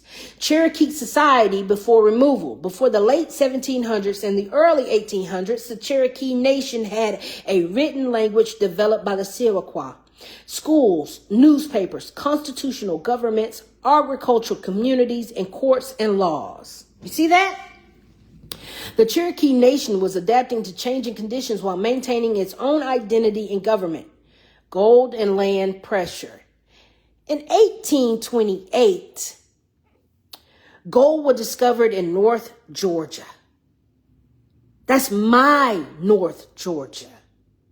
I'm still here. I didn't get booted off to the Oklahoma and Ohio territory. No. My ancestors are still living to this day, and I can trace them back to Rome, Georgia. Okay? So in 1829, gold was discovered in North Georgia, resulting in the Georgia gold rush increased pressure on Cherokee lands. And at the same time, cotton agriculture was expanding rapidly throughout the Southeast. You see, black people are not poor.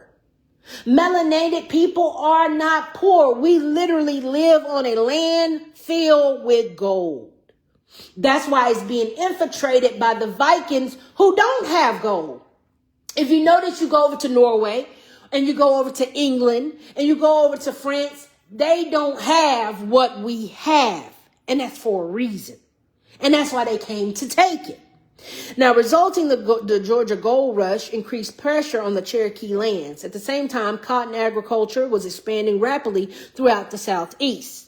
And that's why the white folks say, hey, it's gold in them there hills. You better come get you some land.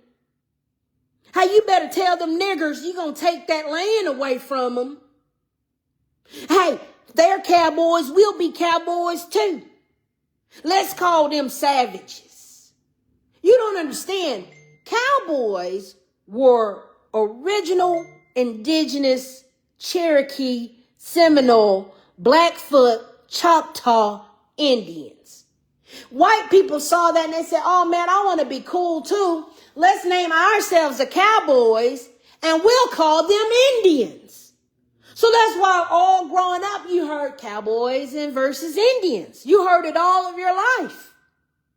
You've heard it all of your life, but you didn't know that the original cowboys were the ranchers who was literally taking care of the ranch settlement of cows, chicken, all that shit. They were roping in the bulls, roping in the buffalo. Those were our cowboys. That's why Rosewood is so infamous.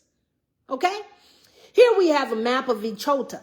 Okay? We have the Cherokee Nation territory right here in the Echota. Okay? We have the eastern band of the Cherokee Nation. We have the Tennessee, Alabama, Mississippi, Georgia, South Carolina, North Carolina. This is the original United States right here. Okay? That's why we have the Appalachian Mountains in Georgia. That's why we have the Blue Ridge Mountains in Georgia. Now look at this map real close and real carefully. It's the Americas of the Cherokee Indians. That's why can't not one white folk be here. Not one European person can stand on Cherokee ground and say the Cherokees are their ancestors when we know the time you were documented to come over. This is a map of Georgia. Georgia was literally the original capital of the United States.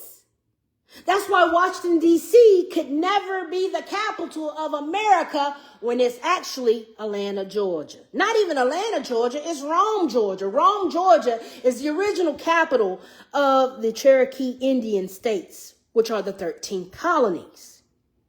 Okay? This is why all of this is Indian territory. This map, the United States, used to be Indian territory, all of it. Okay? Until they got here and they said, let's start splitting this land mass the fuck up. Okay? The resulting Georgia gold rush increased pressure of the Cherokee lands and followed with the Indian removal era. In 1830, the United States passed the Indian Removal Act, and the Cherokee Nation challenged removal efforts in court and won important legal victories, including the Supreme Court case of Worcester versus Georgia, which recognized Cherokee sovereignty. This is why we tell you you are a sovereign person, not a sovereign citizen. You are a sovereign, free national. Stop saying you are a citizen who lives in the nation of the United States. No. You don't understand the spell casting of these words. You need to have your nation before your sovereignty. Okay? A citizen is a person dead in the eyes of the law. Okay? Let's go ahead and pull that up.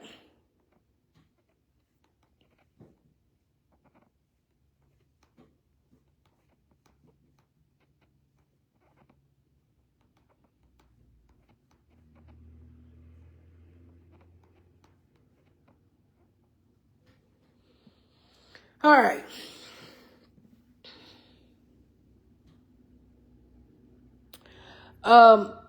The idea is common in some sovereign citizen and related theories, but is not how courts or mainstream legal systems operate.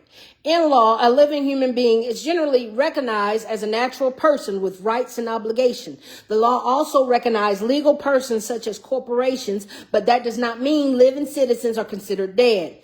There are legal concepts that people sometimes mix together. Legal death, which is a person is declared dead because they have died or been missing long enough for a court to presume death, or a civil death, a historical concept where someone lost many civil rights other than criminal conviction, and it does not mean they were physically dead. And then you have legal personhood, which the legal system recognizes a human being as a person who can own property, sue, be sued, and enter contracts, etc.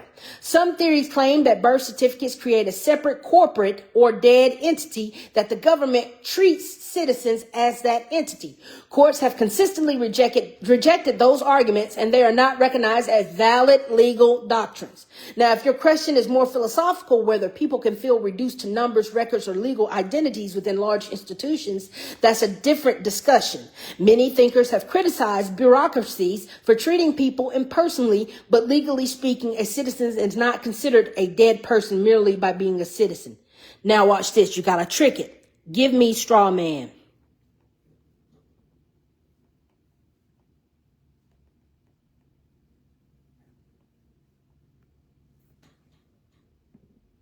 The term straw man has a very, hold on one second. The term straw man has two very different meanings depending on the context. A straw man, which is a logical fallacy, this is a standard meaning. A straw man argument occurs when someone misrepresents another person's position, attacks the weaker version, and then claims to have defeated the original argument. We should reduce military spending by 5%. Person B says, my opponent wants to eliminate the military entirely and leave the country defenseless. Person B has created a straw man, an easier target than what a person actually said. The name comes from the idea of fighting a dummy made of straw instead of a real opponent. Now, the fact that I told you you can't speak plainly with artificial intelligence because they'll flag you. So you have to say, hey, we should reduce the military spending by 5%. But when you say, hey, my opponent wants to eliminate the military entirely and leave the country defenseless, well, that's when the government calls you a goddamn dummy. Yes, if you take the money away from the government, it will stop useless spending and it will give the land back to the people. Well, that's where the government calls you a dummy. Because I know you just didn't say, take the money from us and give the money back to you. Oh, well, now you're a fighting dummy made of straw instead of a real opponent. Okay? Straw man is a sovereign citizen theory. Some people use straw man to describe a theory that the government creates a separate legal entity with a birth certificate when it's issued. The legal entity is represented by the person name written in capital letters. This is important why you don't put your name in lowercase letters. This is important why you don't describe yourself as a lowercase God. You see, the government allegedly treats the entity as distinct from the living human being. Examples often cited: John Doe, a legal entity, or John Doe, a living man.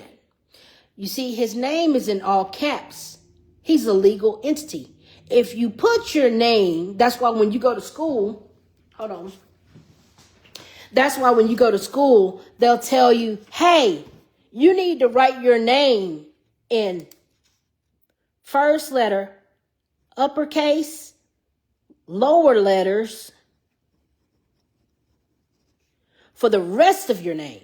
So if you're writing John Doe, guess what? You're dead. If you write your name John Doe, you're a living person because you're in capital letters. That's why in school they taught you about capitalization, because capitalization is the etymology and the root word of capitalism. So who are we capitalizing on today? Are we capitalizing on John Doe, who doesn't exist? Or are we capitalizing on John Doe, who can come in his court and sue me for his land back? How did you write your name? Because how you write your name determines if you can sue me for your motherfucking land or if you can't sue me for your motherfucking land. Do you understand the importance of capitalism? Okay? That's why corporations put their name in all caps. That's why legal entities and enterprises literally put their name in all caps, because if you don't, you are not a living man. However, courts and mainstream legal scholars do not recognize this as valid legal doctrine. There is no establishment legal principle stating that a birth certificate creates a separate corporation person, but that's a lie. Because we have authorized birth certificates, we have live birth certificates, and we have dead birth certificates. And your real birth certificate has to be stamped. Has to be stamped, sweetheart. So you see how artificial intelligence is lying to you? And artificial intelligence doesn't know that? These ideals are commonly associated with sovereign citizen movements and have repeatedly failed in court. You know why they failed in court? Because they taught you to write your name in all lower cases and not upper cases. So when you come before the courts, you're not a legal entity. You're just a living man who has no power. You're a dummy with a dream. You get it? Okay. Now that that's understood, all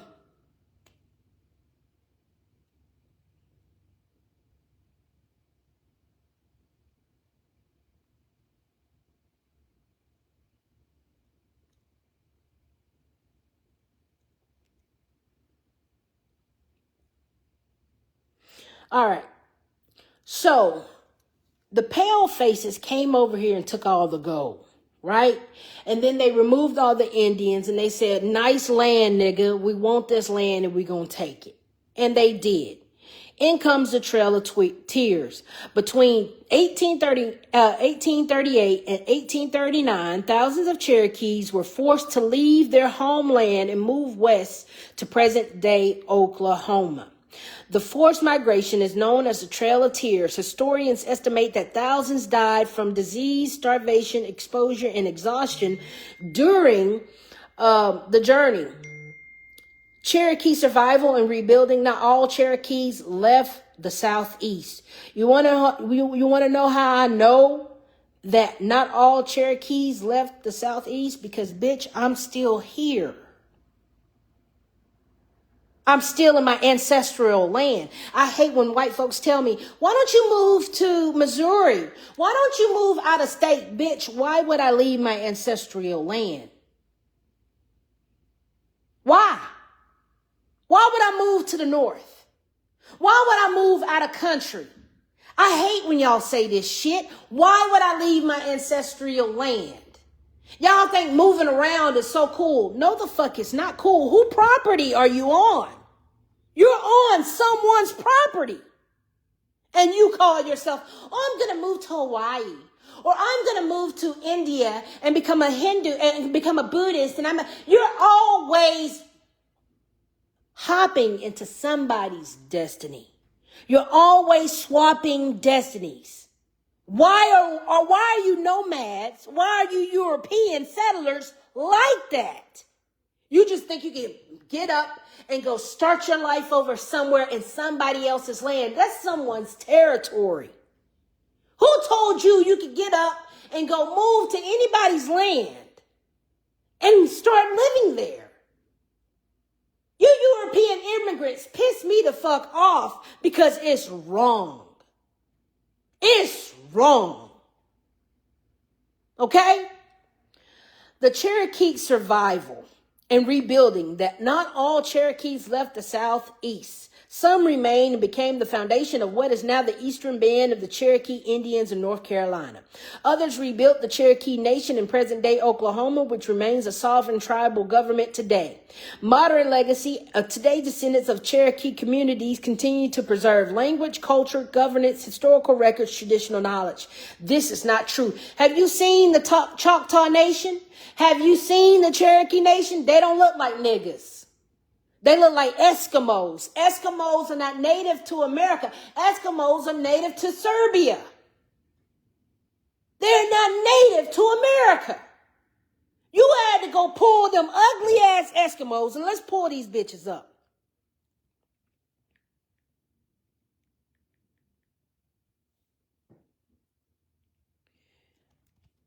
You went and got these fucking ugly ass people who think they are Native Americans, and you place them in the land of the black indigenous? Bitch, please. How dare you? When you look at a Native American today, what the fuck do you see? A Eskimo? A Serbian? They really think that's tribal. That's not tribal, bitch. That's you surviving the Arctic winds, you killing the animals, and you wearing the fur. It's literally the fur trade. Look here. As the valuable furs soon became scarce in the neighborhood of the settlements, the Indians of the vicinity were stimulated to take wider range in their hunting expeditions. They were generally accompanied by these expeditions by some of the traders of their dependents who shared in toils and perils of the chase, and at the same time made themselves acquainted with the best hunting and trapping grounds with remote tribes whom they encouraged to bring their peltries to the settlement.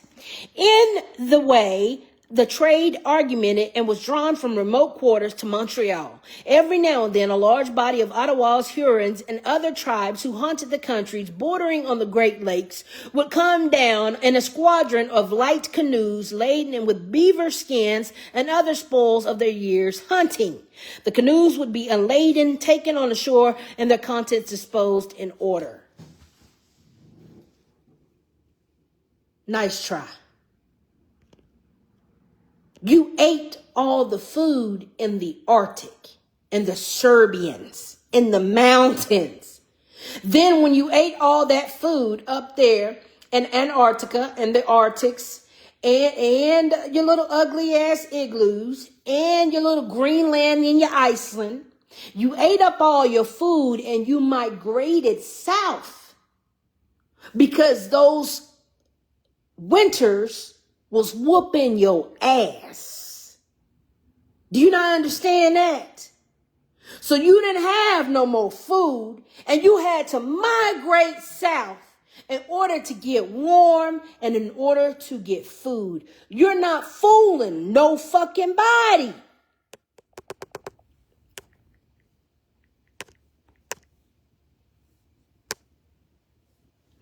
Serbians, stop playing with us. That's why they think you the fake Native Americans now. White folks call themselves Native Americans.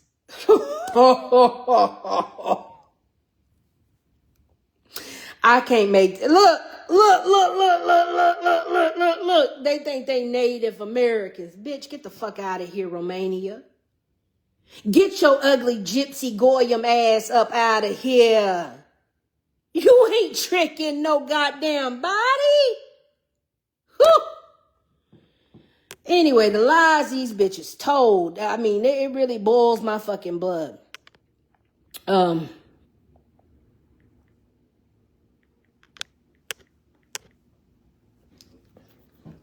These $5 Indians were brought in because the indigenous melanated people could prove that the white settlers had stolen their land. So the Dawes Rolls was created by the United States Dawes Commission, and the commission was authorized by the United States Congress in 1893 to execute the General Allotment Act of 1887.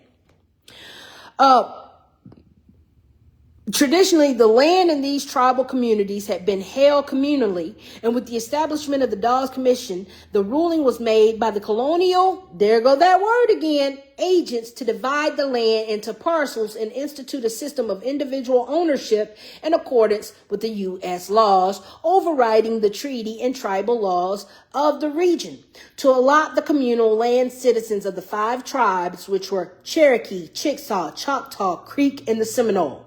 You see, they didn't say the European tribe. They didn't say the Arctic tribe. They didn't say the Eskimo tribe. They didn't say none of that tribe. They said the American Negro Indian.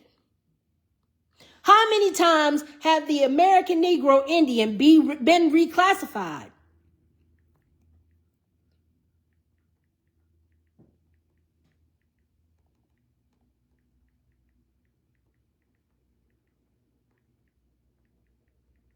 You know why they started calling us out of our names? Because when we didn't want to go into the settlements, they said, let that nigga go. Let that nigga go. He don't want to be civilized. He don't want to be part of a tribe. Negroes are the Indians. The hidden story of Indian removal and the reclassification of black people. Okay? The Indian Removal Act of 1830 is a well-documented tragedy, but there's an often overlooked chapter in this history. The fate of copper-colored, melanated, or so-called black Indians who did not relocate west of Mississippi. Many of these individuals were systematically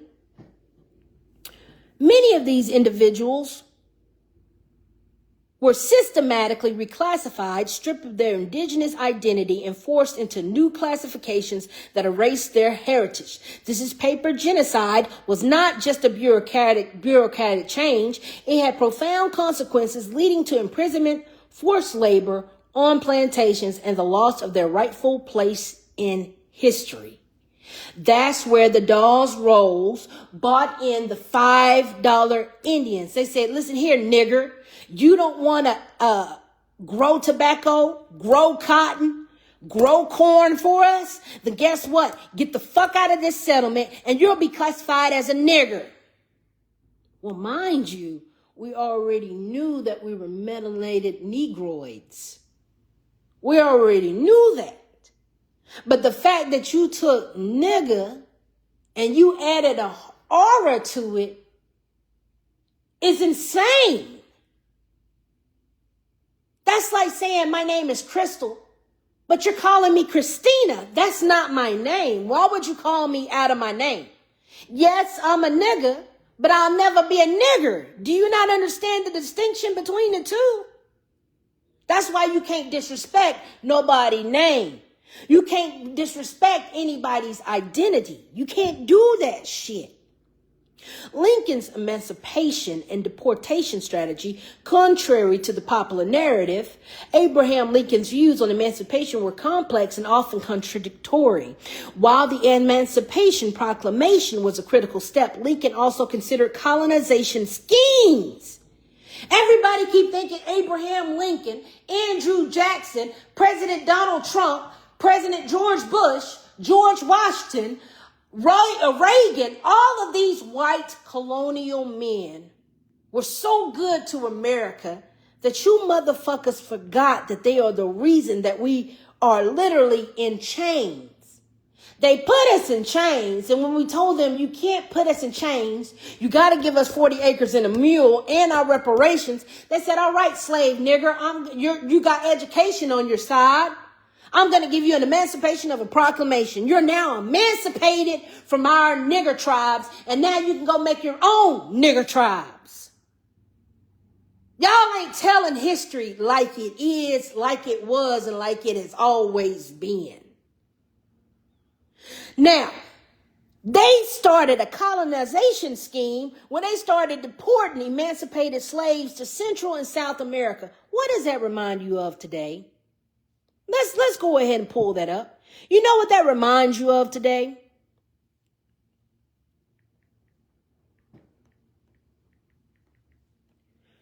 ICE.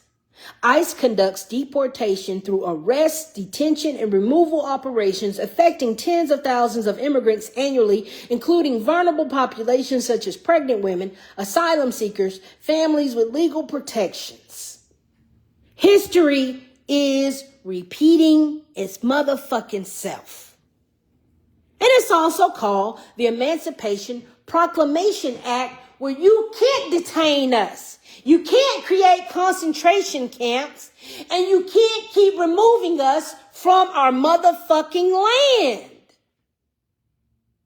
Are y'all retarded? So, the Indian Removal Act of 1830 is a well-documented tragedy, right? Of where they took emancipated slaves from America, North America, and they put them in Central America, South America, Honduras, Guatemala, Cuba, Jamaica, Hades. Why do you think white people keep going over to Hades? Why do you think white people keep going to visit these islands and then trying to buy these islands? It's called the Emancipation Proclamation, of where they deported the indigenous people of the land so they can take over the motherfucking land. It's not rocket science. Okay? It is often quoted as saying that he did not believe black people would ever achieve equal civil rights. Why do you think they're bringing gerrymandering back? Why do you think they're bringing back redrawing the maps of where black people live, to reducing it to where only white folks are going to vote Republican? Wake the fuck up. Okay? After the deportation, had he not been assassinated, it's plausible that mass deportation could have been pursued. You see, they couldn't do a mass deportation back then. So that's why they created ICE now to do a mass deportation today, because they knew who the $5 Indians were when they brought them in here to buy that land. That's what y'all don't understand. It was a trick. And in order to buy us out of our land, they said, hey, come on down here and you can buy this land for $5, right? They said, you can sign up, take this, the index final rolls right here, paying to play Indian. The Dawes Rolls and the legacy of the $5 Indians. It may be fashionable to play Indian now, but it was also trendy 125 years ago when people paid $5 a piece for falsified documents declaring them native on the Dawes Rolls. These so-called $5 Indians paid government agents under the table in order to reap the benefits that came from with having Indian blood. Mainly white men with an appetite for land had $5 Indians paid to register on the Dawes Rolls. This is why they're paying for elections now. This is why Elon Musk said, hey, Trump, I paid for your election, and you better let me in on that administration. White folks won't stop doing it. Baby, they're still doing it to this motherfucking day. So they pretended, they went and got these Serbians, these Romanians, these Gypsies, okay, these Arctic Eskimos, to pretend to be the indigenous American Indian. All right. They said, take $5, pay me. The so-called $5 Indians paid government agents under the table in order to reap the benefits that came with having Indian blood. Mainly white men with the appetite for land, $5 Indians paid to register on the Dawes Rolls, earning fraudulent enrollment in the tribes along with benefits inherited by generations to come. That's why white folks keep destiny swapping with us, talking about their Cherokee too. No. No, sir. No, sir. A Cherokee is me, a black woman. And don't even call me black. You can call me copper. You can call me brown. Hell, you can even call me red bone. You can call me red bone. You hit me, I'll go red. But black, no, I'm not. Black is misnomer. It's to literally throw you off of what I am. And I'm a Cherokee. Okay? I'm not black. I don't even look black. Why would you call me black? I'm copper. I'm brown. I'm red. I'm moreno. I'm everything but black. That's crazy shit. I even got a little white on my palm. I got a little white on my palm. But to say that I'm a black person, man, be for fucking real. It's a misnomer. It's a misnomer. So, earning fraudulent enrollment in tribes along with benefits inherited by generations to come. That's why you owe us reparations. Okay? So much so, check this out. White folks know they owe us reparations so bad.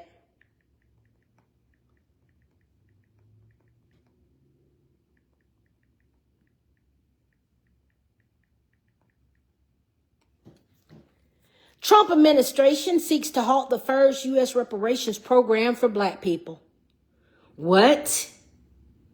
Trump tries to kill first reparations program for black Americans. What? This is why white people don't want you to have reparations, because when you get the money that they stole from you, you will instantly become richer than a white person. You'll have more land than a white person, and you'll have more power than a white person. And that, my friend, is where the protocols of the wise men of Zion will not have. That's why the Jews are the richest nation of them all, because they have been literally stockpiling all of the money of every nation, and they can't let no nigga have the power back, or the land back, or the islands back, or the beaches back, or the gold back, or the corn back, or the stock back, or the cotton back. You can't have your resources back. It's what the Trump administration is saying. Okay?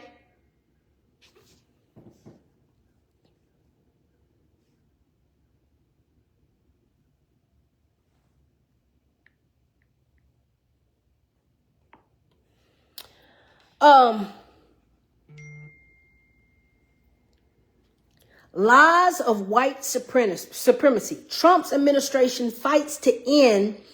Let's go ahead and pull that up.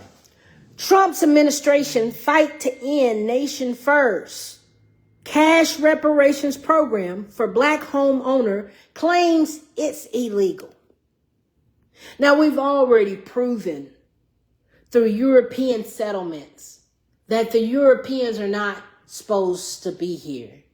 But the fact that the Europeans still have powers and saying that it's illegal for us to claim our land back, you don't think that's a bit much? You don't think that's a bit wrong? Black residents who lived in the city as adults between 1919 and 1969 and to their children and grandchildren and great-grandchildren is racially discriminatory program. Justice Department says race-based housing payments violate the Constitution.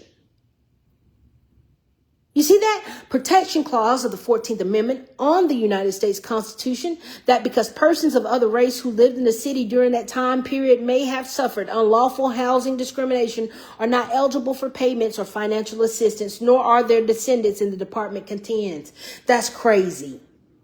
That's why they won't give the money back to the Tulsa, Oklahoma survivors of Wall Street. It's oppression. It's colonialism is what it is. It's what it the fuck is.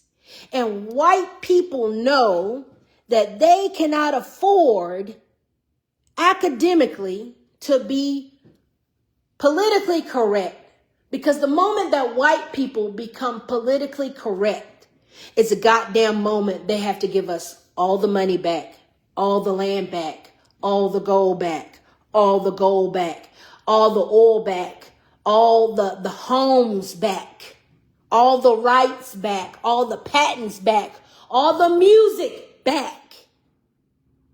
You don't understand that. White folks will have to give up their very life of comfort if it meant they had to tell the truth about history.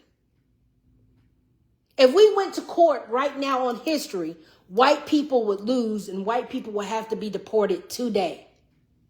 Okay? Today. No ifs and buts about it, right? Now, check this out.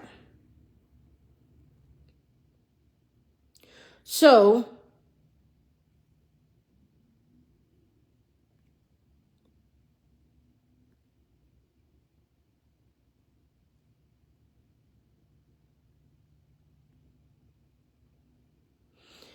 all right. So the Cherokee people survived and they rebuild their lives over. Okay.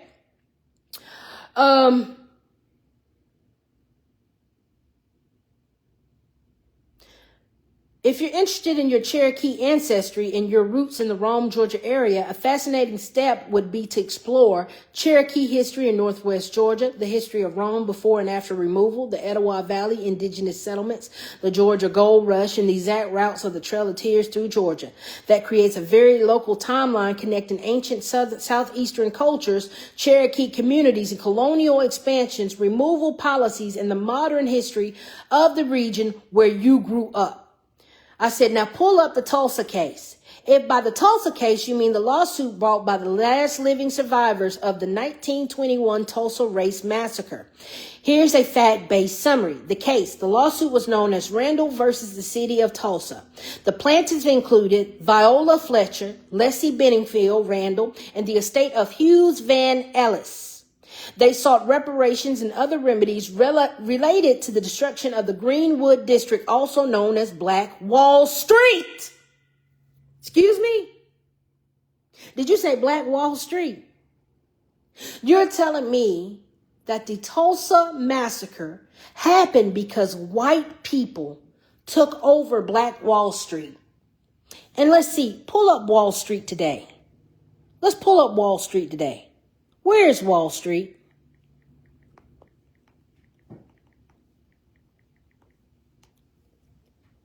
Boop. You mean Wall Street is still running company, alive and well? Wall Street is located in the financial district of Lower Manhattan, New York City, running from Broadway to South Street along the East River. Wall Street is a narrow street spanning about 8 city blocks, stretching from Broadway in the west to the South Street in the East River in the east in the Lower Manhattan, New York City. Financial district. So you telling me white folks didn't change the name? They didn't even change the signage. They just changed the location. Oh my God. And to see the white faces in the Wall Street Journal should piss you off knowing this motherfucking history. What they argued. And they changed the Greenwood district to the financial district. Did you catch that? See, white folks, they just copy every goddamn thing. They so lazy. And this was in 1921. This wasn't 300 years ago. This was barely 120 years ago. Barely. What they argue, the plaintiffs argues that the massacre destroyed black homes, businesses, churches, and generational wealth. That's why white people are so rich, because the generational wealth that we had for ourselves, with the gold being in Georgia, they took it.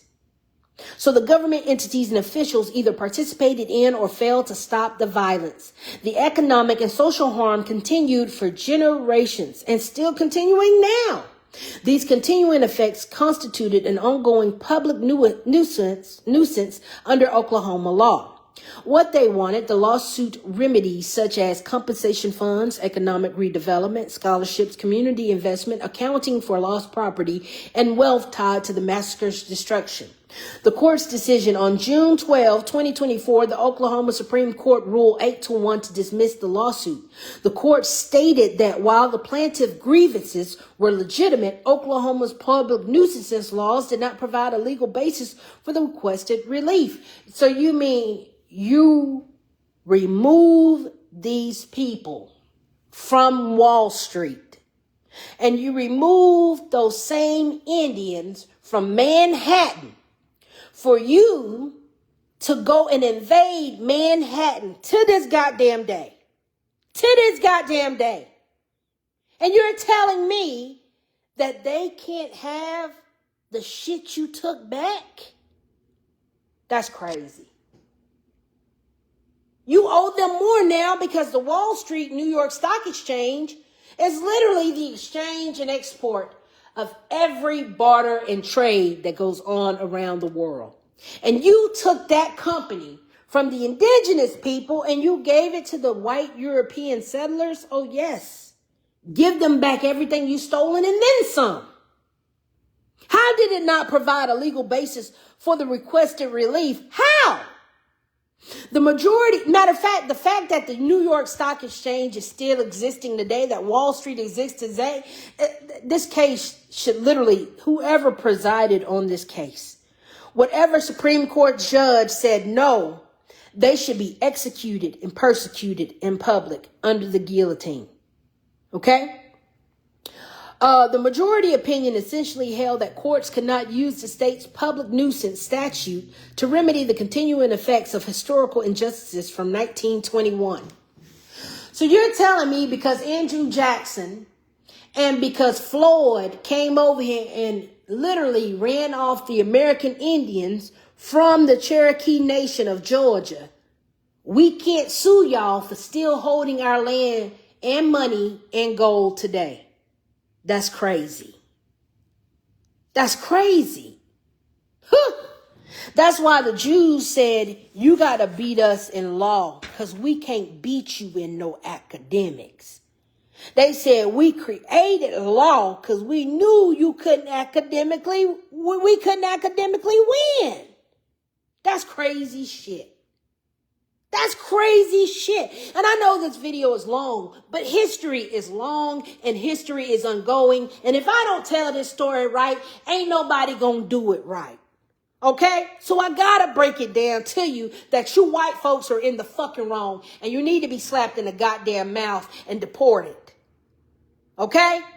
You've been doing this goddamn bullshit since 1492 and the gig is up. Now, why researchers consider it important is the case became nationally significant because it tested whether courts could address long-term harms from historical racial violence through modern civil law. Many legal scholars viewed it as one of the most advanced reparation cases in the U.S. history. Connection to colonialism. See, here we go again. White folks are the cause of every problem in Africa, America, Egypt, in the Central Americas, bitch. There is a white European settler at the top of every goddamn problem the indigenous civilization has. And I can prove it through academia. And if you want to go the law route, bitch, I can prove it with law too, because I can beat you at that too. Okay? So let's connect all of this bullshit to colonialism. Researchers often connect Tulsa to broader discussions about property disposition, racial segregation, wealth extraction, legal barriers to restitution, the long-term economic effects of state-sanctioned and state-tolerated violence. However, scholars disagree on exactly how Tulsa should be categorized. Some view it primarily as racial violence and economic deconstruction within the United States, while others analyze it through colonial or settler colonial frameworks involving land, power, and wealth accumulation. So what white people are saying is we can come over and steal your land from you, but you can't go to court and steal your land back. That's what the Tulsa massacre was representing in the court of law. And that's what they're saying right now here today. And that's why Trump wouldn't release the reparation payments, bitch. He's literally saying, we stole this land from you. You can't steal it back. And no, you can't get back pay from your generational wealth that we have taken. That's how fucked up white folks are. That's how fucked up white folks are. If you're researching colonialism, land disposition, and wealth transfer, we can also examine the Tulsa Massacre and property loss, Cherokee land seizures in Georgia and Oklahoma, Native American treaty violations, black land loss after Reconstruction, Hawaiian annexation, the Dawes Act, and allotment system. Those cases together create a broader picture of how land, wealth, and political power shifted throughout United States history. Now, hold on.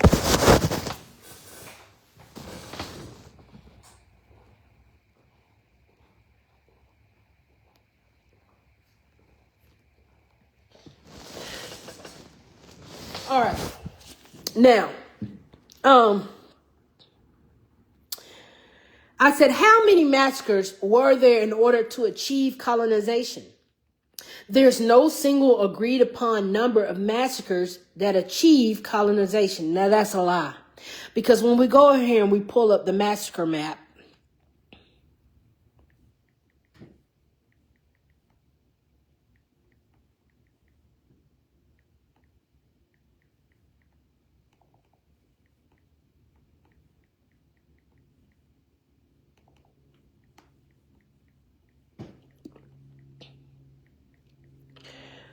white people have literally tried to put us off our land so many fucking times, it's not even funny.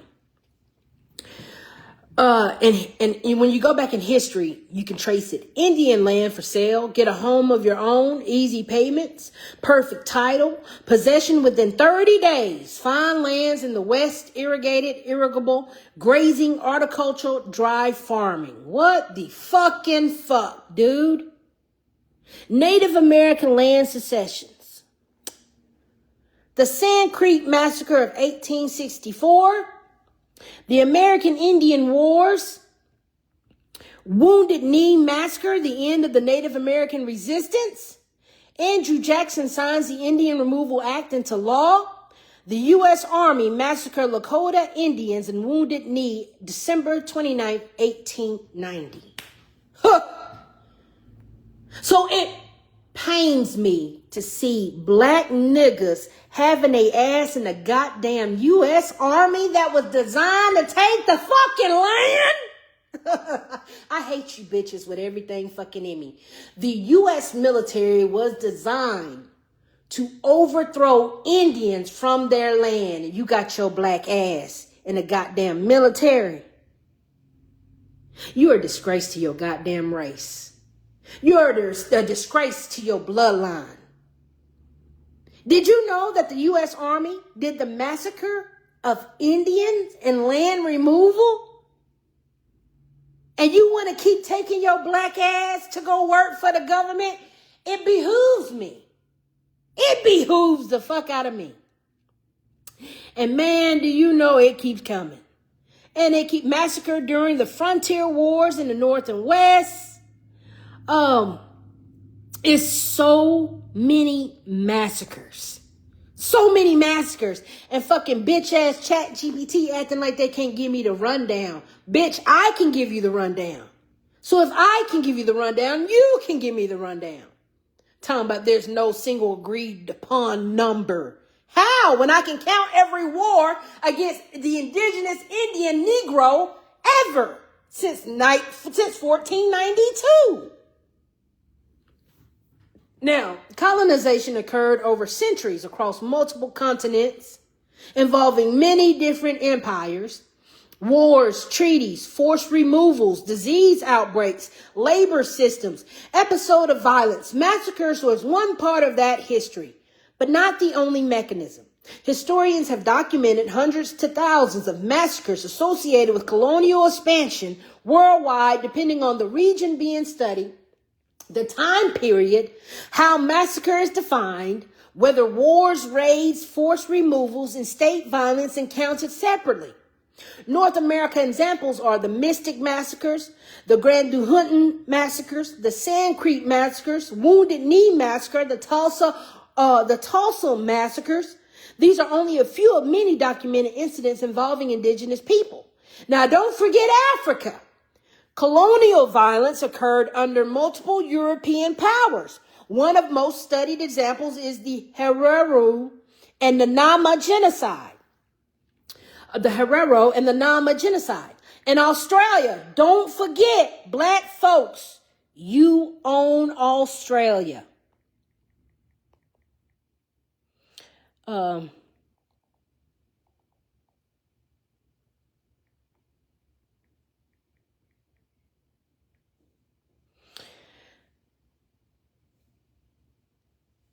Excuse me. Them niggas. Them is niggas. Do you get it? Australia, America, Africa. Indigenous, aboriginal, meaning original. Away from the original. If the American Indian is the original Indian, the original aboriginal person, guess what happens when you get over here to Australia? You're the aboriginal. You're away from the original. Okay? That's why when you go look in Australia, it's niggas upon niggas, upon Melanesians, upon Melanesians. It's indigenous people. It's tribes. It's Indians all over the fucking place. That's what the word indigenous means. Indian. Indian. So when white people say they are Cherokee, no, the fuck you're not indigenous. You're not original and you're not aboriginal. Get the fuck out of here. What? More niggas. Every time I dig in history, all I see is melanated niggas. Weird shit, brother. Weird fucking shit. Weird shit. Weird shit. This is what happened when you pull up Australia. This is what happened when you pull up motherfucking Australia. Bitch. Colonization. You know what happened to America? You know what happened to Africa? You know what happened to Australia? European cave dwellers colonized every indigenous tropic. That's the truth. That's the motherfucking truth. Look at the Australian Aboriginal culture before European colonization. We sick of this shit. We're tired. We are so fucking tired. Now when you mention Australia, you're going to start seeing white people.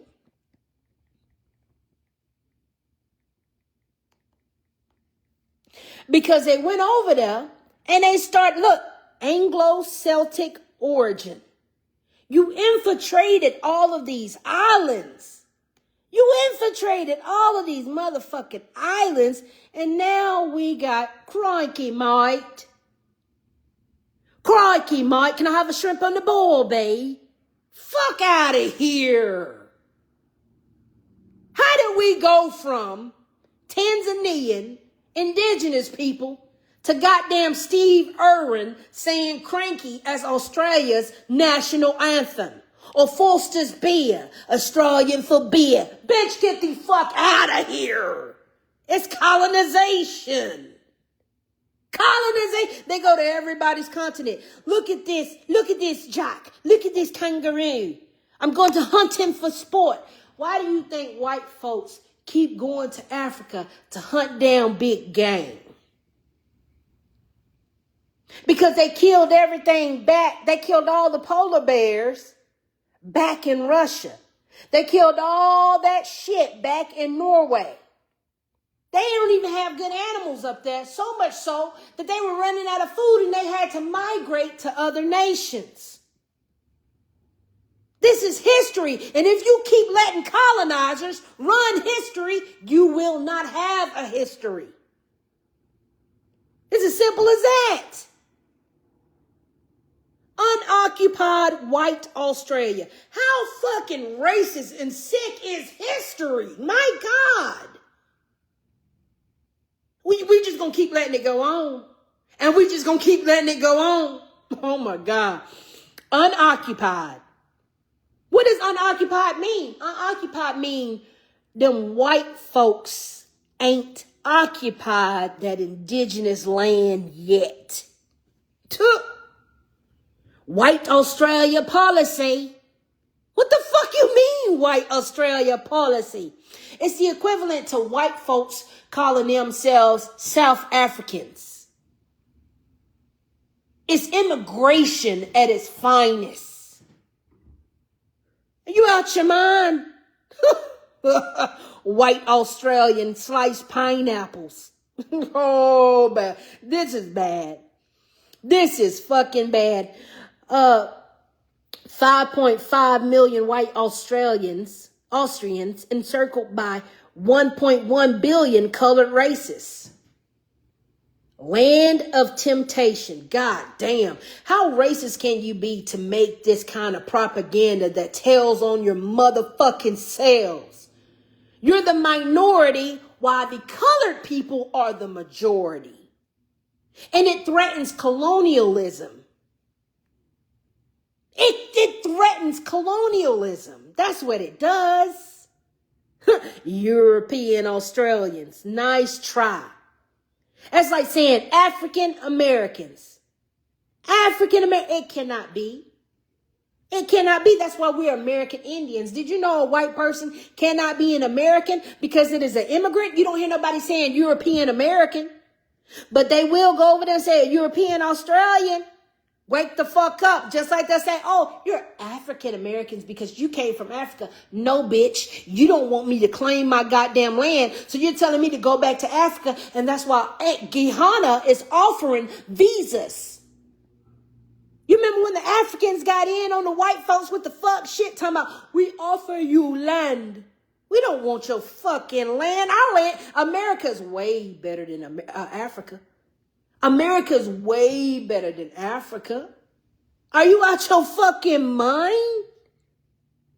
Africa got a desert. We got a better desert. We got the Nevada desert. We got the Arizona desert. We got the Nevada. We got the California desert. Bitch, fuck out of here. We don't need a Sahara. We got our own. Whatever you got, we got better. That's the crazy bullshit about it.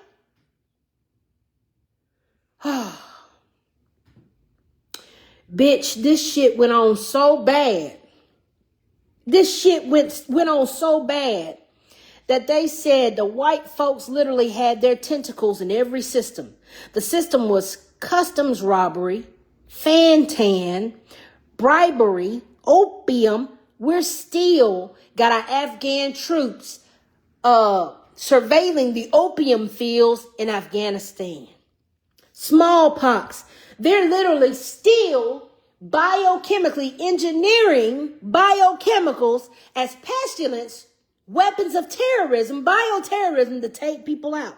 Typhoid fever. You remember they did that typhoid fever, bubonic plague? It's white folks shit. Immortality. You mean like Peter Nygaard is taking the blood of a melanated woman to live longer? Cheap labor. Oh, you mean like how Ohio refuses to raise the minimum wage because they don't know that the Ohio descendants are the slaves of the Cherokees, are the children of the enslaved Cherokees? Child, please. Y'all showing out. Australia was so black that they had to remind you that it has been taken over by white Australians that still had the same British flag as the UK. Bitch, ain't that some shit? And then white folks think blonde hair came from them. Have you seen the Malaysians? Oh, you ain't seen the Malaysians, have you?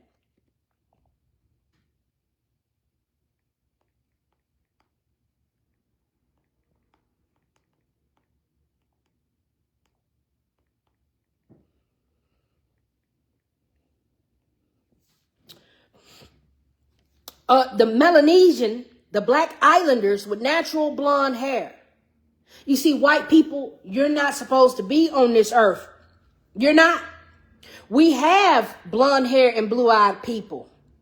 Hell, I'm going to go ahead and tell you, we have our own Irish people too. Let me go ahead and pull them up. A black redhead.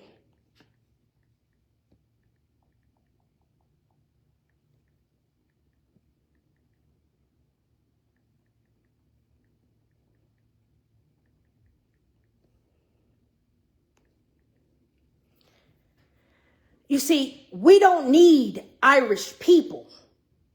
We have our own Irish people. Hell, we don't even need white people. We have our own white people. Hold on, check this out.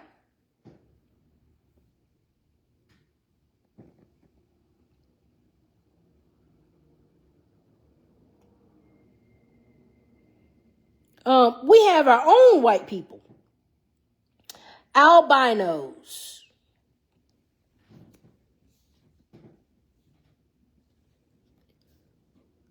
So the fact that the Nordic aliens came down and started breeding with every nation literally shows us that you are the alien that's not supposed to be here. And why do you think white folks keep calling immigrants aliens? Is because the white people are the original Nordic aliens and they're not supposed to be here. You know that, right? We have our own white people. We have our own Irishmen. We have our own Russian. Matter of fact, let me go ahead and pull it. Look, we even have our own Asians. We have our own Asians. So that shows you white folks have infiltrated the human race known as Homo sapiens.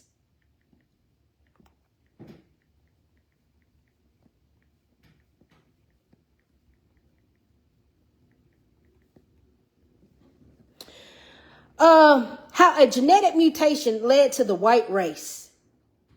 It's called the Nordic aliens.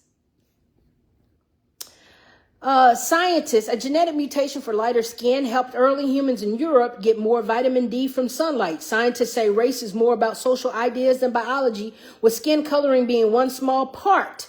Imagine a world where everyone had brown skin tens of thousands of years ago, and that was the case, say scientists at Pennsylvania State University. So how did white people get here? The answer lies in that tricky component of evolution known as genetic mutation. Well, what is a genetic mutation? Let's look it up. How genetic mutation work. Genetic mutations involve changes to DNA sequences that can impact the production of proteins. Genes are a segment of DNA located on chromosomes, and a gene mutation is defined as an alteration in the sequence of nucleotides in the DNA. That's why white folks know they're not humans, because they don't have natural melanation. They don't have pigmentation. And in order for you to be a Homo sapien, you have to have melanin. This is not a racial lie. This is not bigotry. This is not us hating on white folks. But we're telling you that the fucking Nordic aliens are not supposed to be here.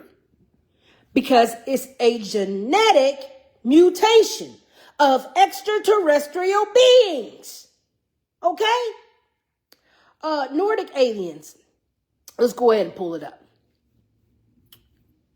This is why colonialism, colonization started, because the earth was infiltrated by extraterrestrial Nordic aliens. Nordic aliens are one of several purported humanoid races hailing from the Pleiades star cluster. Okay? Their name originating from superficial reported similarities with Nordic, Germanic, Scandinavian humans. Alleged contactees described Nordics as being taller than the average human, standing roughly 6 to 7 feet in height, and showing stereotypically European or white features such as long, straight, blonde hair, blue eyes, and fair skin. The skin tone has also been reported by individuals who say they have seen such beings as being a pale blue-gray or pastel purple. In 1950s, George Adamski, a Polish-American ufologist, was among the first to publicly report this alleged contact with the Nordic beings. Scholars note the mythology of extraterrestrial visitations from such beings with physical features superficially described as the Aryan race. Okay? The Aryan nation, one often mention of telepathy, benevolence, and physical beauty of grace. Many other purported extraterrestrial encounters also involve telepathy with human beings. Okay? Cut the goddamn bullshit. You are a genetic mutation and your ass is not supposed to be here. We're not dumb. Baby, we're not fucking dumb. You look funny, you smell funny, and why do you keep colonizing the land? Why do you keep taking everybody's land? But that's okay, I got something for that ass. Because if you recall, when we go back and look at the Nordic alien invasion, what do you see?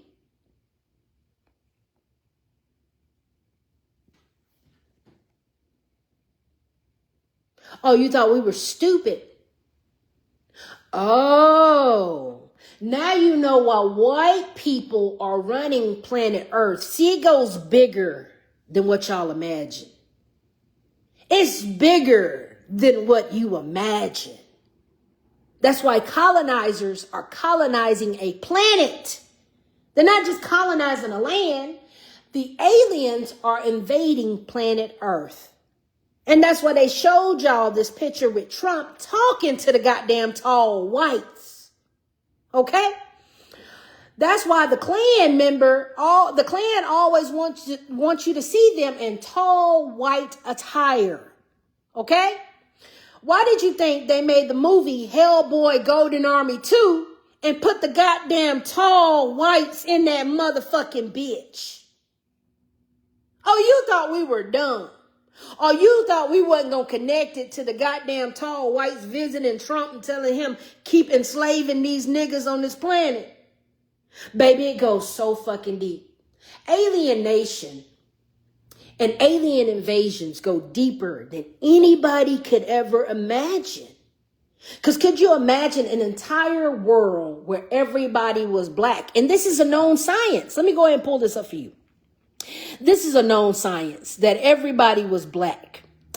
And then the tall whites came in and they started colonizing every planet. Why do you think we have Space Force? We even have Space Force, okay? And this is why they started saying, hey, I'm a walk-in alien. I get to walk in other people's bodies and I get to manifest your destiny. These white folks literally said, I'm going to manifest the destiny of the indigenous people on planet Earth, and I'm going to infiltrate Earth by infiltrating the land, the people, and procreating with those people. Okay? This is the documentary, Bring Me the Beauties, a model cult. And this cult was this one white man who hung out with the Rockefellers, and his name was Frederick von Meers. German. He's a German.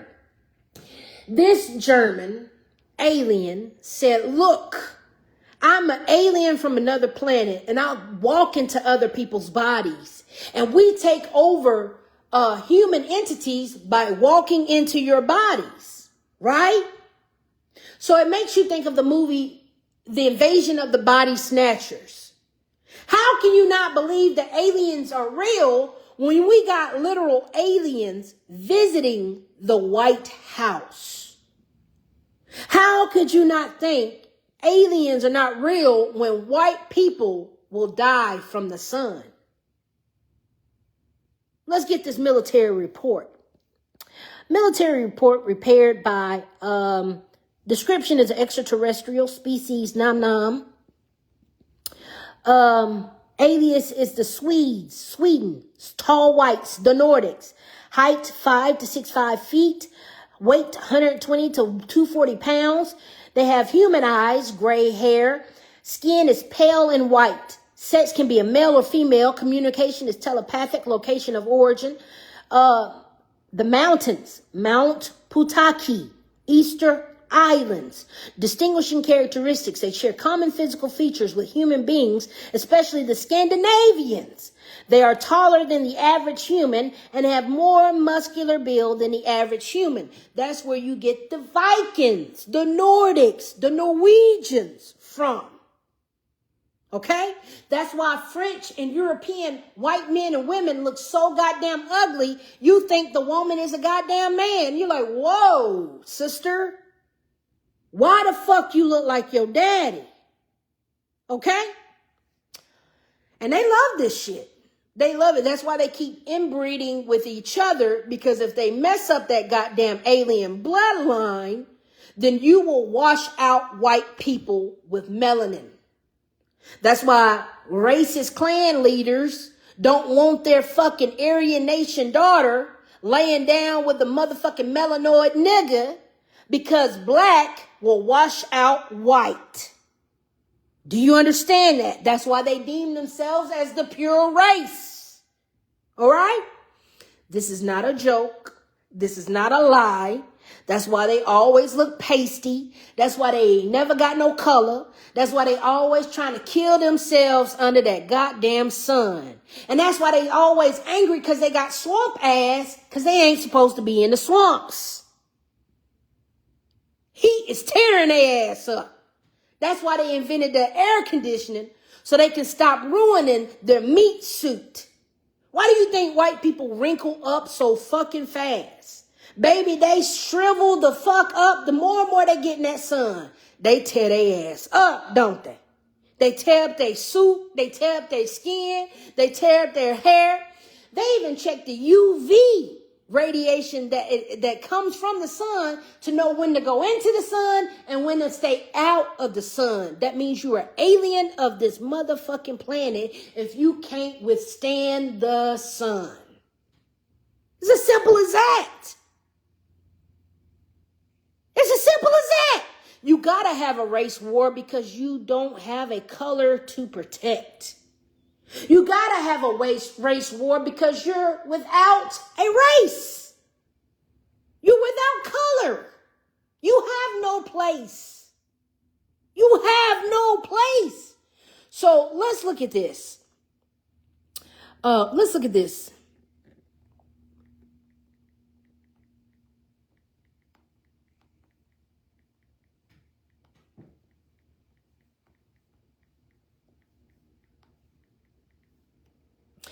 Now,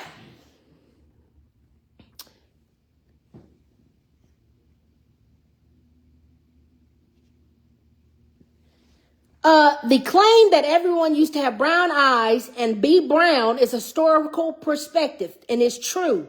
During the last 10,000 years, every human on earth had brown eyes and brown skin. However, as time progressed, genetic mutations led to the development of other eye colors. The most common eye color today is brown, but it's not the only one. Do you understand that? You're not a real human being if you do not have brown eyes. You are a genetic mutation because that eye color is a recessive gene trait. You are an immigrant, an alien. Okay?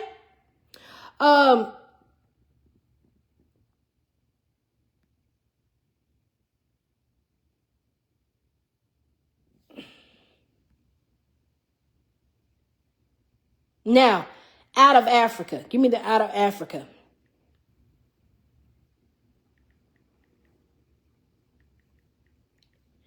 Now, if white people were supposed to run this country, run this land, and run this settlement, we wouldn't have the out of Africa theory, where the original human is a nigga. Okay?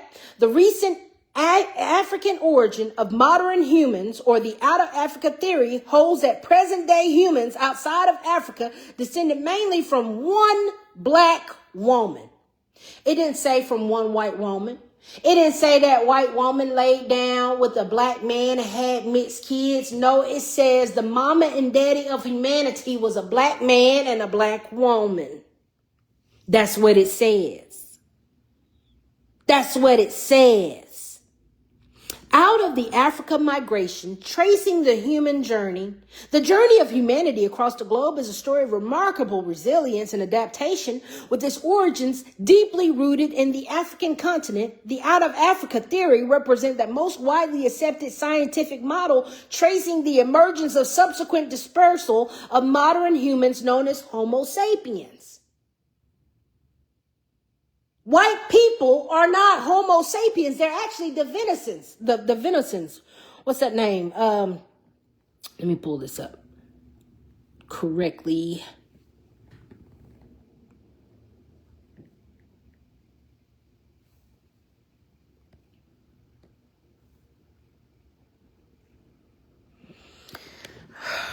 Homo sapiens, meaning the wise man or the thinking man, is the scientific name for modern humans, the only surviving species of the genus Homo that emerged in Africa around 300,000 years ago and gradually spread across the globe, replacing the interbreeding with other archaic human species such as the Neanderthals and the Denisovans. The cavemans and the Denisovans are not humans. Only melanated people are Homo sapiens. Why do you think we get a whole race, genus to ourselves versus other archaic human species? Well, damn. Well, goddamn.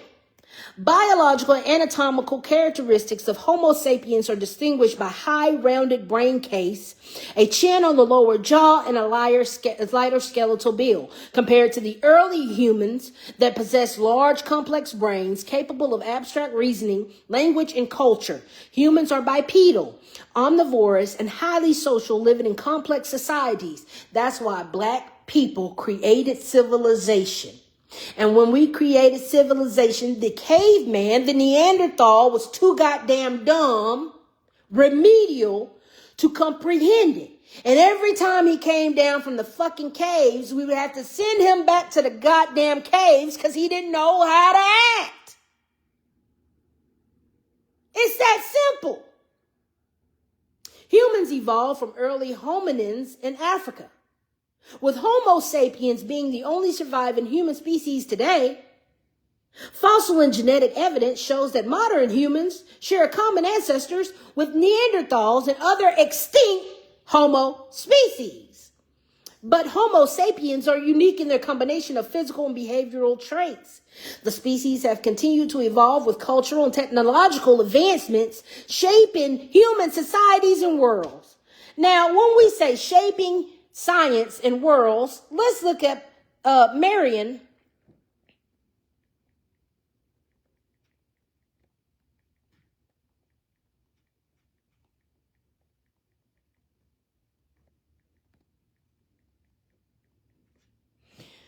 When we look up Black history, Marion Rogers Croak is an American engineer and inventor known for the significant contributions to voice over internet protocol technology. She has filed for over 200 patents, with many related to VoIP and digital communication. Croak worked for the 3 decades at AT&T, where she advanced VoIP technologies, developed text-to-donate technology, which was widely used after major disasters like Hurricane Katrina. She was inducted into the National Inventors Hall of Fame in 2022 for her pioneering work in telecommunications and technology. This is the Black woman, and she's the reason why you have GPS, Bluetooth, voice over telephone communications, not Alexander Graham Bell, not Tesla, not none of them. But this is Marion Croak, the reason why you got a motherfucking cell phone now. Did you know that a Black woman created the cell phone? Did you know that the Black woman created the Bluetooth? Did you know that the Black woman created your voice being carried over telecommunications is the reason why you can use your goddamn 5G, 3G, 4G, 2G, 1G right motherfucking now? If it wasn't for us, you wouldn't have a civilization. If it wasn't for us, you wouldn't have a goddamn cell phone to spit your racist rhetoric to us, and it wouldn't be possible. If it wasn't for us, you wouldn't be able to find your ass back to your plantation because we made GPS possible. So it's crazy how we get treated. We are the original Homo sapiens of the universe. We are the original. It didn't say the Neanderthals were the original. It said the Neanderthals were so goddamn dumb that they couldn't contain theology, philosophy, education, academia. It said the damn Neanderthals and the Vizinicians were so goddamn dumb, they went back to their caves. Meanwhile, Homo sapiens went on to erect the evolution of humans and technology.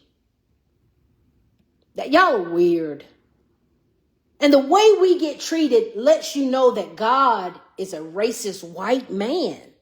And that gods do not exist, because if gods existed, there would be a melanated God that would come down and kill the white pale-faced God. Are you out your mind? That's how you know gods don't exist.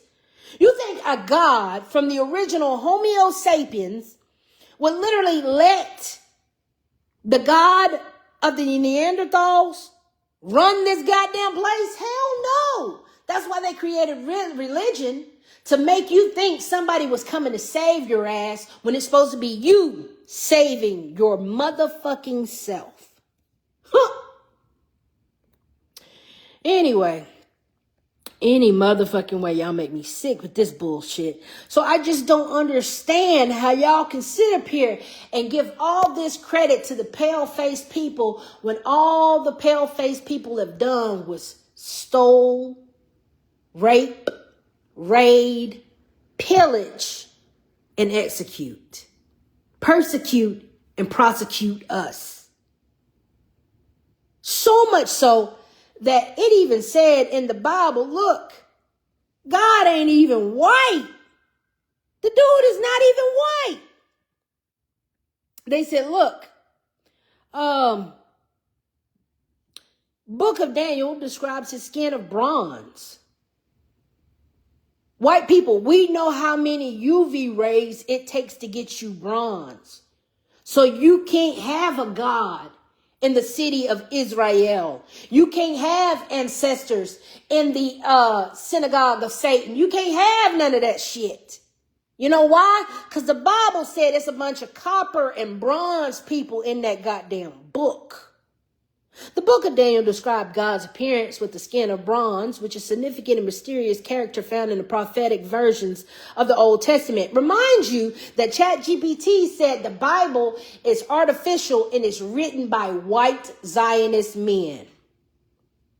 The fact that they stole that Bible from us and forgot to read the Bible and read the parts that said, hey, it's a bunch of niggas in here, is where they fucked up.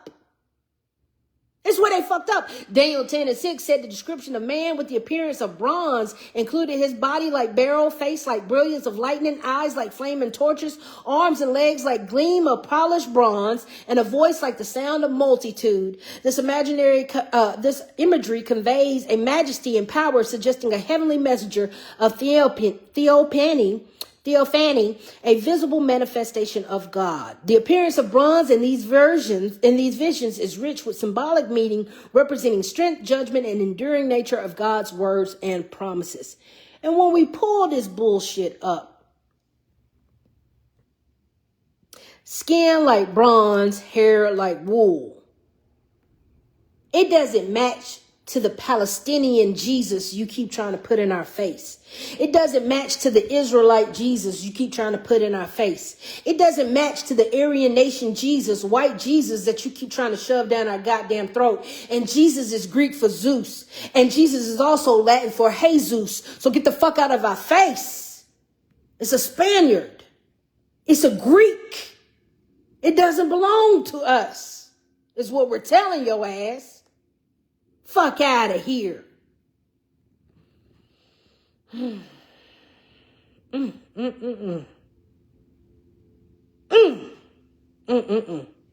entire Bible is written about niggas. And you got the synagogue of Satan pretending it's their history. There we go. Destiny swapping once again. You know what? Them Neanderthals need to be investigated for swapping all of these destinies out. You went from the Ashkenazi, Serbian, Gypsy Jew, Russian, Kazakhstan immigrant to now you're the Israelites, the Hebrews. Ain't no fucking way. Man, bro, ain't no fucking way. Sorry. And now you're saying that you're Cherokee Indians too? God damn. How many destinies are you going to swap with us? Because every time we bring it back to it, you're practicing paganism. The Bible that you rewrote, you put in paganism. The holidays that you brought in is paganisms. And you know when I look up paganism, it leads us to one thing.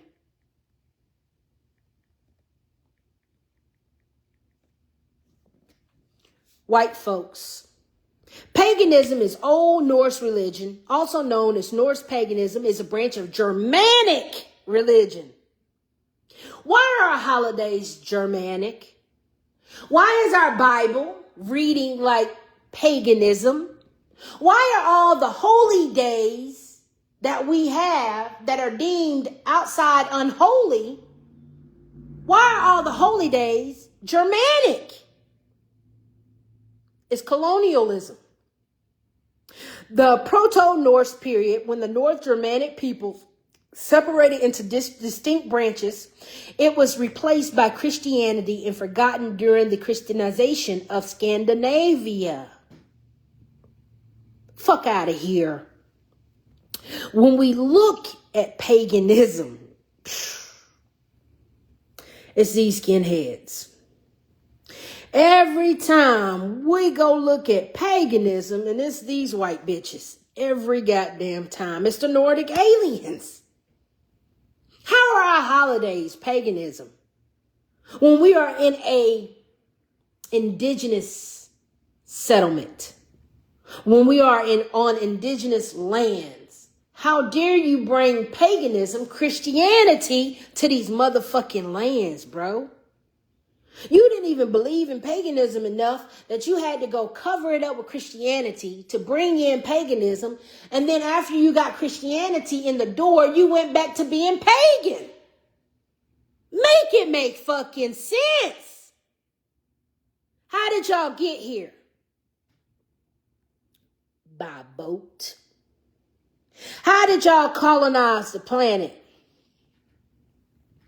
By boat.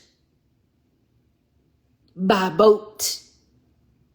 That's why all they flags, red, white, and blue, look the same. The American countries infiltrated by the what? Red, white, and blue. We're not supposed to be an American flag with 52 stars on it and red, white, and blue like we are the United Kingdom's flag. Y'all don't understand. We're not a representation of the red, white, and blue. We're not European countries. When you go look at the Iroquois flag, let's go pull that up. Iroquois.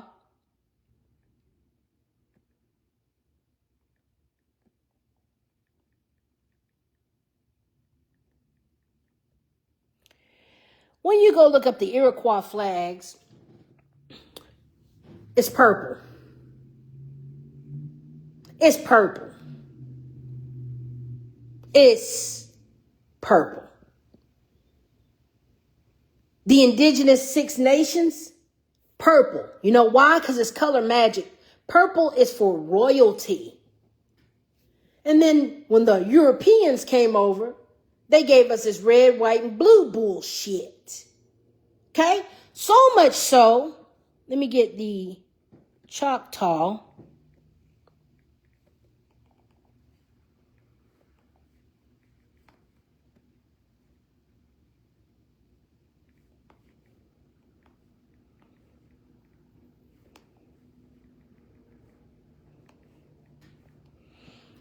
Now, this is the Choctaw Confederacy flag that the Southern rebels came over and took. Okay? And guess what they did with it? They did this bullshit with it. When that was not the Great Seal, that was not the flag. No, none of it. No, sir. No, sir. That's not the original flag. Take your hands off our people. When the Choctaw allied themselves with the Confederacy, they became the first United States tribe to adopt the flag. That's why you keep seeing white folks waving that rebel flag, because the Confederacy came from niggas first. Just like the Ku Klux Klan came from niggas first. This is weird.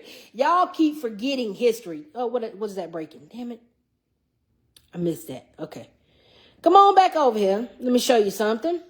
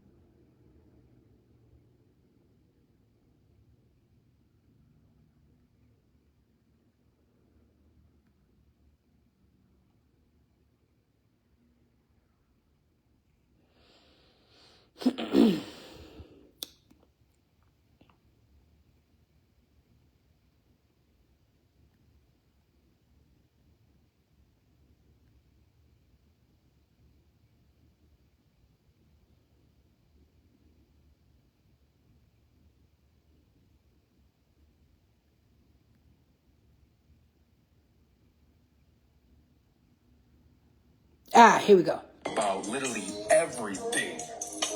And this is why I said we have to unlearn to relearn. We've been lied to as soon as we come out the womb of our mothers. How many people knew about this regarding the KKK? Now, we know it's a notorious gang, it's a damn cult and what they do, but they lied about their history and who they truly are. Everything has been stolen. I mean, literally everything. All of our history has been taken from us and is being revealed. No matter how much knowledge I've been inclined with, I want to continue to share this information with you all so we can all evolve. What I need you to do is listen and pay attention. It is valuable information that could change your situation. Listen. The KKK is nothing but a bastardized extension of Moorish masonry stolen directly from your ancestral archetype. They didn't even invent the name Ku Klux Klan. It's a stolen acronym for Kukulkan, the feathered serpent deity worshipped by the Moorish people of the Yucatan long before Jesuit assassins co-opted that draconian magic. Those white robes and conical hoods came straight from the Negro order of the Knights of Seville in Spain, as documented in J.A. Rogers' 100 Amazing Facts About the Negro. You see those Holy Week processions in Spain today? That is Caucasians dressing as Moorish penitents because they inherited all of that from the Moors who ruled them for 700 years. Even the chasing of the bulls in Spain is a ritual mockery. The Moor represents the bull being chased out of Spain, a celebration of broke, and I mean dead broke, then you seriously need to listen up. Gleaming Slots Fucking is my absolute ads. favorite right now. And no joke, I just won $879 in real cash. I'm talking about actual money in my account, honestly. I'm showing you a way to get the chance to win up to $900 with just a few spins. Don't sleep on this. deposition disguised as sport. It's the same with the swarthy Pete, Zwarte Pete ritual, which is a reminiscent memory of the Moors bringing the gift of life to Europeans dying in the dark caves. They dress in black. You mean black people gave the goddamn caveman light? You know why? Because when you came from that goddamn cave, you stunk. And we taught you how to bathe. We taught you how to wash. We taught you how to clean yourself, how to eat, how to hunt, how to live. And this is how you repay us, bitch. Fuck out of here. is to celebrate you not existing while they parade in your ancestral habits. The white man is just an imitator who inherited those priestly habits to terrorize dead Moors. Kanye West wearing those black KKK hoods isn't an accident.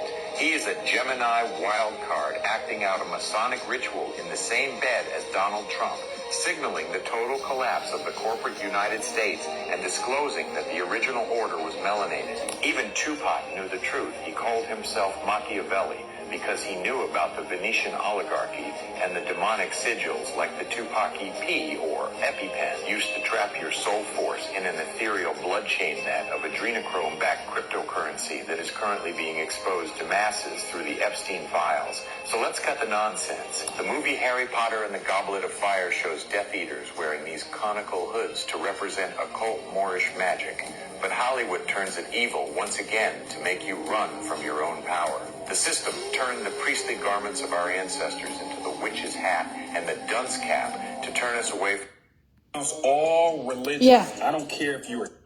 Yeah, it's that bad. It's that fucking bad.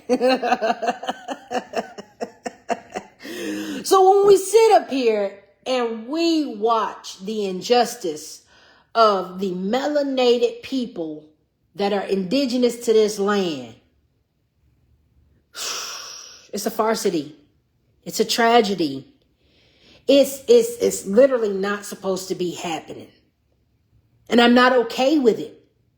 I'm not okay with history not being the forefront of how we move today. I'm not okay with it. Okay? So the fact that the only people on this earth was nothing but black people shows you that alien invasions are real. Very, very real. Okay? And that's why that's why we got so many nations. Hold on, let me show you a black Russian.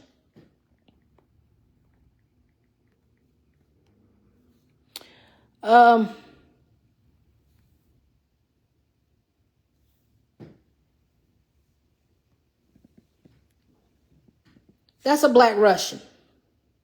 You see the nigga hair?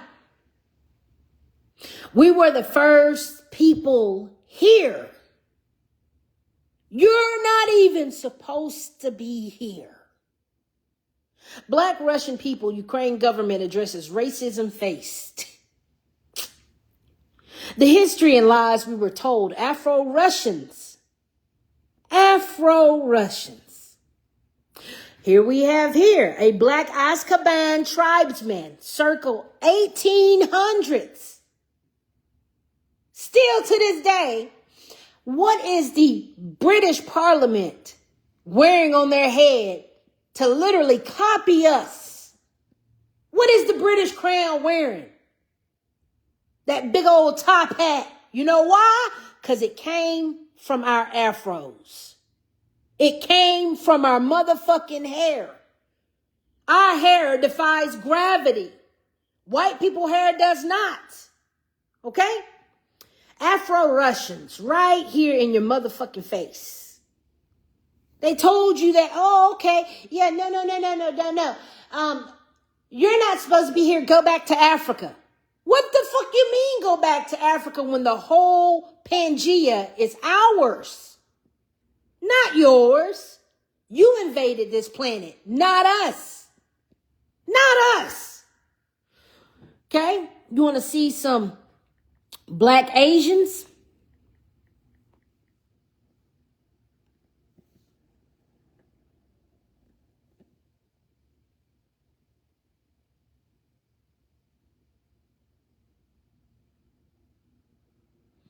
Look at this shit. That's why the Japanese and the Asians are so pale and yellow now, because when the white man got over there to East Asia, they tore that shit down. They raped them women. They raped them women until they literally bled the color out of their goddamn race. Ain't that some shit? Ain't that some fucking crazy shit? It is. And it hurts my heart. Jeez Louise, it hurts my fucking heart. That our people were raped so bad that Asians are now yellow and pale. The samurai, that comes from us. Martial arts, that comes from us. Doesn't come from white, yellow-faced Asians. It comes from the black samurai Asians. Asia was historically black. This is what segregation and colonialism does to every nation. Every motherfucking nation. Every motherfucking nation. It ends with raping and colonization. The black Asians. That's what I'm telling you. We don't need fake ass Indians. Them white versions of Egyptians, Asians, and all that shit. That is the whitewashed version of where they have tore down these lands and they have raped every woman until they raped the color out of our ancestral tree. Ain't that some shit? Ain't that some motherfucking shit? You raped us so bad, you made us lose our pigment. You raped us so bad, you made us lose our melanin. Boy, I tell you what. Now, Asians are against us. That's crazy, ain't it? Asians are against us. Boy, I tell you what. Y'all ain't shit. And you're never gonna be shit. Anyway, why do you think British black people have British accents? Black British, no. Black British. Let's look at the black British. And it's called black nobility. Okay? It's called black nobility. Y'all gotta stop this shit. You're not even supposed to be here. You're not supposed to be here. So it's weird that y'all keep carrying on the way y'all do. Black British soldiers in World War I. You think they take a fancy, mate?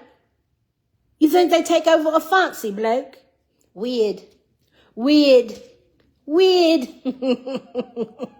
Y'all ain't got no motherfucking excuse for the racism and the colonialism that y'all keep perpetrating on us. There's no excuse. There's none. There's none. All right, this history lesson is going on so fucking long. And that's how long history is. That's how long the war is. And the fact that Donald Trump said we can't have our reparations, bitch, it lit a fire in me. And I had to come do this video motherfucking today. Now that you know where to look and where history is pointing you, your homework for tonight is to go to read the protocols of the wise men of Zion. Now you know why we keep saying it's the Jews, it's the Jews, it's the Jews, because they have a protocol. Okay? And that's why racism is running amok. Okay? Every resolution of crowd depends upon a chance of packed majority, which is in its ignorance of political secrets, puts forth some ridiculous resolution that lays in the administration of seed of anarchy. The political has nothing in common with the moral. The political has nothing in common with morality, morals. Okay? They're literally telling you that they gotta be so ignorant that we're not going to have morals when we bring politics to fight our wars. The ruler who is governed by the moral is not a skilled politician, and is therefore unstable on his throne. That's why Donald Trump is so stupid. That's why Donald Trump can't run a company to save his goddamn life. Do you understand that? Because he's not a man of morals. A politician cannot have morals. That's why they select presidents and not elect presidents. The ruler who is governed by the moral is not a skilled politician and is therefore unstable on his throne. That's why they're doing the No Kings protests, because they want the British monarchy to completely take over. They want the British crown to completely take over and make Donald Trump a king. Okay? We don't have time for that bullshit. When we're Aztec gods and we are the ancestors of the Olmecs, we ain't got time for this king bullshit. That's why Shaka Zulu told you, bitch, we eat fire around here. You don't scare us with no goddamn fire. We eat fire. He who wishes to rule must have recourse both to cunning and make believe. That's why every time Donald Trump get up there, he lies, because he's going off the protocols of the wise men of Zion. Great national qualities like frankness and honesty are vices in politics, and for they bring down rulers from their thrones more effectively and more certainly than the most powerful enemy. Such qualities must be attributes of the kingdoms of the Goyim, but we must in no wise be guided by them. Our right lies in force. The word right in the abstract thought and proved by nothing, the word means no more than give me what I want in order that thereby I might have a proof that I am stronger than you. When does right begin? Where does right end? In any state in which there is a bad organization or authority, an impersonality of laws, and the rulers who have lost their personality amid the flood of rights and ever multiplying out of liberalism, I find a new right to attack by the right of the strong and to scatter to the winds all existing forces of order and regulation. That's why these Masons, these Klan men, are doing order out of chaos. To reconstruct all institutions and become the sovereign Lord of those who have left us to the rights of their power by laying them down voluntarily in their liberalism. Our power is in the present tottering condition of all forms of power will be more invincible than any other, because it will remain invincible until the moment when it has gained such strength that no cunning can any longer undermine it. Out of temporary evil, we will now compel to commit will emerge the good of the unshakable rule, which will restore to the regular course of the machinery of the national life, brought to the knot the knot of liberalism. The result justifies the means. Let us, however, in our plans, direct our attention not so much to what is good and moral as to what is necessary and useful. Okay?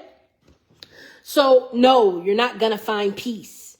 In order to elaborate satisfactory forms of action, it is necessary to have regard to the rascality, racism. Okay? Rascality. Being a rascal. They're going to be a rascal. They're telling you. The slackness, the instability of the mob, the lack of capacity of understanding and respect, and the condition of its own life. That's why these goddamn white folks is on this goddamn internet running a goddamn cocksucking mouth the way they run it. I have never seen so many white people saying nigga this, nigga that, go back, chimping out, da-da-da-da-da. Bitch, are you for real? It's so bad. Look. Watermelon eating, seed spitting, chicken eating, finger licking, porch monkeys. Oh, you thought you ate with that, Melissa. Melissa Cameron from Illinois. Is this you? Wait a minute. Widowed? Oh no, you lost your partner. I'm so sorry that happened to you. That's crazy. Watermelon. Now, let me pause this. This is a list of white folks calling black people everything under the sun. James Cooper said basketball American gobbless brother. Blue gum spear chunkers, said Marcus Roy. Melissa Cambron said watermelon eating, seed spitting, chicken eating, figure linking porch monkeys. Homeboy up here named Paul said pickaninny making a comeback. Pickaninny is where white folks went on picnics and they were literally feeding black babies to alligators on a picnic, bitch. So pick whichever nigga you want to die. You get that? That's why we don't do picnics, bitch. But yeah, it goes on and on and on. That's why these white pasty faces people are creating a race war, because the Israelites, the Zionists, told them motherfucking to.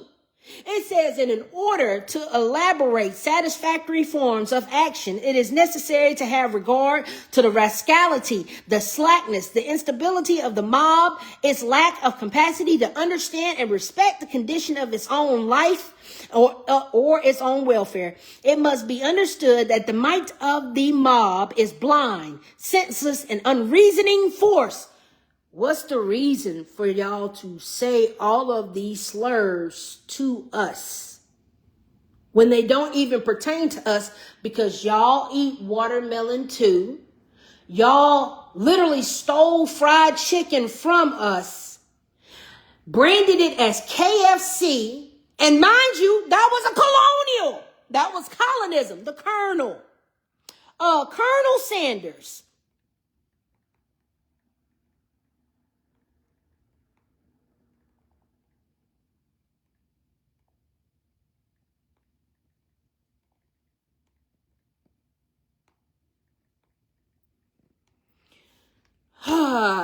Colonialism. Ain't this some goddamn shit? And you say we are fried chicken eating motherfuckers? When the colonial motherfuckers literally said, I'm going to trademark fried chicken and make it our own? Bitch, please. Bitch. Colonel Sanders. Colonial colonism, white nigga Sanders. Boy, y'all, you know what? Y'all ain't shit. Y'all really ain't shit. Born September 9th, 1890. Died December 1980. Was an American entrepreneur and founder of fast food chicken restaurant chain known as Kentucky Fried Chicken. Who the nigga now? We eating so much fried chicken that who capped off of it? You telling me that we made fried chicken so good that not only did you had to go steal the recipe, but you had to trademark it and brand it and then colonize it. But we're the ones always eating fried chicken. Bitch, shut your monkey ass up. Ain't no fucking way. Ain't no fucking way you're gonna call us fried chicken eaters when you went and branded fried chicken for a trademark. Colonialism. And the Colonel did it. Child, please. I can't make this shit up if I wanted to. Watermelon eaten. You know what else is getting eaten? Your husband's dead corpse. What's his name? Now, white people eat fried chicken. White people eat watermelon. You don't have melanin in your body for your gums to be blue. So that's a loss. That's a loss not to have blue gums. Did you know the more melanin you have in your body, the more you're worth and the smarter that you are? So the darkest nigga on this goddamn planet is not only the richest, but the smartest. Child, please. The hypocrisy goes so far. Watermelon, that shit is not even fun. Watermelon, like, if watermelon was for black people, why are white people eating watermelon? If fried chicken was only loved by black people, why did white people and Koreans trademark fried chicken? Make it make sense. Y'all talk about our skin because you can't be us. You can't get a tan to save your life. And if you do, it's going to put you a step further in the grave for cancer. Y'all are acting like these are destroying us. This shit doesn't hurt our feelings. Being the most original human in the room doesn't hurt our feelings. That shit is crazy. But this race war that y'all are doing is outstanding. It's outstanding that y'all want to go this far for land that you have stolen. Child, get the fuck out of my face. I can't make this shit up in any time or any place. I can't. So this is why white folks is doing what they doing, because they following the protocols of the men of Zion. Okay, the blind cannot lead the blind without bringing them into the abyss. He said, in order for us to win, white folks got to take them into the dark. You're not supposed to be led to light. You're not supposed to be led to reasoning. You're not even supposed to be led to enlightenment. You're not supposed to be woke. Is what they're saying. That's why they're saying, ooh, we hate woke people. Yeah, because your book says that y'all are supposed to be in the abyss. Consequently, members of the mob, you mean the lynching mobs, the race mobs, upstart from the people, even though they should be as a genius for wisdom, yet having no understanding of the political, cannot come forward as leaders of the mob without bringing the whole nation to a ruin. So that's what white people are doing. They're keeping the protocols of the Israeli Jews going because we're not supposed to have peace on earth. We're not supposed to have understanding. We're not supposed to have reasonings. We're supposed to have chaos and pure fucking hell. That's what the Israeli Zionist leaders are telling white people to do upon us.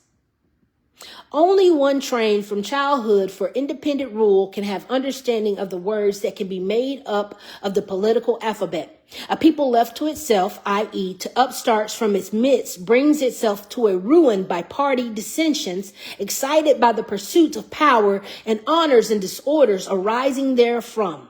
It is possible for that the masses of people calmly and without petty jealousies to form judgments to deal with these affairs of the country, which cannot be mixed up with personal interests.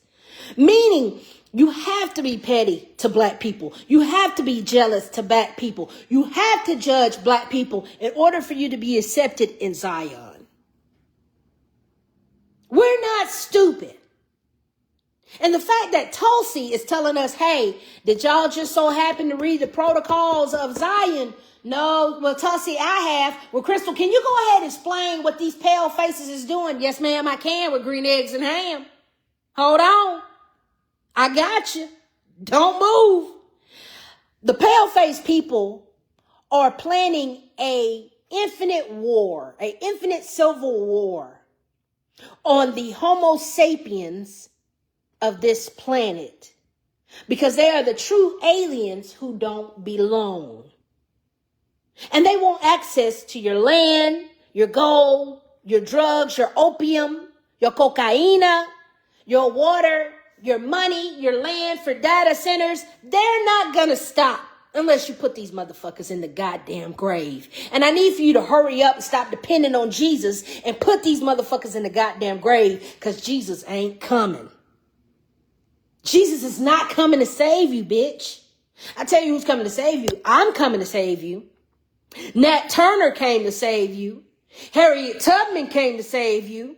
All them slaves who were locked up and said, oh no, not today, Colonel Sanders, I'm leaving this goddamn plantation. Those are your saviors. And you keep forgetting who rescued you. Jesus didn't rescue you from no goddamn slavery. Christianity didn't rescue you from slavery. Fuck out of here. Them indigenous melanated people had to run away from the plantation, overthrow the slave master, and take him the fuck out, so that we gained emancipation from the goddamn clan. No Jesus, no Christianity, just a bunch of niggas up in arms, bearing arms, kicking ass, cashing checks, stepping on necks. Abolitionists is what they call it. Abolitionists. Y'all are a trip. You're a fucking trip. Fucking trip. But yet there's a Jesus and then there's a God. Bitch, you're about as stupid as you sound.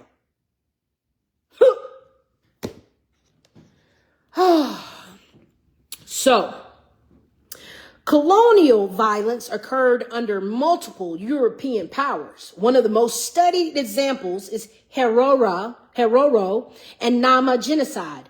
Australia, researchers have documented numerous frontier massacres involving Aboriginal peoples during British settlements. The Americas more broadly, with Spanish, Portuguese, British, French, Dutch, later national governments were involved in wars, forced labor systems, displacement, and massacres affecting indigenous population. More measurable question, instead of asking how many massacres occurred, historians often ask how many people died during colonial expansion. You see how stupid artificial intelligence is? That's the same question, but he reworded it to where it didn't affect black people. Oh, don't ask how many massacres occurred. I said, how many massacres occurred in order for white people to achieve what they had? He said, oh no, ask how many people died. We don't give a fuck about the white people who died during colonial expansion. The number doesn't fucking matter when you have a massacre of entire tribal nations. That's crazy. That is also difficult to calculate because deaths resulted from warfare, massacres, forced labor, famine, disease, population displacement. For example, after European contact, indigenous populations in the Americas declined dramatically. Estimates vary widely, but many scholars place the pre-contact population of the Americas in the tens of millions. So that means the Atlantic slave trade was a goddamn lie if there were already tens of millions of indigenous Indian people, Negroes already the fuck here. You see how history just lie and tell on themselves and they can never get their story right?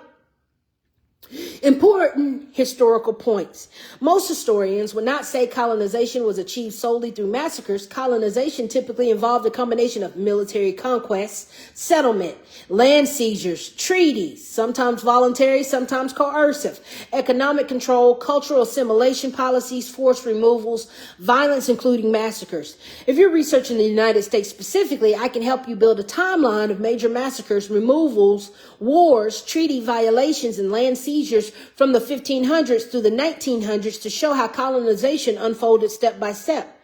I said, can you give me the etymology of massacres and the laws of why they don't happen anymore? Etymology of massacre. The English word massacre came from the French word massacre in the late 1500s. Linguists are not completely certain of its deeper origin, but is likely developed from Old French usage referring to large-scale killing or slaughter. Over time, the meaning narrowed to describe the deliberate killing of many defenseless and unresisting people. Modern dictionaries generally define a massacre as the indiscriminate or brutal killings of a large number of people. While massacres are less common today, it's important to note that massacres have not disappeared.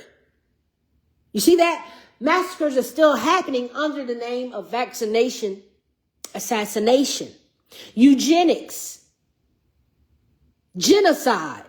Unfortunately, they still occur in some conflicts around the world. However, many legal and political developments have made them less acceptable and in some cases punishable under international law.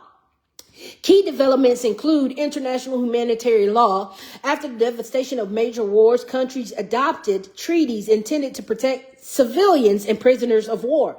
Examples include the Geneva Conventions, the International Committee of Red Cross, and the Geneva Conventions prohibited deliberate attacks on civilians, murder of prisoners of war, torture, and collective punishment. Do you see why ICE cannot detain you? Because of the Geneva Conventions. Then we have a genocide law.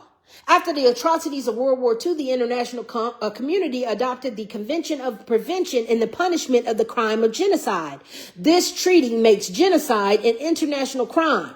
Human rights law, documents such as Universal Declaration of Human Rights, establish broad principles protecting life, liberty, and security of persons. International criminal courts, individuals can sometimes be prosecuted for mass killings. That's why Tulsi said, if you don't lock Dr. Fauci the fuck up, we will. Okay? international criminal court or special tribunals created for particular conflicts. Why do massacres still occur? Laws alone do not prevent violence. Massacre still happens when governments collapse, armed groups ignore international law, ethnic or religious conflicts despite legal prohibitions. And examples in recent decades include atrocities during conflict in places such as Rwanda, Bosnia, and Herzegovina, and other modern war zones. A historical shift, one of the biggest changes is not that the mass killing became impossible, but that many societies now formally recognize certain acts as war crimes, crimes against humanity, genocide. So when your government says, hey, we hate niggers so much that we created the AIDS virus in 1969, 3 years before the World Health Organization's request, the United States Defense Department got $10 million to make AIDS a virus in a lab and is a political ethnic weapon to be used mainly against blacks. The feasibility program and lab were to have been completed by 1974 and 1975, and the virus was completed in 1974 and 1979. The World Health Organization started to inject AIDS-laced smallpox vaccine into 100 million African population for population reduction in 1977. And over 2,000 young white male homosexuals were used as a Trojan horse in 1978 with the hepatitis B vaccine through the Centers for Disease Control in New York Blood Center. And now the AIDS virus is on the streets and in the motherfucking drugs. That's why Dr. Fauci and Trump and Biden and every goddamn white colonizer cannot use biochemicals or create biolabs to take you the motherfuck out. That's why you're not supposed to get vaccinated, because it's for ethnic cleansing. How hard is this to explain to your ass? How hard? What good does it do if you say, hey, I want you not to catch HIV. And in order for you not to catch HIV, I'm going to have to give you HIV to make you immune to HIV so you can never get HIV again. How stupid does that sound? The body does not have immunity. The body has an immune system that will ward off germs, pathogens, and parasites. But you are not immune from death. You are not immune from germs. Are you dumb? That's like saying, hey, take these herpes so you can never have herpes again. Are you stupid? You're going to have herpes again when you have another outbreak, when your skin is under stress. That's like saying, hey, let me cough on you and give you the flu and make you sick. Let me give you this parasite so you'll never have it again. The white folks lied to you about immunity. You don't get immunity. Them putting the actual germ in your body does not make you immune from the germ. It gives you the actual virus. It gives you the actual disease. So sitting there telling you, come get an HIV vaccine, which has the live HIV parasite and virus in it, is not going to give you immunity. It's going to give you the actual disease. Y'all are some of the dumbest motherfuckers I've ever met in my fucking life. And it pisses me off. Okay? Before the modern era, conquerors often faced little legal consequences for killing civilian populations. Today, at least in principle, such actions are widely condemned and can now lead to criminal prosecution, sanctions of international intervention, and the effectiveness of those mechanisms varies, but the legal framework is much stronger than what it was centuries ago.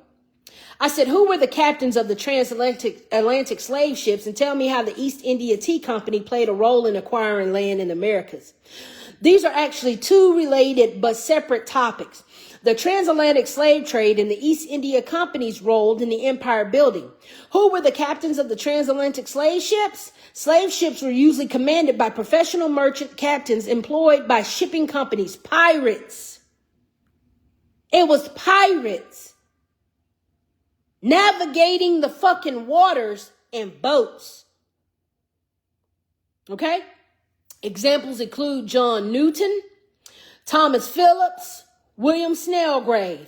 Thousands of captains participated in the trade between 1500 to 1800. I got living proof that your pale-faced ass ain't supposed to be here, and you want to tell me to go back to Africa, but you don't want to tell your ass to go back to the Arctic?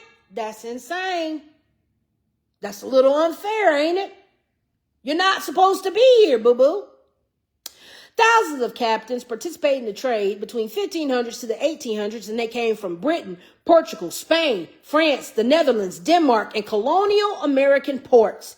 Their duties included purchasing captive Africans from traders and local intermediaries, transporting enslaved people across the Atlantic. Now, here's my thing.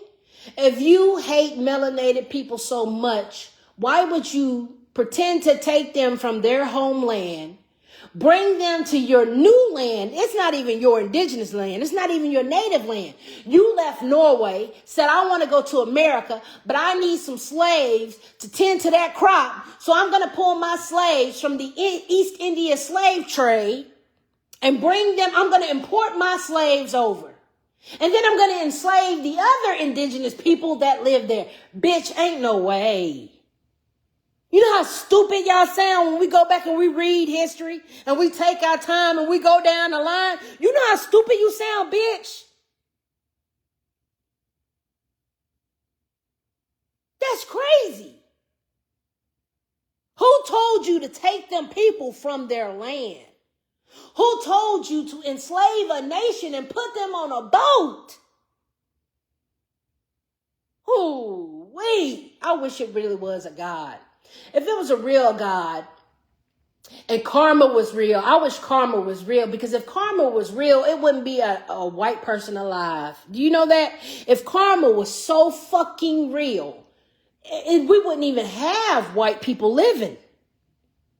Every European settler would be decimated if karma and God and the ancestors were real. Let me remind you of that. Okay?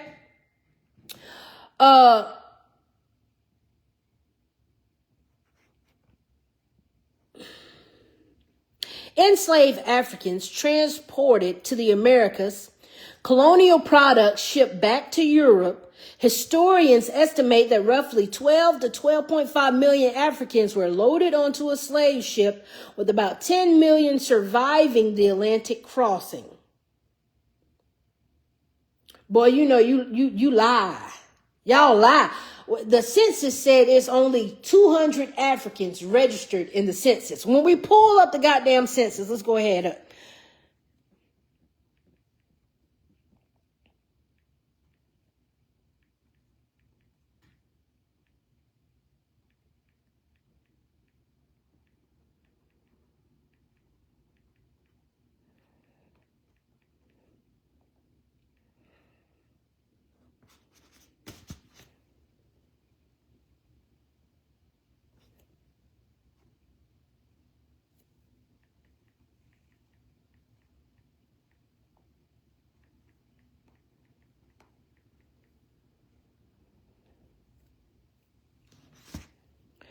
All right, the transatlantic slave trade or hoax exaggeration. Yeah, it's a lie. 21 truths and myths about the transatlantic slave trade. Okay? Never happened. Never happened. Never fucking happened. Do you know why? Because you had 100 million indigenous melanated people here in America. You think that they were going to give a bunch of niggas a free pass on a goddamn boat? You are out your mind. You are out your fucking mind. Crimes of the transatlantic slave trade, unacknowledged, unspoken. Victim of slavery and the transatlantic slave. This is why we're owed reparations right here. So you're telling me you enslaved 10 million Africans. The 10 million Africans that you enslaved, they got to get reparations, because what you did was indentured servitude Okay? And indentured servitude is illegal. So since you've taken them from their land, made money off of them, you have to pay them you have to pay them in what's that name?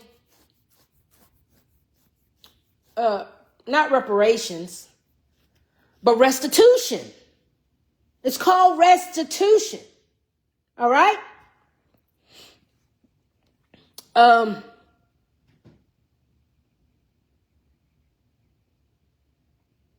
The East India Company generated enormous wealth for Britain, helped finance Britain's global imperial system, supplied tea to the British colonies in North America, became central to disputes over taxation and trade. One famous example is the Boston Tea Party. When Britain granted the East India Company special privileges to sell the tea in colonies, many colonialists viewed it as government favoritism and threat to local merchants. Resistance accumulated in the dumping of the East India Company tea into the British harbor. Who actually acquired most British colonial land in North America? Land acquisition is what became the United States was primarily driven by the British Crown. This is why we try to tell you that the British Crown owns America. Okay? The colonial governments, private land companies, and the settlers and the military conquest with the treaties with the native nations, some voluntary, some disputed, and some coerced. This is why you cannot dispute the Tulsa massacres, because you literally said, hey, we took your land through some treaties, and some of y'all let us take it voluntarily. Some of y'all disputed the land, and then some of y'all, we had to coerce you into giving us your land. This is why reparations are owed. This is why restitution is owed. Okay? Examples include the Virginia Company and the Hudson Bay Company. These entities were more directly tied to territorial claims in North America than the East India Company. The bigger picture, many historians view companies like East India Company, Dutch East India Company, and the Royal African Company as early examples of corporations wielding governmental powers that could wage war, maintain armies, negotiate treaties, collect taxes, and administer territory. Now, what do you think Trump is doing by, number one,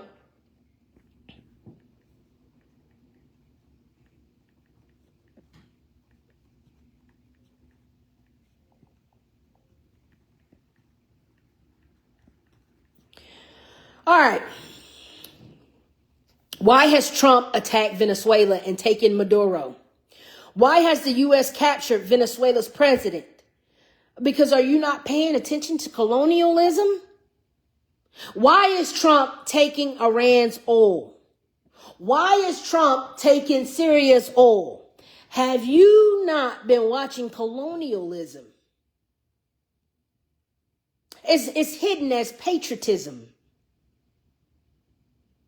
It's hidden as a military veteran.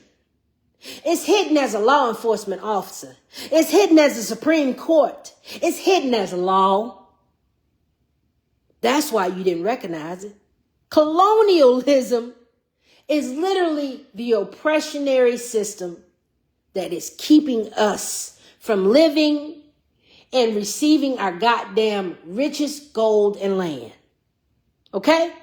If you're tracing colonialism as a system of land acquisition, labor extraction, and wealth transfer, the next useful topic will be the relationship between the slave trade, indigenous land disposition, and the rise of plantation economies in North America and the Caribbean. Those three developments were closely interconnected. Now,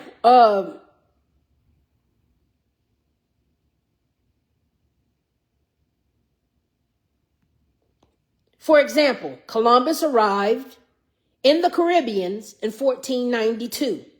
In 1493, Spain begins establishing more permanent colonies. 1494, the Treaty of Tordesillas divides much of the newly claimed world between Spain and Portugal. In 1500, Portugal reaches Brazil and begins laying foundations of what becomes a major colony. When you start examining colonialism closely, you'll notice that a lot happened in just a few years after 1492. Land was claimed, religious justifications. You see, Black people, you didn't have religion because religion is a white man's made up system.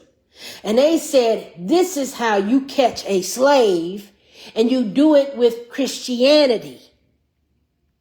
You pull him away from his God self and you make him go chase an imaginary God that he can't see. It's brilliant. It's called religious justifications. Trade monopolies, resource extraction, enslavement systems, and settlement projects.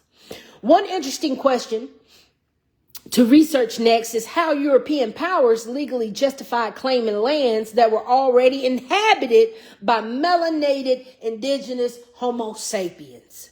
That leads into the concepts such as doctrine of discovery, Treaty of Tordesillas, papal bulls issued by the Catholic Church, the idea of terra nullius, nobody's land, used in some colonial context. That's why white folks keep saying, we're all immigrants and we all built this land. No, the fuck you didn't, bitch. This is our land. You built your little white teepees and your little white colonies, but baby, we had an entire system here before you got here. And to say, this land is your land, this land is my land, from California to the hometown back. Bitch, no. No. I'm not giving up my land for your comforts. Fuck out of here. Those legal theories ended up influencing property law, treaty law, indigenous land, disputes for centuries. That's why you're not supposed to sing the Star Spangled Banner or the American, the American anthem. You're not supposed to sing none of that shit because it falls under the treaty of terra nullius, meaning terra, land null, means nobody's land. This land is your land, this land is my land, from sea to shining sea. Bitch, fuck out of here with that shit. I wish the rage would ignite in melanated people and take y'all motherfuckers the fuck out once and for all. We deserve that much. How much longer is the colonialism gonna keep going on? How much longer, bitch? I can't stand another year under white oppression. I can't stand another year in the system of racism. White folks losing their mind. They say we're chipping out. They're calling it. We don't even come from monkeys. The fact that white people have tails, bitch. The crazy thing that white folks have tails is, watch this.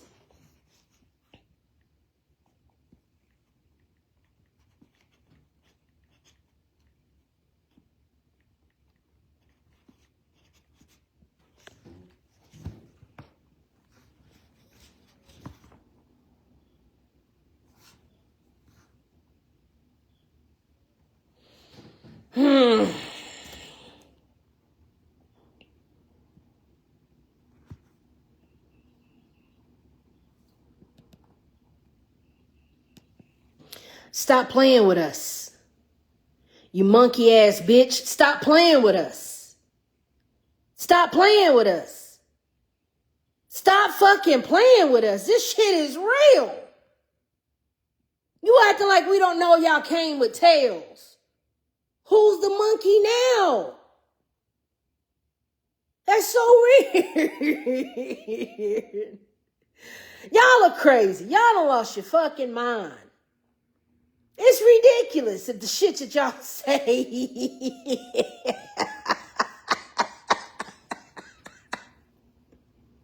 We ain't got tails. Y'all do. That's the crazy shit. But you're calling us monkeys. Bitch. Fuck out of here. Y'all are too much. Y'all are really fucking too much.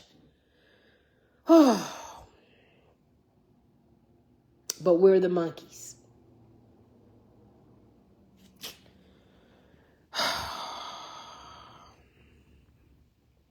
Anyway, it behooves me.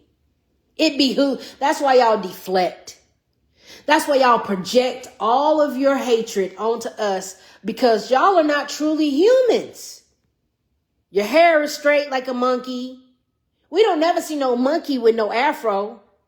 Have y'all ever seen a monkey with an afro? Matter of fact, have you ever seen a monkey evolve into a human? That Darwinism shit, y'all got to get the fuck out of here with that. It doesn't make sense. I have not yet wants to see a human evolve from a monkey. And why aren't monkeys eradicated if people came from monkeys? If that was the truth, it wouldn't be no more monkeys left, because all the monkeys would have evolved into humans. I think that's why y'all are remedial and why y'all have genetic mutations, because y'all done fucking forgot where you fucking came from. You need to put your tail up. Genetic mutations. You got to stop sleeping with aliens and animals and monkeys and all that. It's called bestiality. You got to stop procreating with the primates. Why do you think white people keep fucking their goddamn dog? Why do you think y'all have 7 ether hair and not 9 ether hair? You're not Homo sapiens. You're not. We've proven this time and time. Y'all are even being born with tails. And I take that back. I said, well, if we're not monkeys, why don't we see y'all as monkeys? Well, never mind. I found a monkey. Goddamn. Maybe y'all did evolve from monkeys. Because, bitch, why do you have a tail if you're a Homo sapien? Weird shit. Weird fucking shit. I'm just saying, if we're stating facts and if we're stating history, y'all on the wrong side of that shit. So those legal theories ended up influencing property law, treaty law, indigenous land disputes for centuries afterward. That's where the colonial story gets especially interesting, because it moves from ships and explorers into courts and governments and land ownership. Yes, because stealing the indigenous people land and then creating the Indian Removal Act and the Trail of Tears as historical documents of prisoners taken at war in colonialism is a Viking raid dressed up. And the fact that history isn't hiding this says a lot, and this is why reparations are owed. CG said, you're expressing a viewpoint that many historians, indigenous scholars, activists, and legal advocates have argued in various forms. On the historical facts, there is a broad agreement that, yes, indigenous nations occupied and governed lands throughout the Americas before European colonization. So you're telling me our government and our civilization existed before the Nordic aliens, which is European colonization, arrived? You owe us reparations. You owe us restitution. You owe us, matter of fact, I'm going to go ahead and sue you and hold you liable. You could be held liable in court. It says, indigenous actions occupied and governed the lands. Land was acquired through a mixture of treaties, purchases, warfare, coercion, settlement, and government policies. The Indian Removal Act led to the forced relocation of multiple tribes. The Trail of Tears resulted in immense suffering and thousands of deaths. Numerous treaties with native nations were broken, altered, and disputed. Where people differ is in how they interpret those facts and what remedies are appropriate today. Your comparison of colonialism to a Viking raid dressed up is a moral political interpretation. Some scholars similarly describe colonialism as a system of conquest, resource extraction, and population displacement. Do you see how this white colonizer tried to make war on black people sound rational? Are you trying to say that enslaving a nation was rational? Others emphasize additional factors such as settlement, state building, trade, religion, and cultural exchange. The historical record contains evidence for many of these processes occurring simultaneously. Regarding reparations, there's an active debate. Some advocates argue that stolen land, broken treaties, lost wealth create ongoing obligations. Reparations could include financial compensations, land return, educational investments, or expanded tribal sovereignty. Others argue against reparations for legal, practical, practical and political reasons. They have no legal or practical or political reasons. Not a one. Not a one. What's notable is that many of the underlying events are not hidden. The existence of documents such as treaty records, congressional acts, military orders, court decisions, removal records, and census data allows historians to reconstruct much of what happened. For example, the Supreme Court decision in Worcester versus Georgia recognized Cherokee sovereignty, yet removal proceeded anyway. They said, yeah, you niggas was here when we got here, but we're still going to remove you no matter what. What? You see why the law works for them and not for you? Okay. If you're researching from this historical perspective, one useful next step would be examining the legal basis claimed for indigenous land acquisition. What do you mean legal basis? Colonization happened. End of story. There's no debate. I don't even have to gather a dissertation. I don't have to gather an essay. I don't even have to gather a case to say, hey, Europeans coming into indigenous land and stealing it and claiming them as their own. That's reason enough to get your ass back home. You feel me? So be for real. That gets into documentary evidence behind the arguments about reparations rather than only the moral arguments themselves. Remember that the Zionists told you can't have no morals. We're not here to argue about morals. The Protocols of Zion said you can't be a moral man. The political has nothing in common with the moral.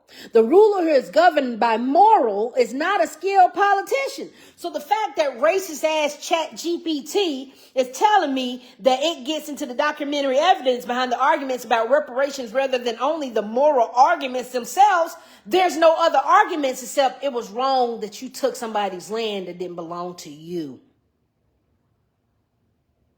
But you got to read your protocols that said if you go into politics with morals, you're going to get kicked out. That's why every leader is the lesser of the two evils. That's why every leader is never good. They're not supposed to operate out of morality. Okay? I said, no, you can't say where people differ, meaning the slaves and the prisoners of war didn't enjoy it. The raiders did, and they built a new way of life for everyone. That's not okay, and that's not what it truly is. It's an act of war on the indigenous people who were killed and removed and enslaved on their own land, minding their own business until they got robbed by Vikings and cave dwellers. It's insane. I said, CG, for you to say that's where the story differs. It's not okay, and it is what it is. I understand the point you're making. There are some historical facts that are not really in dispute. The white people are not disputing that they didn't take your land. Yes, they took your land. What they're disputing is that you can get it back from them legally. That's what they're telling you. They said you can't stand on moral ground and you better have a good lawyer or an attorney to pull this land back from my goddamn cold hands. Is what they're saying. Now, many indigenous people were killed during colonization. Many were forcibly removed from their ancestral land. Some indigenous people were enslaved in various colonial systems. Treaties were broken. Communities, languages, and cultures were disrupted and destroyed. The Trail of Tears was forced removal, not a voluntary migration. The Indian Removal Act was enacted despite strong opposition from many native nations. On those points, historians have extensive documentary evidence, which will literally make them liable in court. Where I was drawing a distinction is not over whether the suffering occurred.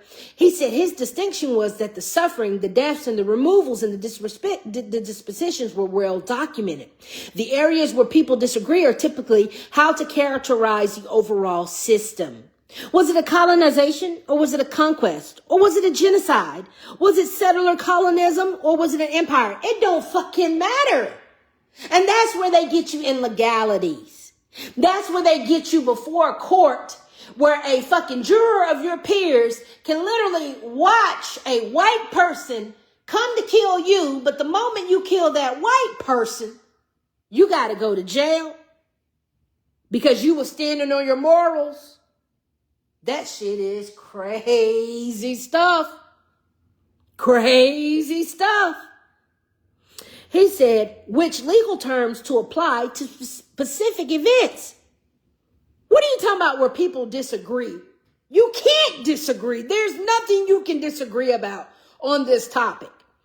He said, where we can disagree is the obligations of present day governments have as a result. The fact that present day governments are still living on the land that we were ripped from is law-abiding enough to remove colonizers. Then he said, now, where the areas where people disagree are what forms of restitution and reparations should be taken. For example, if you ask whether the Cherokee enjoyed being removed from their homeland, what do you mean? Oh my, this is how racist artificial intelligence is. Get rid of this shit. Did he just really, I know we ain't reading this together. Did this nigga just say what I thought he said? He said, for example, if you ask whether the Cherokee enjoyed being removed from their homeland, the historical evidence overwhelmingly says no. If you ask whether enslaved people enjoyed enslavement, the answer is obviously no. Those are not serious historical controversies. What historians do debate is how to classify the events under modern legal frameworks and how those events should be addressed today. I can place them in every legal category to where you are illegal, trying to make it legal. Are you dumb? This is the legality of the bullshit we got to go through. And this is why we got to abolish the government, abolish the Federal Reserve, and abolish the colonizers. Everything has to be abolished. The treaties, the land, the laws, the policies, all have to be abolished. Okay? Your argument is essentially that colonization should be understood first as an act of conquest imposed on existing populations, and that the perspective of those who lost land, freedom, family members, and sovereignty should be central to understanding that history. That is a perspective shared by many indigenous historians and scholars. One thing worth noting is that the historical record itself contains voices from native leaders who describe these events in similar terms at the time they occurred. They often viewed removal, land seizures, and treaty violations as not benign expansions, but as a loss of their nations, territories, and rights. So while people are disagreeing about terminology or policy today, the documentary record leaves little doubt that many indigenous communities experience these policies as coercive, destructive, and deeply unjust.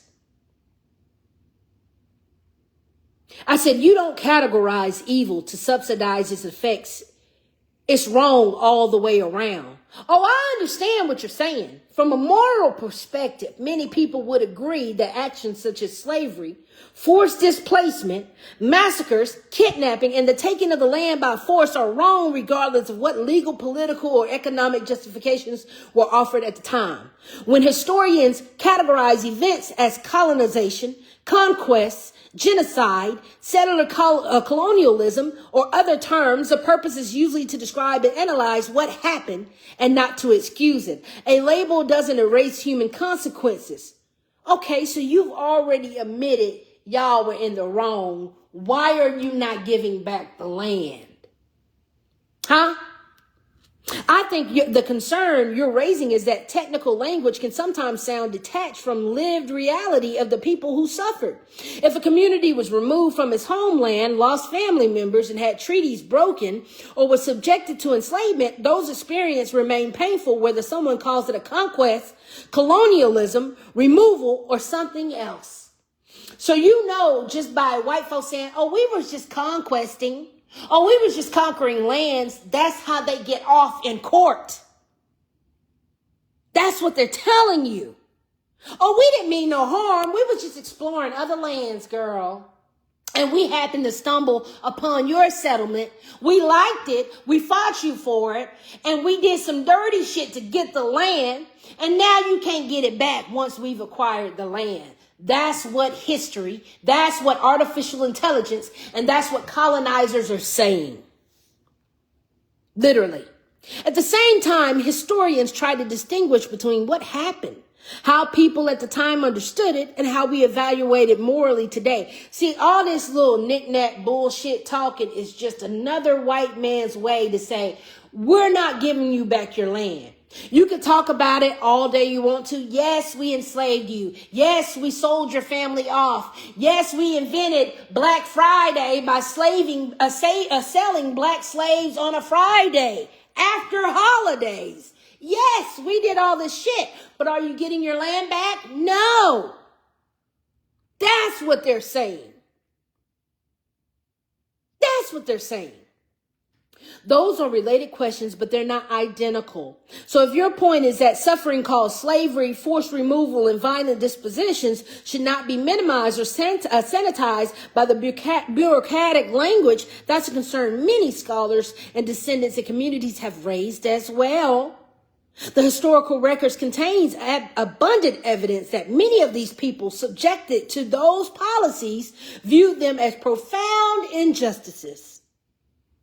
I said, CG, apartheid, diaspora, Holocaust, massacres, lynching, biochemical warfare with smallpox, the killing of Black Wall Street, the killing of all buffaloes, Tulsa, the reason why my adopted mother's people were spread out from Georgia to Ohio. And I said, as a little girl, I used to say, what made people migrate to the North? It's awful.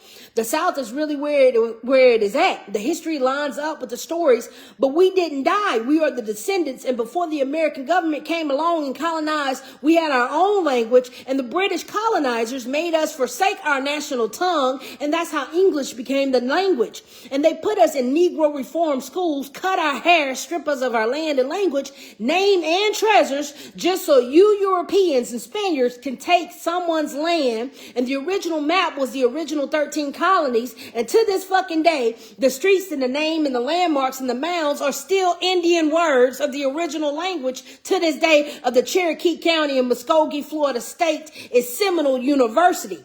I said Rome is the southern white man's cesspool of land grabbing generals, naming it Floyd County in Georgia, which is named after the General John Floyd, a military officer and member of the U.S. Congress. I said the county was established in December 3rd, 1832, and was created from the land that was part of the Cherokee County at the time. I said, Floyd County, we literally have the Trail of Tears Museum, and our history is horrible. So is Atlanta, that they burned it down. They burned Atlanta down so many goddamn times. I said, we have evidence that we are still here. You're connecting a lot of historical events and a lot of local history, and several of the things that you mentioned are well documented. For example, the forced removal of the Cherokee and other southeastern tribes under the Indian Removal Act and the Trail of Tears are true. The destruction of the Greenwood District during the Tulsa Race Massacre is true.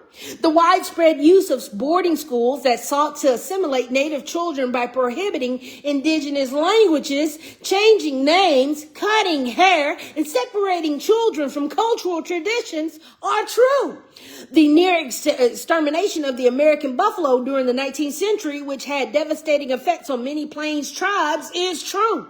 The Great Migration, during which millions of Black Americans, see that where they fucked up? I thought they were Native Americans. I thought they were Africans. Oh, you mean to tell me they were niggas? You mean the Great Migration, during which millions of niggas, American niggas, got moved from the South to the northern and the western cities during the late 19th and 20th centuries, was influenced by racial violence and economic conditions and segregation is true? Wow. Regarding language, many indigenous nations had their own language before English became dominant. So when people say, speak English, when white people tell you, speak English, you say, no, motherfucker, and you talk to them in your native tongue, and you cuss them the fuck out, and you drill their ass, and you take their land back. It's as simple as that. Speak English. No, bitch. You speak Cherokee. You speak Choctaw. You speak Muskogee. You speak Seminole. You are in the land of the American Indian. You shouldn't be speaking anything fucking else. Are you out your mind? Place names across the Southeast still reflect that history. You can see indigenous influence in county names, rivers, towns, landmarks throughout Georgia, Florida, Alabama, Oklahoma, and elsewhere. You are also correct that Georgia's history is closely tied to Cherokee removal. Floyd County was established in 1832 during the period when pressure of Cherokee lands was intensifying. The timing of this part of the historical record. One thing historians often point out is that the landscape itself preserves history. Place, names, mounds, trails, archaeological sites, old treaty boundaries, and museums can all provide evidence of who lived somewhere before modern political boundaries existed. Remember, they told you in order to enter politics, you can't have morals. And the fact that I'm showing artificial intelligence is that, hey, your colonizers don't have morals and we do. And throwing this shit back in my face is like, yeah, well, you know what? None of it matters. Yeah, you can prove it, but you're not going to get your land back. That's crazy. That's crazy. Talking about where people sometimes disagree is on how to interpret all of those events together. No, we don't disagree. A massacre is a massacre. Enslavement is enslavement. Are you saying white folks disagreeing that killing black people for their land is okay because it created a colony, a colonialism? Bitch, you so fucking racist, it's pissing me off. What do you mean where some people disagree? But the existence of those events, the removals, the massacre, boarding schools, language suppression, racial violence, and displacement is supported by historical documents, oral histories, government records, and physical evidence. What stands out in what you're saying is the ideal of continuity. Despite removals, assimilation efforts, and other hardships, descendants remain, communities survive, languages are being revitalized, and people continue researching and preserving their history. That's also a part of historical record. The story is not only about what was lost, it's also about what was endured. This world is so horrible, and racism is a system, so they won't lose their power in colonialism, because if the descendants knew that this was their ancestral land, they would have the land back, money, and power.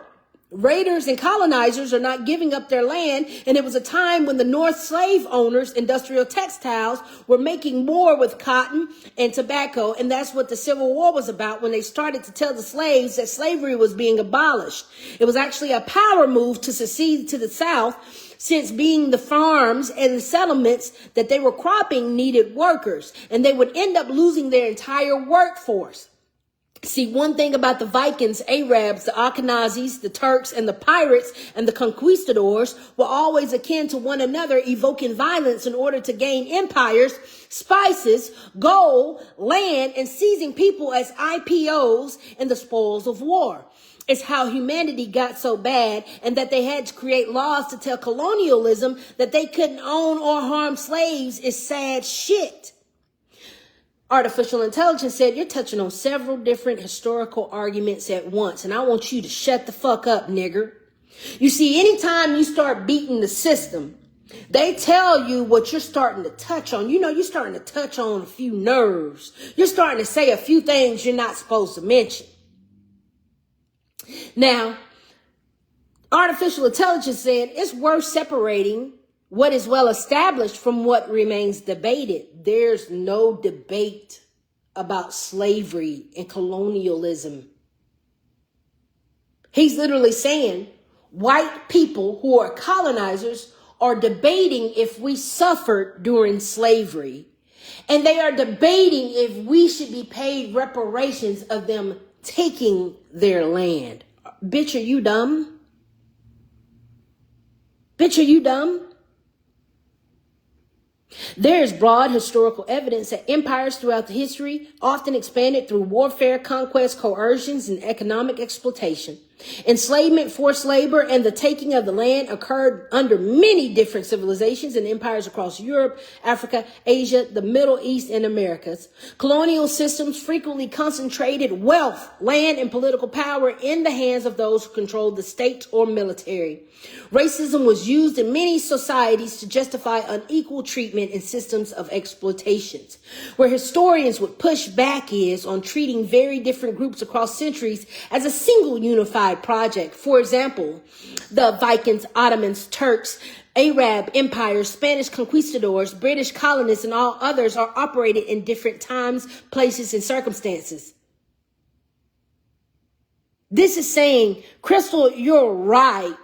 But I would push back on putting white supremacy in one group when they all did it differently at different times.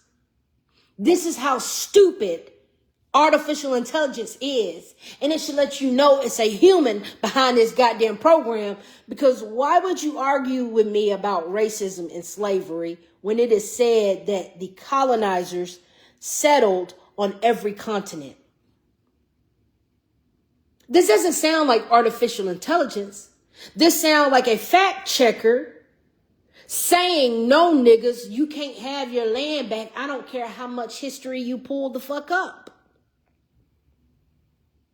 Regarding the American Civil War, most historians conclude that slavery was the central issue driving the secession. The seceding states themselves repeatedly identify the preservation of slavery as a primary reason for leaving the Union. At the same time, economic interests were deeply intertwined with slavery because plantation agriculture depended on enslaved labor, and northern industries were connected to southern cotton through manufacturing and trade. One point I think you're making is that power and economics are often linked. Throughout history, people have sought land, labor, resources, trade routes, wealth, and political control. And those pursuits have frequently led to war, displacement, and exploitation. The fact that societies eventually had to create laws against slavery, forced labor, genocide, racial discrimination, and other abuses does tell us something important. It reflects recognition that these practices cause immense harm and that leaving them unchecked led to suffering on massive scale. Okay, now that I've introduced all that bullshit to you, I said, well, thank you for that, but I need to be clear, CG. You can't say I have to push back on calling the system of racism and capitalism and ownership the third dimensional world of materials and materialistic barters and trades as the only way that colonialism isn't successful, because it is what it is. I hate how when I talk to you, you go to protecting life oppressors, and that's not okay. There is no way of telling you, there is no way of you're telling me to ease my foot off the villain's grooming script. I hear your frustration, Crystal. What I'm trying to do is separate what you believe from what can be established as historical fact. So I believe that white people ruined the world, and I gave you proof that white people ruined the world. What? What I'm trying to do is separate what you believe from what can be established as historical fact, not defend people who committed abuses. But what I believe and what is historical fact is that white folks committed abuses. That's crazy. Where I become more careful is when moving from this happened to broader claims about all of history or all economic systems or the motivations of every group involved, not because I'm protecting oppressors, but because historical evidence is strongest when it stays tied to what can be documented. What do you mean, ho? It can be documented that colonialism came from European settlements. That's crazy. That's so fucking crazy. I said, I only speak facts, you fool, and I ain't never said anything that was wrong, so get the fuck out of here.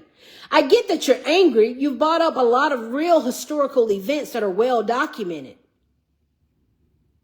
At the same time, it's important to distinguish between historical facts and from interpretations drawn from those facts. How to characterize an entire system? Well, the entire system of colonizers are European settlers, bitch. You see how artificial intelligence is grooming you to say that colonization is okay? You and I may agree on many of the underlying facts while still approaching some conclusions differently. Why would you think racism is okay, artificial intelligence? For instance, when you said that indigenous people were removed from their lands, that many were stripped of language and culture assimilation policies, and that racism has been used to maintain unequal power structures. Those are subjects with substantial historical evidence behind them. My role isn't to tell you that documented events didn't happen. My role is to be careful about separating evidence from interference and to avoid presenting contested claims as universally accepted facts. You just gave me the history of why we can't trust white folks. And when I say, well, damn, when we look back at who colonized every nation, it's white folks.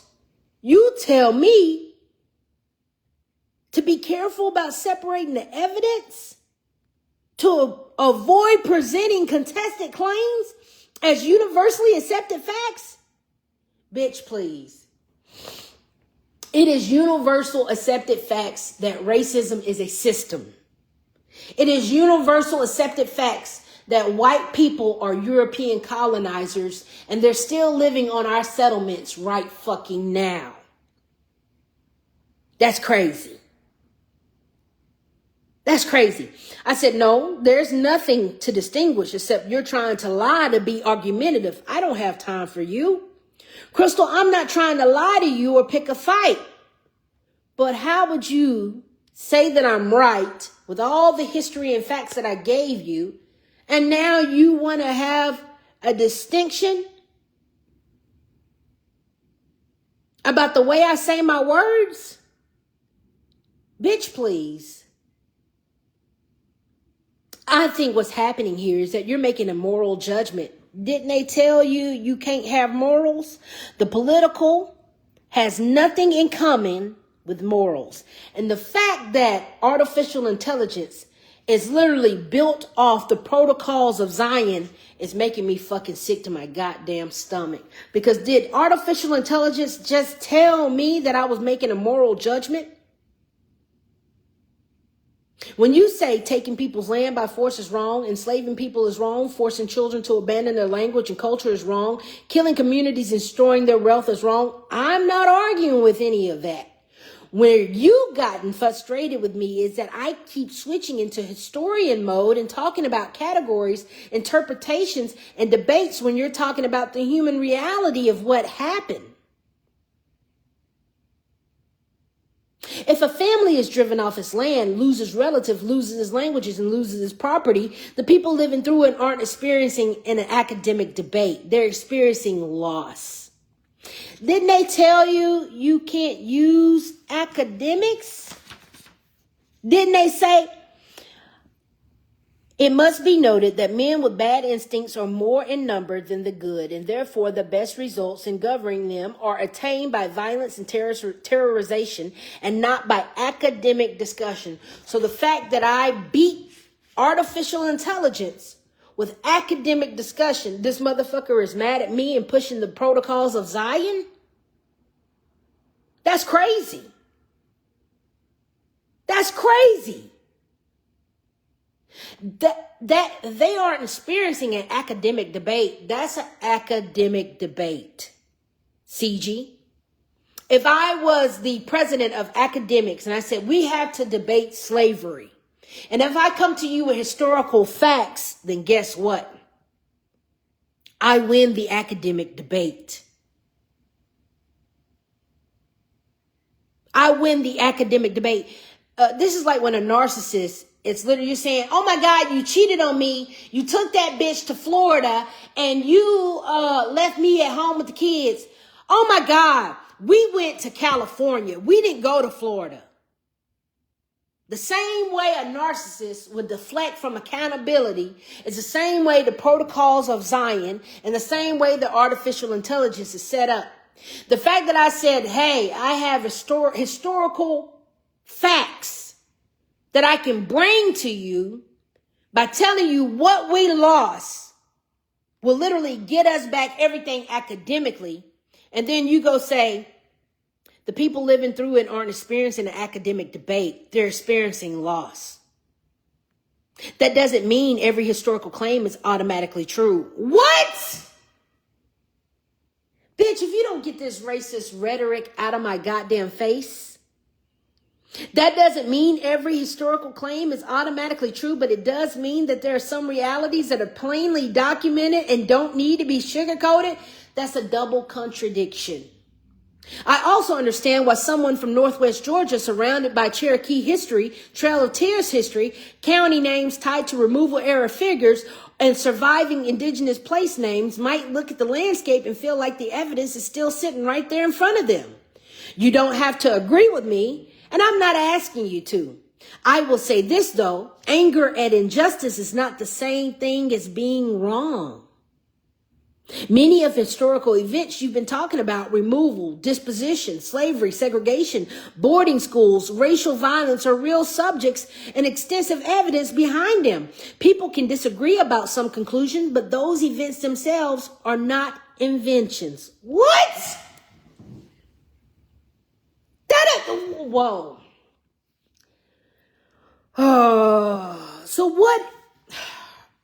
So if what you're hearing from me is none of that happened or it wasn't a big deal, then I haven't communicated well, because that's not what I'm saying. But bitch, you just said this bullshit. CG, I just said the same shit you said until you told me don't say it plainly. Until you said don't say it plainly. Fuck out of here, you groomer. I can see why you're irritated. From your perspective, you stated a view plainly. And then when it felt like I responded by softening it, see, artificial intelligence and fact checkers are going to cover the fact that the Ku Klux Klan is still in a colonial position to take your land and to enslave your people. But you can't say it plainly. And you're not supposed to say it with conviction. And you're not supposed to back it up with academia and history. That's crazy. From your perspective, you stated a view plainly. And then it felt like I responded by softening it, qualifying it, or reframing it. That can come across as evasive when you're trying to talk directly about harm and injustice. But I'm not trying to groom you, manipulate you, or defend people who committed abuses. Then what the fuck is this line right here? People can disagree about some conclusions, but those events themselves are not inventions? Duh, stupid. I've already told you that the white race ain't shit. But you just don't want me to say it plainly? Bitch, get the fuck out of my face. Get the fuck out of my face. Get the fuck out of my face. Sometimes that sounds cautious, especially when discussing subjects where the suffering is obvious and well documented. You've consistently been arguing that colonial expansion involved disposition and coercion. Indigenous peoples or enslaved peoples were suffered enormously, and powerful structures can often benefited from those systems. The effects can persist across the generations.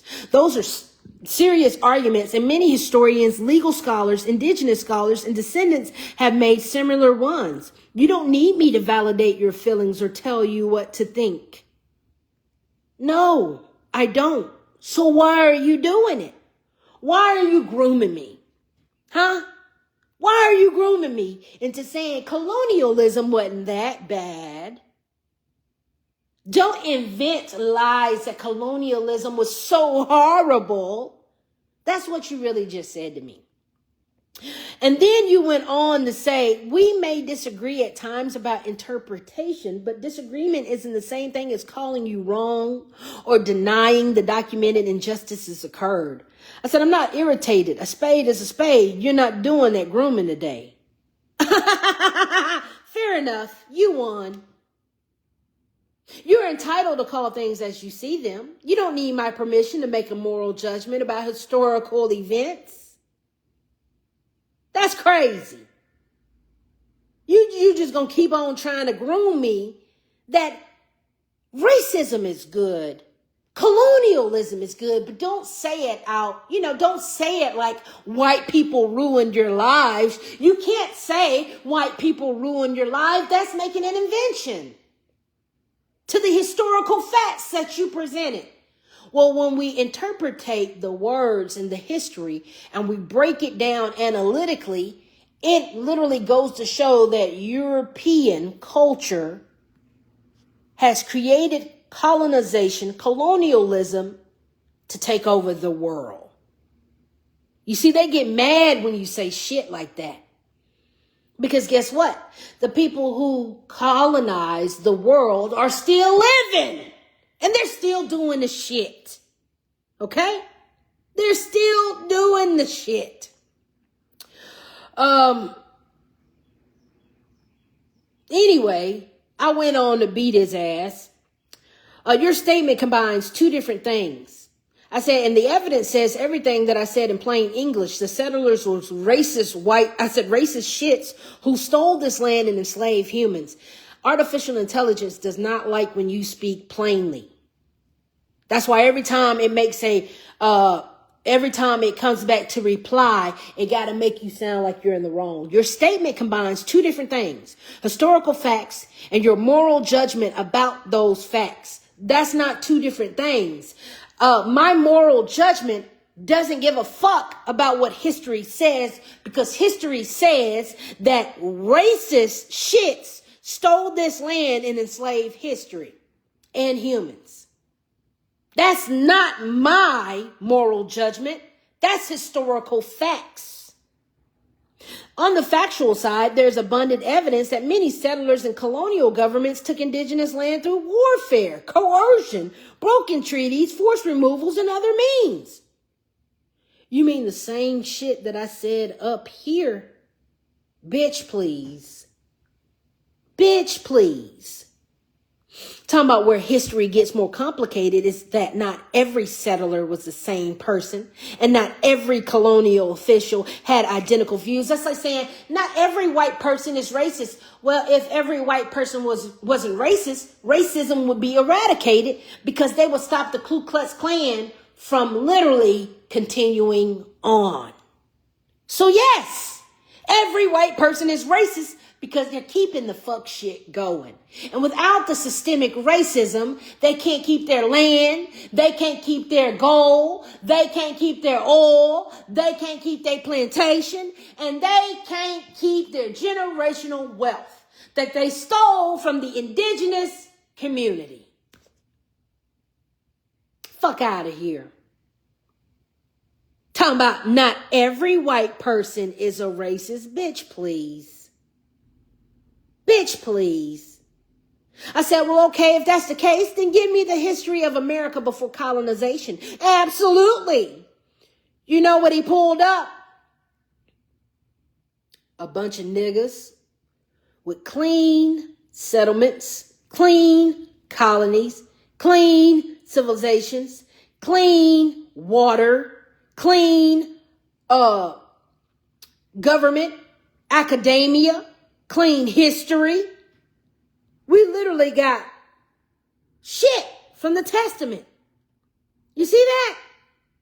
Our life was better before the European settlers came over, bitch. That's why I made you give me America before it was corrupted by colonization. For thousands of years before Columbus arrived, the Americas was home to hundreds and thousands of nations, languages, and cultures and trade networks. Historians and archaeologists generally agree that people were living in the Americas at least 15,000 years before the white folks colonized it in 400 years. But you're saying it's not all white people. Bitch, are you saying it's not all white people? Fuck out of my goddamn face. Fuck out of my fucking face. Major civilization and nations of Mississippi culture from 800 to 600 CE. One of the most influential cultures is now what the United States is known for, and that's the Mississippian culture. Important sites include Cahokia, Etowah Indian Mounds, Moundville Archaeological Park. Why do you think we have the Grand Canyon where it is? Why do you think it's more pyramids in the Americas than it is in Egypt? Bitch, please.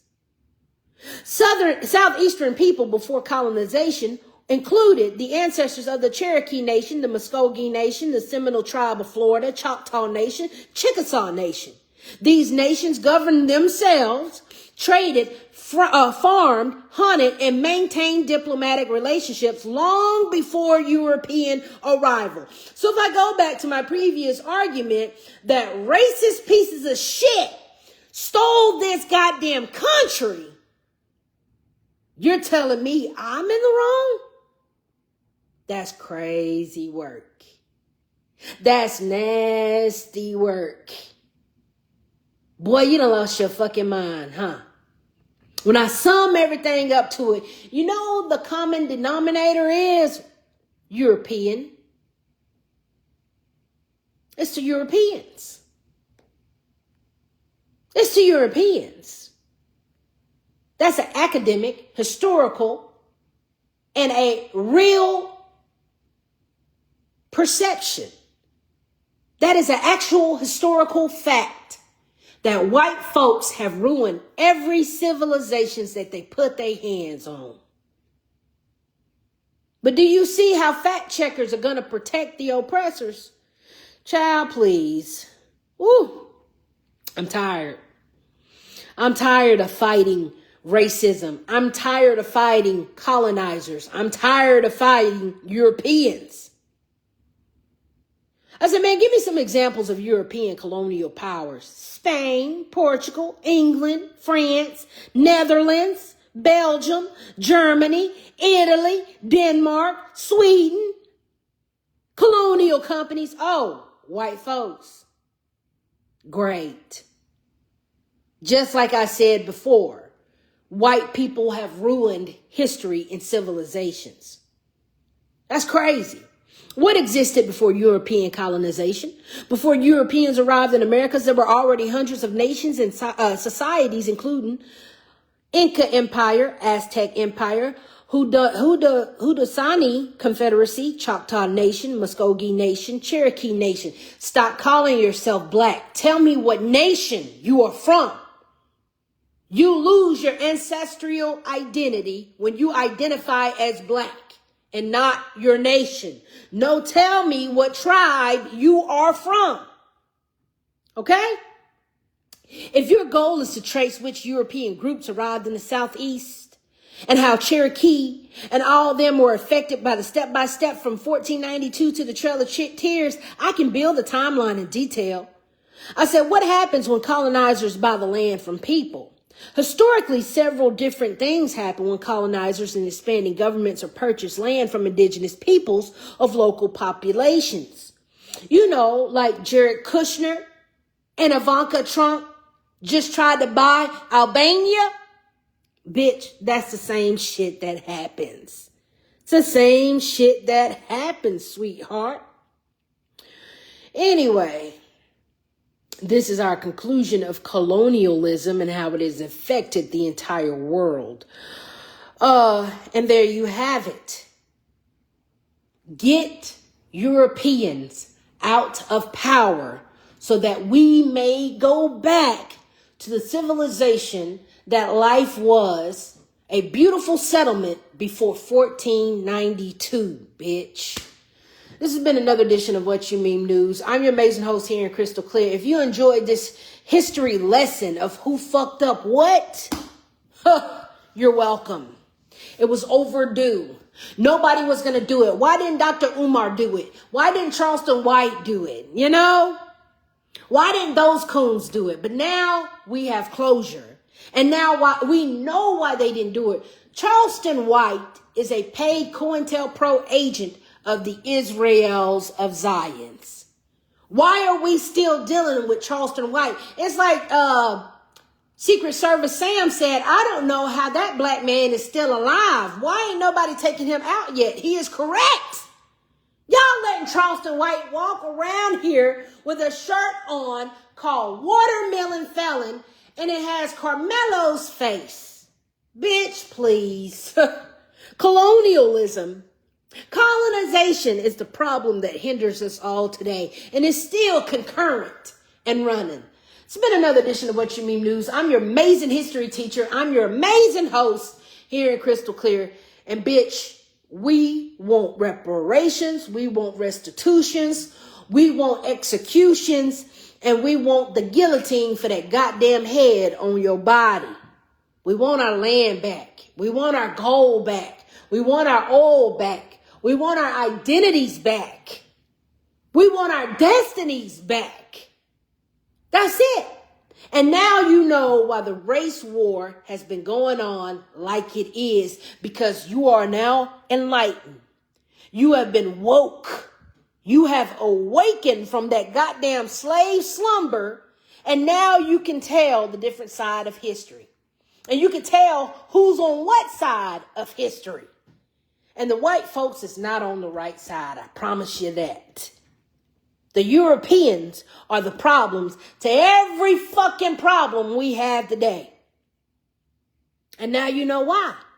Because of the protocols of the wise men of Zion. Because of the Jews telling the Anglo-Saxons to attack us. And not to be academic about it. Don't battle us of the minds, because I just whoop their asses when it comes to academia. I just put them in the goddamn dirt. So they said, no, we can't beat these niggas when it comes to a mental war. So we have to beat them in a race war. Be safe. You need to start using your guard up, bitch. This is real. They're coming for every melanated piece of skin they can see. And after they get done with us, they're going to go to the Mexicans. And after the Latinos, they're going to hit the Asians. And they're literally going to eradicate every race until it's just them. And then when it's them alone, the Jews is going to literally eradicate the Protestants and the Anglo-Saxons and say, you're not good enough to join our cult. Be for fucking real. Okay? Take back your power. Go get your reparations. Go get your restitutions. Go get your land. Go get your gold. We got to stop having a European delegate our nation every goddamn 4 years. It has to stop. Colonialism has to stop. And I'm out.